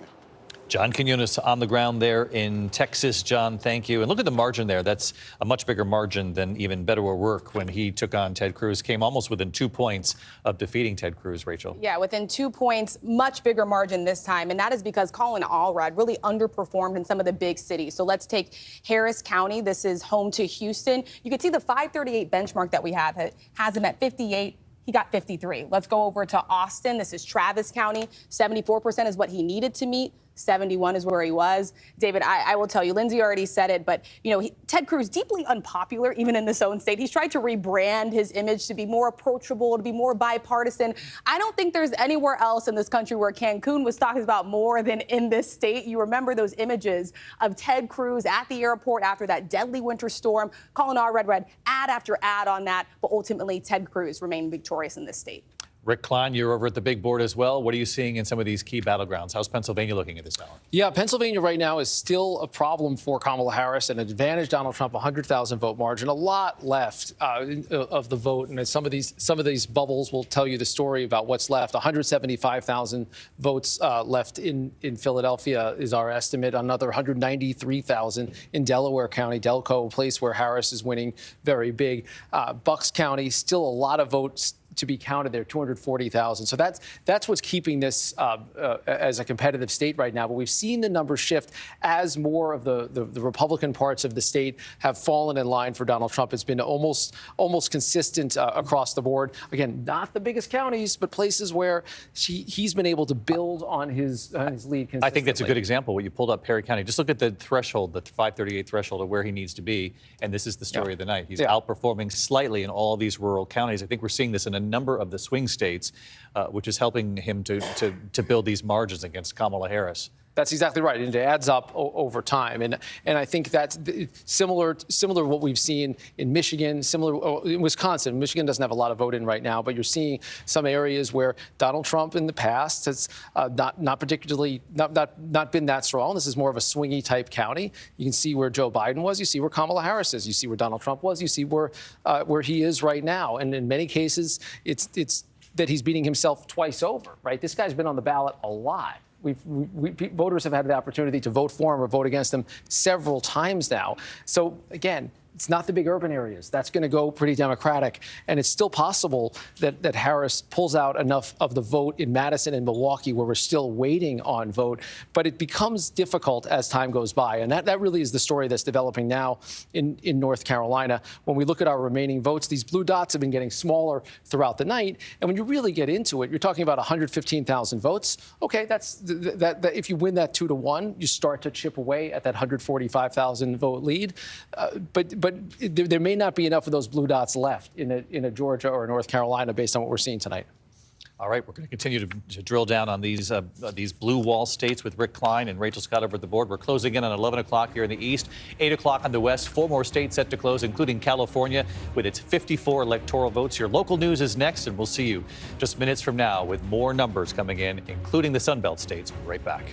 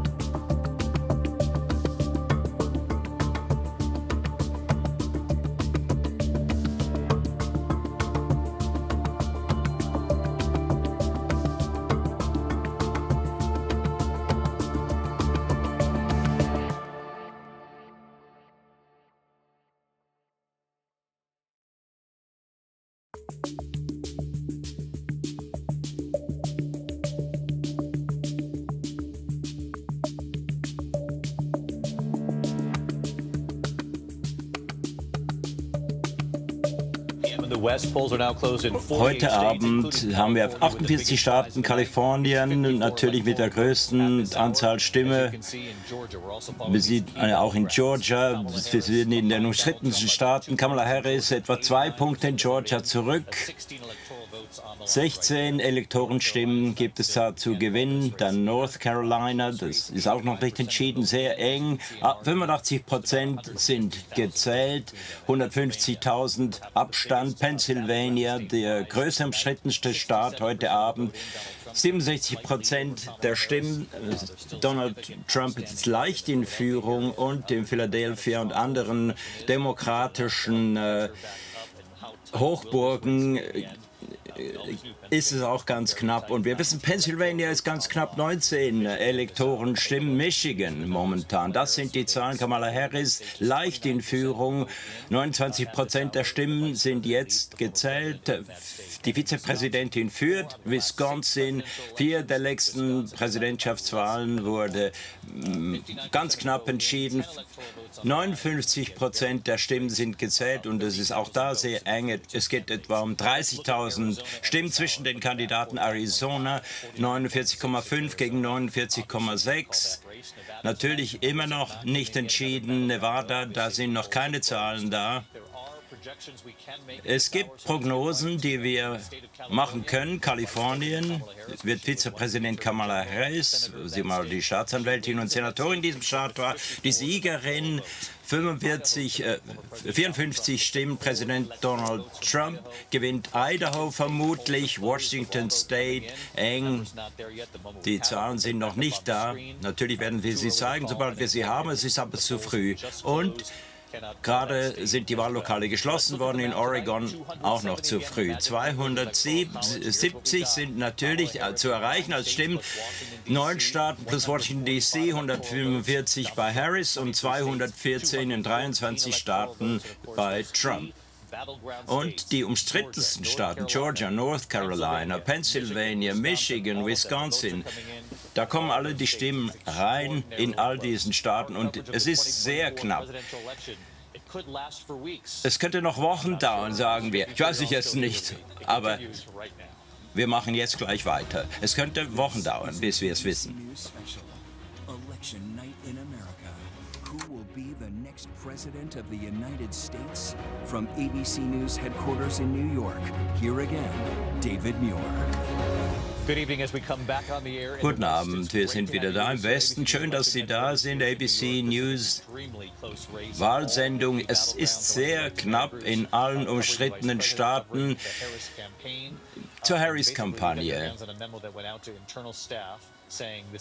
Da wurde ja gesagt, es wird eine sehr lange Wahl geben. Ja, natürlich, jetzt sieht man, wie es mit der Realität steht. Wir haben von ABC News die Information bekommen, sie sagt, dass es ganz knapp werden würde. Genau darauf hat man sich vorbereitet und man muss noch durch diesen Blue Wall durchkommen. Wir fühlen uns aber gut.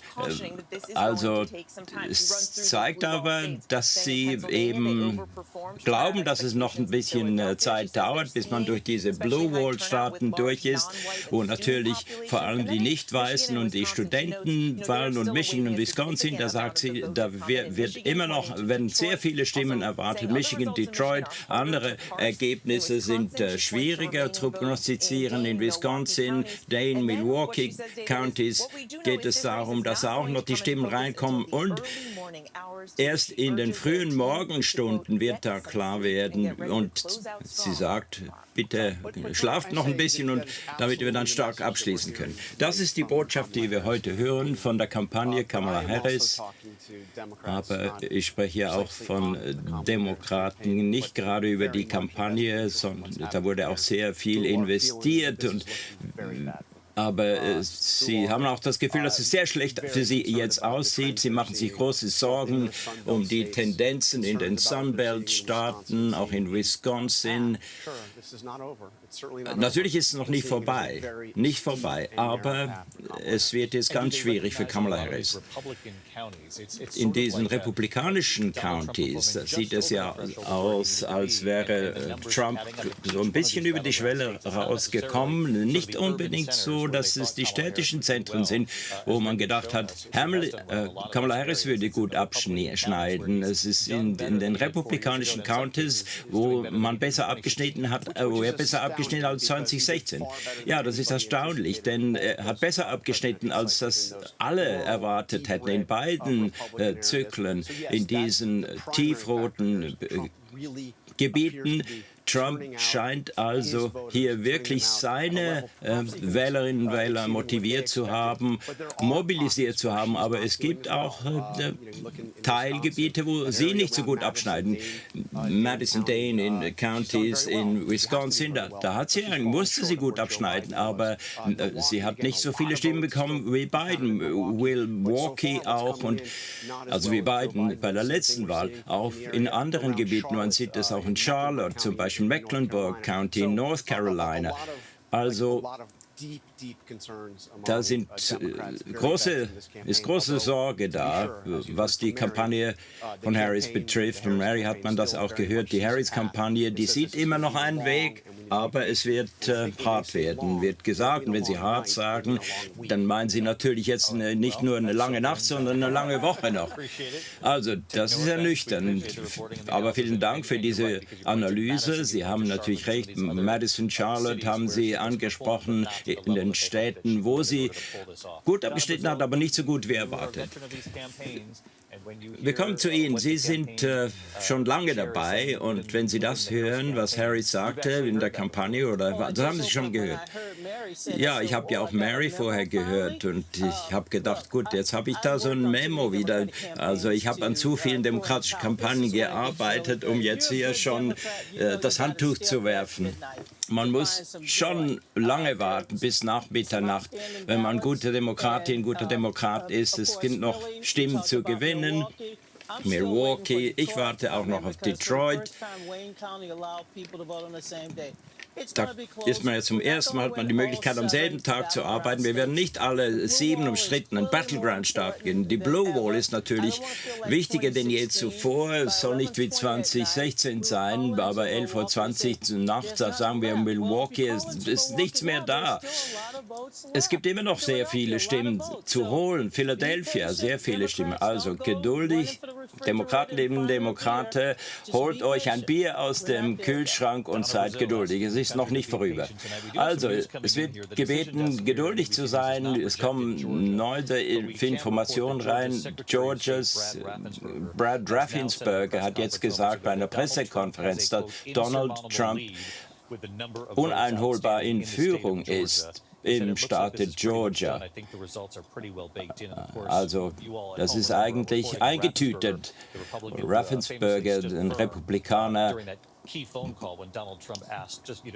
der bei diesem Telefonanruf, als es um die 11.000 Stimmen ging, als Trump gegen Biden verlor, der sagte das. Also ich denke, da kann man davon ausgehen, dass das so sein wird. Und wir haben jetzt eine Prognose.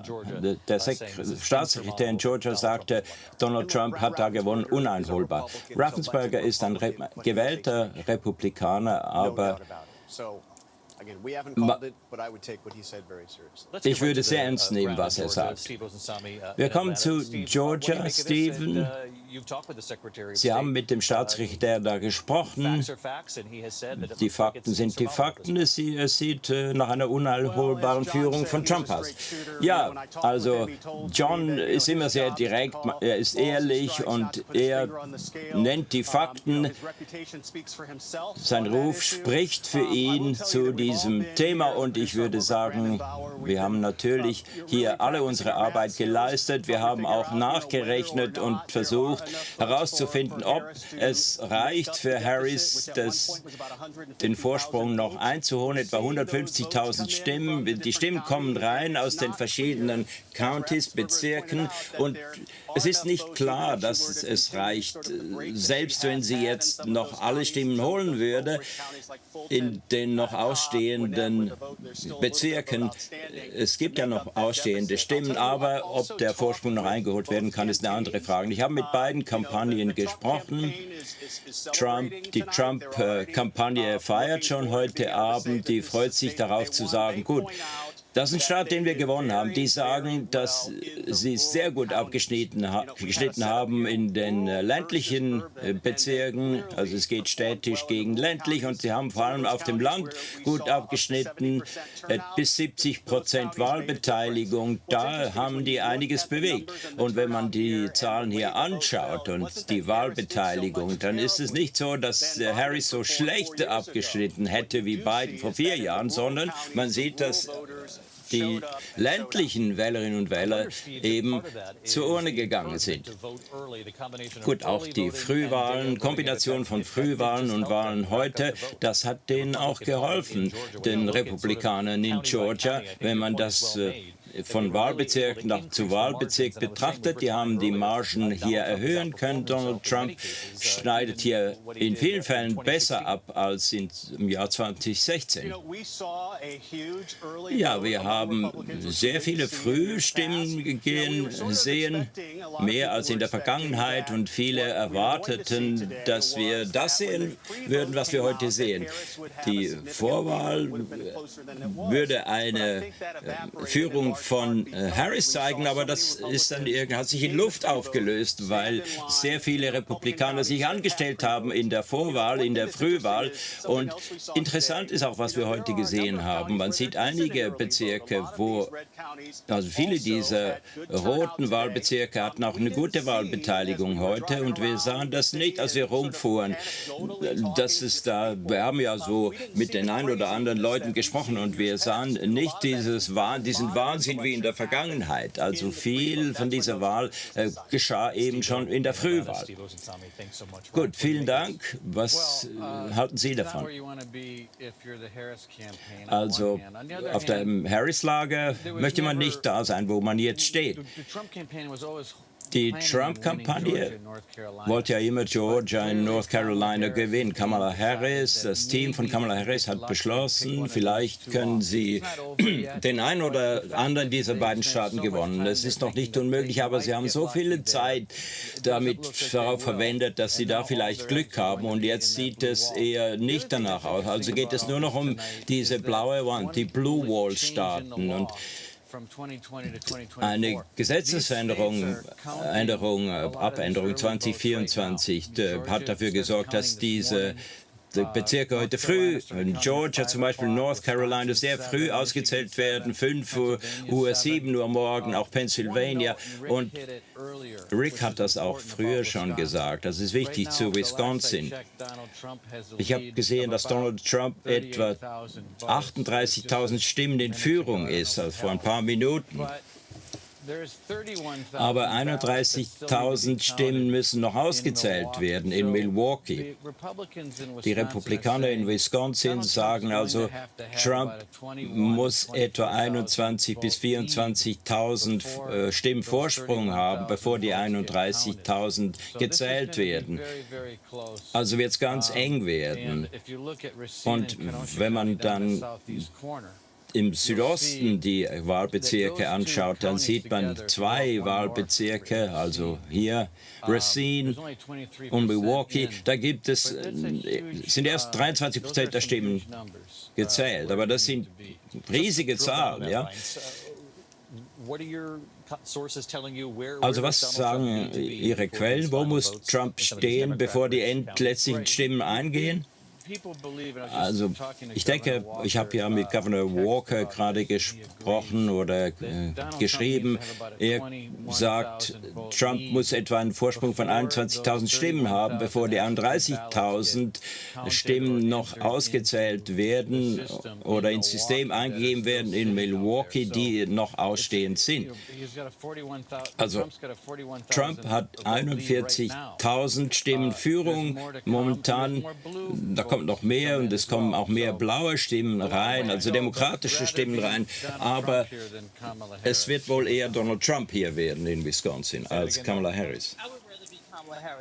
Ich würde sagen eher Kamala Harris. Also Sie kennen den Bundesstaat besser, aber ich weiß, es ist sehr schwierig, alle Stimmen gezählt zu kriegen in Milwaukee. Dane, da gab es sehr viele Frühwahlstimmen, aber heute auch eine große Wahlbeteiligung mit der Registrierung am selben Tag und die jungen Leute, die anstanden, um ihre Stimme abzugeben. Also Milwaukee ist noch offen. Das vielleicht morgen früh wird es dann klar werden. Also, wir können Bier wetten. Naja, vielleicht ist es so. Also, ich zähle Milwaukee ins Harris-Lager. Dane County, da sind schon 94% der Stimmen ausgezählt und sie scheint zurückzuliegen. Aber John, das ist doch alles ganz eng. Das ist auf Messers Schneide. Sie kommt da schon hin, man sieht es noch. Also das ist Milwaukee jetzt, da sind sehr viele Stimmen in Milwaukee, 43.000 ist nicht unbedingt eine sichere Führung. Da gibt es aber auch rote Punkte auf der Landkarte hier im Westen. Wir haben hier überhaupt keine blauen Stimmen. Es gibt immer noch republikanische Stimmen da. Also bei diesen Städten im mittleren Westen werden wir noch sehen, was zum Beispiel in Philadelphia läuft, gemäß unseren Zahlen 120.000 ausstehende Stimmen.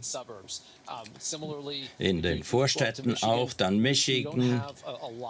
Da haben wir in Detroit nicht viel, noch 750.000 Stimmen ausstehend.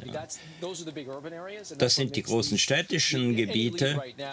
Also jede Führung ist vielleicht eine Illusion momentan. Dann ist es hier sehr schwierig zu sehen, wie das noch aufgeholt werden kann in Wisconsin. Die blauen Punkte, die schrumpfen ja immer weiter mit der Zeit. 93% der Stimmen sind gezählt und nur noch 40.000 ausstehend. Gut 40.000. Es wird also hier auch schwierig zu sehen, dass da noch ein Aufholen möglich ist. Also das Ergebnis von Trump steigt immer weiter nach oben. Er gewinnt hier auch die Volksstimmzahlen um 5 Millionen oder ist da 5 Millionen in Führung. Das ist ein Ergebnis, das nicht viele haben sehen kommen. Und das ist halt auch abhängig davon, von diesen Ergebnissen in ländlichen Gebieten. Gut, vielen Dank. Wir haben einige Prognosen. Vizepräsidentin wird die 8 Elektorenstimmen von Oregon gewinnen. Sie hat auch Washington heute Abend gewonnen. Die 12 Stimmen da, die gehen zu Kamala Harris. Dann in Kalifornien im Senat Adam Schiff, der Kongressabgeordnete in Kalifornien, schlägt Steve Garvey, den Republikaner. Das war ein offener Sitz nach Dianne Feinstein. Und das war, wie gesagt, Kalifornien. Das ist nun das erste Mal in 3 Jahrzehnten, dass Kalifornien von 2 männlichen Senatoren vertreten wird. Das ist sicher eine sehr spannende Nacht hier für die Demokraten in Kalifornien. Wir sind hier bei den Demokraten und es wird erwartet, dass Adam Schiff hier gleich zu den Personen spricht, hier zum Publikum. Das ist ein Rennen, da waren die Demokraten immer sehr zuversichtlich. Man hat die Namen gekannt im ganzen Land, gerade im Bereich der Politik. Er ist einer der Stimmführer gewesen in vielen Thematiken gegen Donald Trump. Und oft ist es auch so, dass Donald Trump seinen Namen negativ verwendet. Aber tatsächlich ist das auch Antrieb für die Kampagne und für ihn selbst. Er hat auch unglaublich viel seines eigenen politischen Kapitals investiert, um andere zu unterstützen, andere Demokraten in anderen umkämpften Gebieten, unter anderem auch in Kalifornien, aber auch in anderen Orten. Und es sind Bereiche, wo es ganz, ganz eng wird, auch um den Sitz im Repräsentantenhaus. Gerade der Vorsitzende der Demokraten hat auch gesagt, Kalifornien ist großzügig in Sachen Zeit, Talent und was sie haben an Schatz und was sie zur Verfügung haben. Ganz oben auf dem Ticket steht hier eine Tochter Kaliforniens sozusagen, Kamala Harris. Die Menschen hier telefonieren rum und versuchen an anderen umstrittenen Orten noch Stimmen zu holen. Nevada und Arizona unter anderem. Vielen Dank nach Kalifornien. Ich gebe jetzt weiter an Rachel Scott. Ganz spannende Zahlen aus Pennsylvania. Ja, wir sehen uns das ganze Jahr State College. Wir haben das County Center. Das ist das Zuhause von Pennsylvania State Universität. Da hat Kamala Harris eigentlich immer gut abgeschnitten. Hier sehen wir, Präsident Biden hat damals diesen Bezirk geholt, Clinton ebenfalls. Kamala Harris hier schneidet schlechter ab im Vergleich zu diesem Vergleichswert. 51% wurde hier errechnet als Vergleichswert. Sie ist erst bei 47,1. Trump, ich meine, das ist ein Bezirk, der die letzten 20 Jahre immer demokratisch war. Und hier sehen wir, dass Donald Trump gerade führt. Spannend. Ich denke, wir werden hier sehr viel sehen, wie das auch sieht. Auch wie wählt die Jugend, wie auch die verschiedenen Geschlechter wählen. Ja, es ist sehr spannend. Donald Trump hat da sehr viel abgehalten in Sachen Kampagnen, Reden und so weiter. Die Rallyes, die er abgehalten hat. Viele College-Studentinnen und Studenten, die da lange gewartet haben, um sich das anzusehen, anzuhören. Eine ziemliche Erfolgsgeschichte für Donald Trump. Wir haben auch ein paar Umfragen geführt unter den Personen nach dem Abstimmen. Donald Trump hier, 8 Prozentpunkte schließt er besser ab im Vergleich bei den jungen Menschen bis 29 Jahre als noch 2020. Aber Kamala Harris führt immer noch. Allerdings schneidet er immer noch besser ab als im letzten Zyklus. Aber wir sehen, dass mehr als die Hälfte immer noch für Kamala Harris abstimmt, die Wahl abgibt, ihre Stimme abgeben. Und sie steht einfach für Wandel. Sie sagte immer wieder, es geht um einen neuen Weg in die Zukunft. Und hier zu Wisconsin, da sehen wir, es ist sehr knapp. Sie führt ganz knapp, aber er schließt immer noch besser ab als noch 2020. Sie hat etwa die Hälfte der jungen Menschen, 18 bis 29 Jahre, da holt sie diese 50%. Aber Donald Trump immer noch besser dran als letztes Mal. Wenn wir jetzt Madison anschauen, spannend. Ich habe mich da gefragt, wie sieht es aus mit der Stimme der Jugendlichen? Wie sieht es aus mit Mann, Frau, diese Geschlechterfrage? Wir sehen auch, dass es da einen Unterschied gibt an wenigen Prozentpunkten. Wo ist dann der Vergleichswert? Wie weit sollte sie da sein? Ja, sie schlägt ihn natürlich gerade in Dane County, aber wie sieht es aus? Immer noch ein bisschen unter dem errechneten Wert. Es sind nicht nur die Prozentzahlen, manchmal ist es einfach auch Wahlbeteiligung. Das ist ein Bezirk, wo Biden etwa 180.000 Stimmen geholt hat. Ich habe auch mit Spezialisten gesprochen von Wisconsin. Da hieß es, das ist das, was notwendig ist. Jahrelang. Und Sie wissen das besser als ich. Demokraten haben dann Madison immer und immer wieder die Stimmen geholt. Es ist eine liberale Stadt. Aber vielleicht sehen wir hier auch eine gewisse Grenze, die erreicht wird. Vielen Dank. Wir bleiben dran. Wir werden uns auch völlig drauf einschießen, wie es in Pennsylvania, Michigan und Wisconsin aussieht. Wir haben bereits einen Sprung in der Platte. Wir sagen immer das Gleiche. Aber eben. Und Reince und Donna glauben, das wird unglaublich knapp. Und Reince ist ja aus Wisconsin. Er weiß es wohl besser als wir alle. Auf jeden Fall, die Zahlen kommen weiter rein. Wir werden immer und immer wieder mit den lokalen News-Teams auch im Austausch sein und immer wieder Sie auf dem Laufenden halten mit dieser Live-Abdeckung dieser Wahl.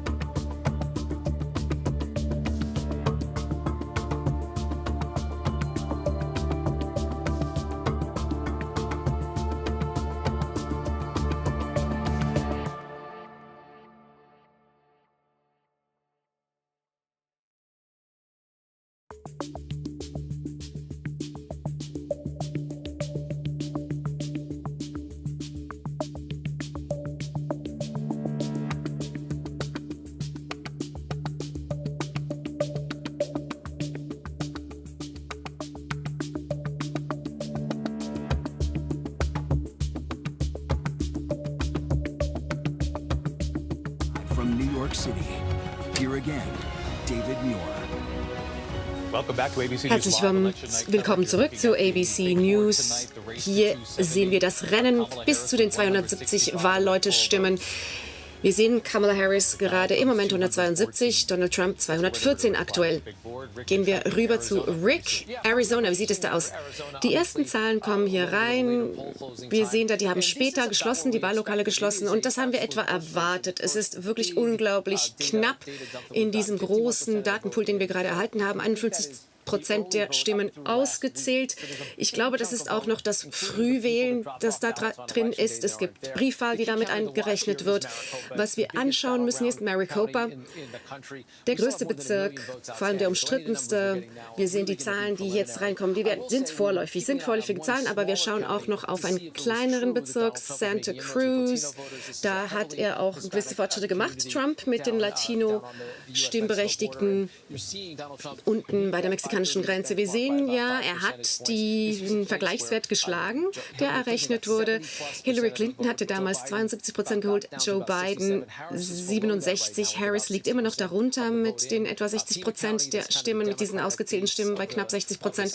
Pima, da sehen wir auch Kamala Harris ein bisschen über dem Vergleichswert. Es ist ganz spannend, wenn wir uns anschauen, wie die Blue Wall jetzt die Hauptstrategie ist für Harris, um noch zu gewinnen. Im Süden sieht es gut aus für Donald Trump. Es gibt auch noch einen Plan B. Wenn Harris Arizona und Nevada holen kann, dann kann man vielleicht auch einen Verlust in Wisconsin und Michigan verkraften. Nicht in Pennsylvania, aber Wisconsin oder Michigan könnte ausgeglichen werden, wenn man Nevada oder Arizona gewinnt, wenn man das schafft heute Nacht.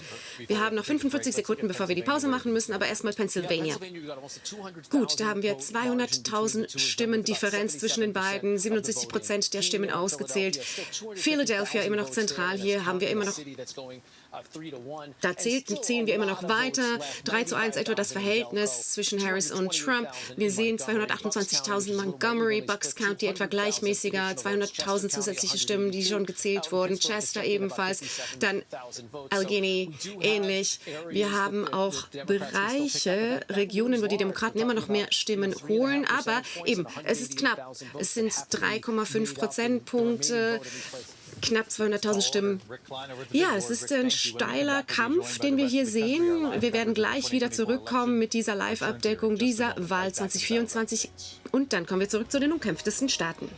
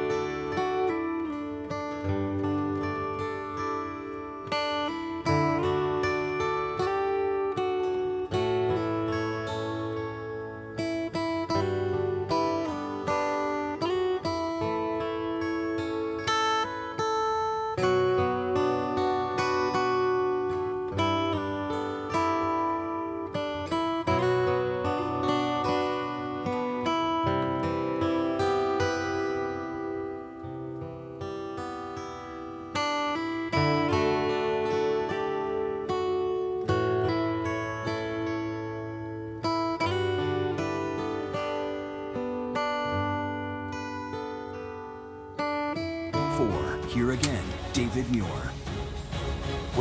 Da sind wir wieder mit der Live-Übertragung der Wahlen 2024. Wir decken das ganze Land ab. Momentan haben wir einen weiteren Staat. Connecticut, Vizepräsidentin Kamala Harris gewinnt die 7 Elektorenstimmen. Minnesota, Senatorin, die aktuelle Senatorin ist wahrscheinlich die Gewinnerin für eine 4. Amtszeit. In Ohio, wir haben da schon davon gesprochen, Bernie Moreno, und einer der Vermögenssenatoren, er hat Sherrod Brown gewonnen. Das war eines der teuersten Rennen in der ganzen Geschichte der Senatwahlen. Der Staat hat jetzt ist jetzt rot geworden und Bernie Moreno wird der nächste Senator aus Ohio. Ja, das ist eine riesige Überraschung, vor allem auch für die Demokraten, also eine negative Überraschung. Und da musste man natürlich die demokratische Koalition wieder aufbauen. Das ist nicht so gut gelungen. Trumbull County, man sieht, da hat er zu schlecht abgeschnitten und hier hat Donald Trump auch wieder gewonnen. Also, Bernie Moreno war die Wahl von Donald Trump. Das heißt, Donald Trump hat 2 der Senatoren herausgegriffen. J.D. Vance, sein Running Mate, ist der andere. Gut, dann haben wir einen neuen Staat, North Carolina. 16 Elektorenstimmen gehen an den ehemaligen Präsidenten Donald Trump. Er hat North Carolina gewonnen. Und wir zeigen, wie das gekommen ist. North Carolina ist jetzt auch im Lager von Donald Trump. Wir schauen jetzt an den Weg bis 270 Stimmen. Ja, das ist der erste Battleground State jetzt und alles läuft so, wie wir es erwartet haben. Aber das jetzt ändert doch die ganze Mathematik erheblich.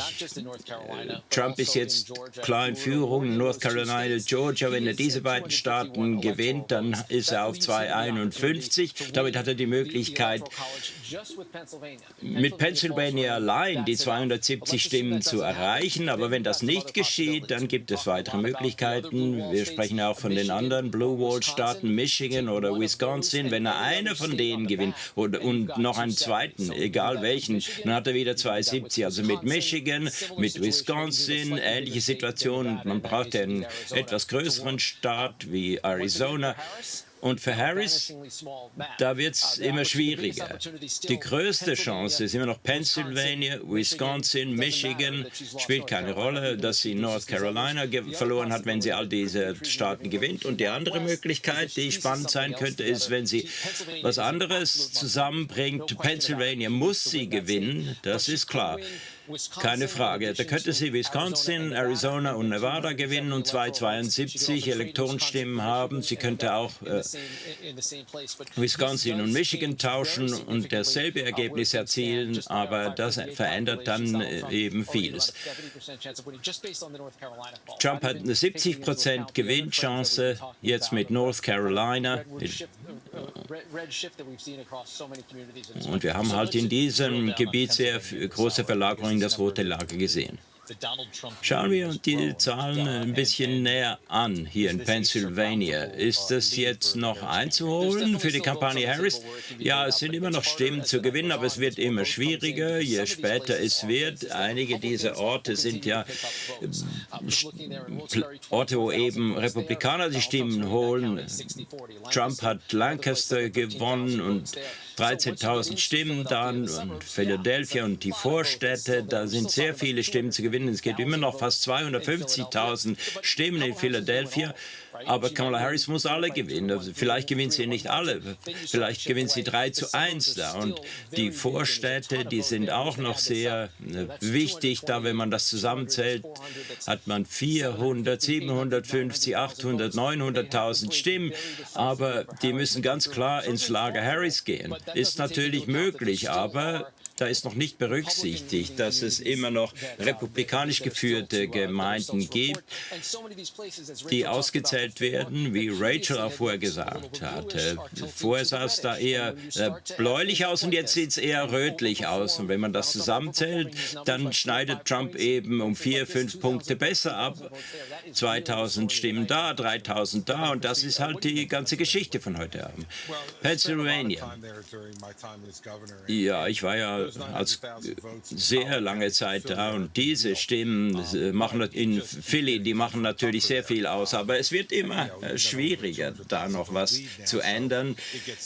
200.000 Stimmen Führung und es ist einfach schwierig, auch wenn es noch nicht vorbei ist. Michigan, da sehe ich Harris in guter Position und wie Ryan vorher gesagt hat über Wisconsin, man muss das einfach berücksichtigen. Also es ist schon, spricht schon eher für Trump als Harris, so wie es momentan sich zeigt. Und Moreno wurde auch erwähnt vorhin. Das ist eben sehr wichtig, wenn Montana auch da gewonnen wird. Und davon muss man ausgehen. Da hat er dann 52, nicht 51 Stimmen im Senat und Susan Collins und Lisa Murkowski, wenn sie dann vielleicht nicht zu haben sind für die Entscheidungen, die ein neuer Präsident Trump im Kabinett macht, dann wäre das ein Problem. Aber wenn er 50 kriegt und J.D. Vance gewinnt, dann wird das wieder anders aussehen bei der Benennung des Kabinetts. Der Sieg von Moreno in Ohio ist äußerst wichtig, was die Gouverneure betrifft, für Donald Trump, wenn man davon ausgeht, dass es in Montana so ausgeht, wie wir erwartet haben. Ja, John Tester hat ja versucht, seinen Sitz zu halten in einem tiefroten Staat, ein Farmer der dritten Generation. Ja, es wird schwer sein. Einer der Hauptgründe ist, dass da Leute auch von außerhalb Montana nach Montana gezogen sind. Und da ist eine ganz neue Bevölkerung in vielen Orten in Montana. Tester zum Beispiel. Und es ist auch ein wildes Rennen. Ein ehemaliger Navy-Angehöriger, Tim Shee, der sehr umstritten ist, weil er gelogen haben soll über eine Schießerei. Und er hat gelogen über eine Wunde, die er sich in Afghanistan zugezogen haben soll, aber diese Schussverletzung, die stammte aber nicht aus diesen Kämpfen offenbar. Gut, dann der Rest der Geschichte zu Ohio. Jared Brown ist natürlich ein großer Sieg für die Republikaner hier. Dieses Mal ist es gelungen. Ja, ich komme zurück auf die Karte. Das ist wichtig. Wir haben von West Virginia, einem Staat, den Donald Trump gewonnen hat, gesprochen. Ohio auch. Und Montana. Wie Martha gerade erwähnte, da hatten die Demokraten eine ganz dünne einen Vorsprung im Senat. Die Demokraten 51, Republikaner 49 und heute 23 Sitze, die sie verteidigen. Also deswegen ist die ganze Aufmerksamkeit auf Montana. Aber es sieht für den Senator John Tester da nicht gut aus. Michigan, offener Sitz im Senat, weil der Senator sich zurückzieht. Rogers, ehemaliger Kongressabgeordneter, ist in Führung. Ja, sie vertreten denselben Distrikt hier in Lansing. Mal sehen, wie sich das vergleicht hier mit eben der geteilten Stimmabgabe für Präsident und Senator. Trump ist bei 42,8 und Rogers bei 41. Da müssen wir genau drauf schauen. Insgesamt führt er aber im Staat. Ja, er führt um 32.000 Stimmen, 38% der Stimmen sind gezählt. Bob Casey in Pennsylvania. Da haben wir Bob Casey, das ist Grandson, ein populärer Name hier im Staat. Sein Vater war ein Gouverneur. Hier gegen McCormick. McCormick 119.000 Stimmen mehr gegenüber Casey. Wie vergleicht sich das? Hier sieht man das. Gehen wir darauf zurück, bitte. Normal. Wie Harris abschneidet. Casey hat 53, Harris 50,9. Dann im ganzen Staat sieht man hier die Zahlen. McCormick 49, Trump 51. Also Dave McCormick wird hier zu einem potenziellen Sieg hochgehoben. Tammy Baldwin in Wisconsin, wie sieht das da aus? Tammy Baldwin in Wisconsin scheint ihren Sitz hier halten zu können. Sie ist 40 Jahre in diesem Amt. Dann gehen wir zum Senat. Wie sieht das Abschneiden gegen Hovde aus? Hier ist 30.000 Stimmen voraus bei 70% der Stimmen, die ausgezählt sind. Und hier Hovde 49% gegenüber Trump 50,7, Baldwin 48 und Vizepräsident Harris 47,7. Also da ist noch nichts entschieden, aber es ist eine große Nacht für die Republikaner in all diesen Staaten. Tammy Baldwin kämpft hier ums Überleben, Casey auch im Senat und der offene Sitz in Michigan. Mike Rogers ist in Führung. John Carroll potenziell eben eine große Nacht für Donald Trump und die ganzen Senatorenkandidaten der Republikaner sein. Also es ist noch nicht vorbei, aber die Trends sind ganz klar. Was man sieht, ist eben potenziell, dass Donald Trump vor dem größten Comeback in der politischen Geschichte Amerikas steht. So etwas haben wir noch nie gesehen. Wir haben gesehen, dass Präsidenten verloren haben und wieder kommen sind, Cleveland zum Beispiel. Aber das hier, gut. Also das hier, ein Präsident, der das Weiße Haus so verlassen hat wie er, jetzt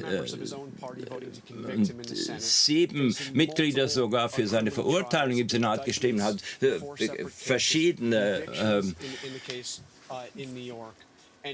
Gerichtsfälle gegen sich hat und trotzdem zurückkommt, nominiert wird für die Republikaner und jetzt vor dem größten Comeback ins White House steht. Das haben wir noch nie gesehen in der Geschichte Amerikas. Selbst was Donald Trump betrifft, haben wir noch nie sowas gesehen. Und die Republikaner in diesen, also vom Repräsentantenhaus sprechen wir noch nicht, aber vielleicht werden die Republikaner nicht nur den Senat wieder gewinnen, sondern sogar komfortabel gewinnen. Also Trump hat ja immer gefragt, geht es Ihnen besser als vor 4 Jahren? Vielleicht hat das alles damit zu tun. Wir sehen das in unseren Umfragen, in den Nachwahlumfragen. Die meistgehörte Antwort ist, die Amerikanerinnen und Amerikaner, ist nein. Sie glauben, es gibt hier, das Wohnen ist zu teuer, brutal teuer geworden. Inflation, die Inflationsrate geht runter, aber es ist immer noch alles sehr viel teurer. Eier sind sehr viel teurer. Die Benzinpreise sind 50% höher, als wenn Biden ins Weiße Haus kam. Und selbst vor den Endergebnissen sehen wir die Tendenzen eben. Man ist unglücklich mit der Verwaltung der Demokraten im Weißen Haus und sie lehnen sie ab. Also, ich komme noch mal darauf zurück. Die Botschaft, die Kamala Harris rüberbringen wollte, ist, es wird alles besser. Die Inflation geht zurück, aber die Menschen, die eben gelitten haben, die kriegen ihr Geld nie zurück. Und die Wählerinnen und Wähler, mit denen ich gesprochen habe, die sagen, das war absolut das Thema Nummer 1.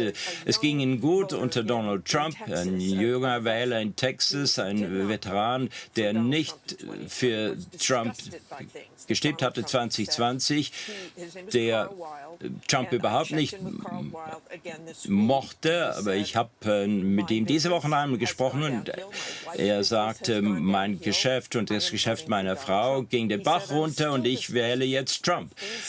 Er nervt mich immer noch, aber es geht hier um meine Familie, es geht um unser Leiden in den letzten 3, 4 Jahren. Egal, wie man das erklärt, wie das gekommen ist, so fühlen sich halt die Leute. Ich habe das heute schon mal gesagt. Es ist deren Wahrheit. Die blenden vieles aus, was Donald Trump sagt und normalisieren vieles, was er sagt hat. Aber es geht eben um ihre eigenen Interessen. Und wenn man mehr bezahlt, wenn man in den Supermarkt geht, dann ist das etwas, was man spürt. Genau, genau. Und das ist da ein sehr unmittelbares Anliegen. Das ist auch das, was man immer wieder hört in den verschiedenen Bundesstaaten. Jetzt erstmal noch zu Gail, aber ich habe noch eine Frage zu den Zahlen. Vielleicht können wir die Leute hier finden im Büro. Seid ihr noch wach, Leute? Ich weiß, hier wird gerechnet und gerechnet und gerechnet. Ja, wir sind noch dran. Gail Elliott, sagt uns doch, wie sieht es aus in Pennsylvania? Donald Trumps Vorsprung steigt. Kann Kamala Harris da noch aufholen, mathematisch gesehen überhaupt? Ich will nur ganz kurz die Mathematik darlegen, das Rechnen, was wir hier anstellen. Hier zeigen wir die Wahrscheinlichkeit, dass Harris oder Trump die Präsidentschaft holen.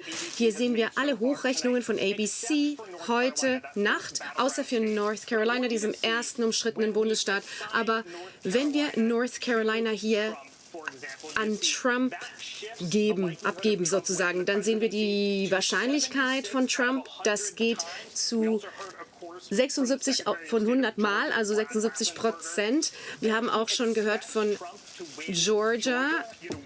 Kollege Ratzelsberger hat gesagt, er erwartet eigentlich, dass Georgia auch von Trump geholt wird. Hier ein paar verschiedene Szenarien, die wir durchspielen können. Wir sehen ja, hier sieht es auch für Trump ziemlich gut aus. Wenn Pennsylvania in dem Falle jetzt an Kamala Harris gehen sollte, dann sehen die Dinge ein bisschen anders aus. Dann sind wir bei 55% sozusagen Siegeschance für Harris. Aber wenn Trump irgendeinen dieser anderen umkämpftesten Staaten holt, dann kann er Kamala Harris im Weg stehen.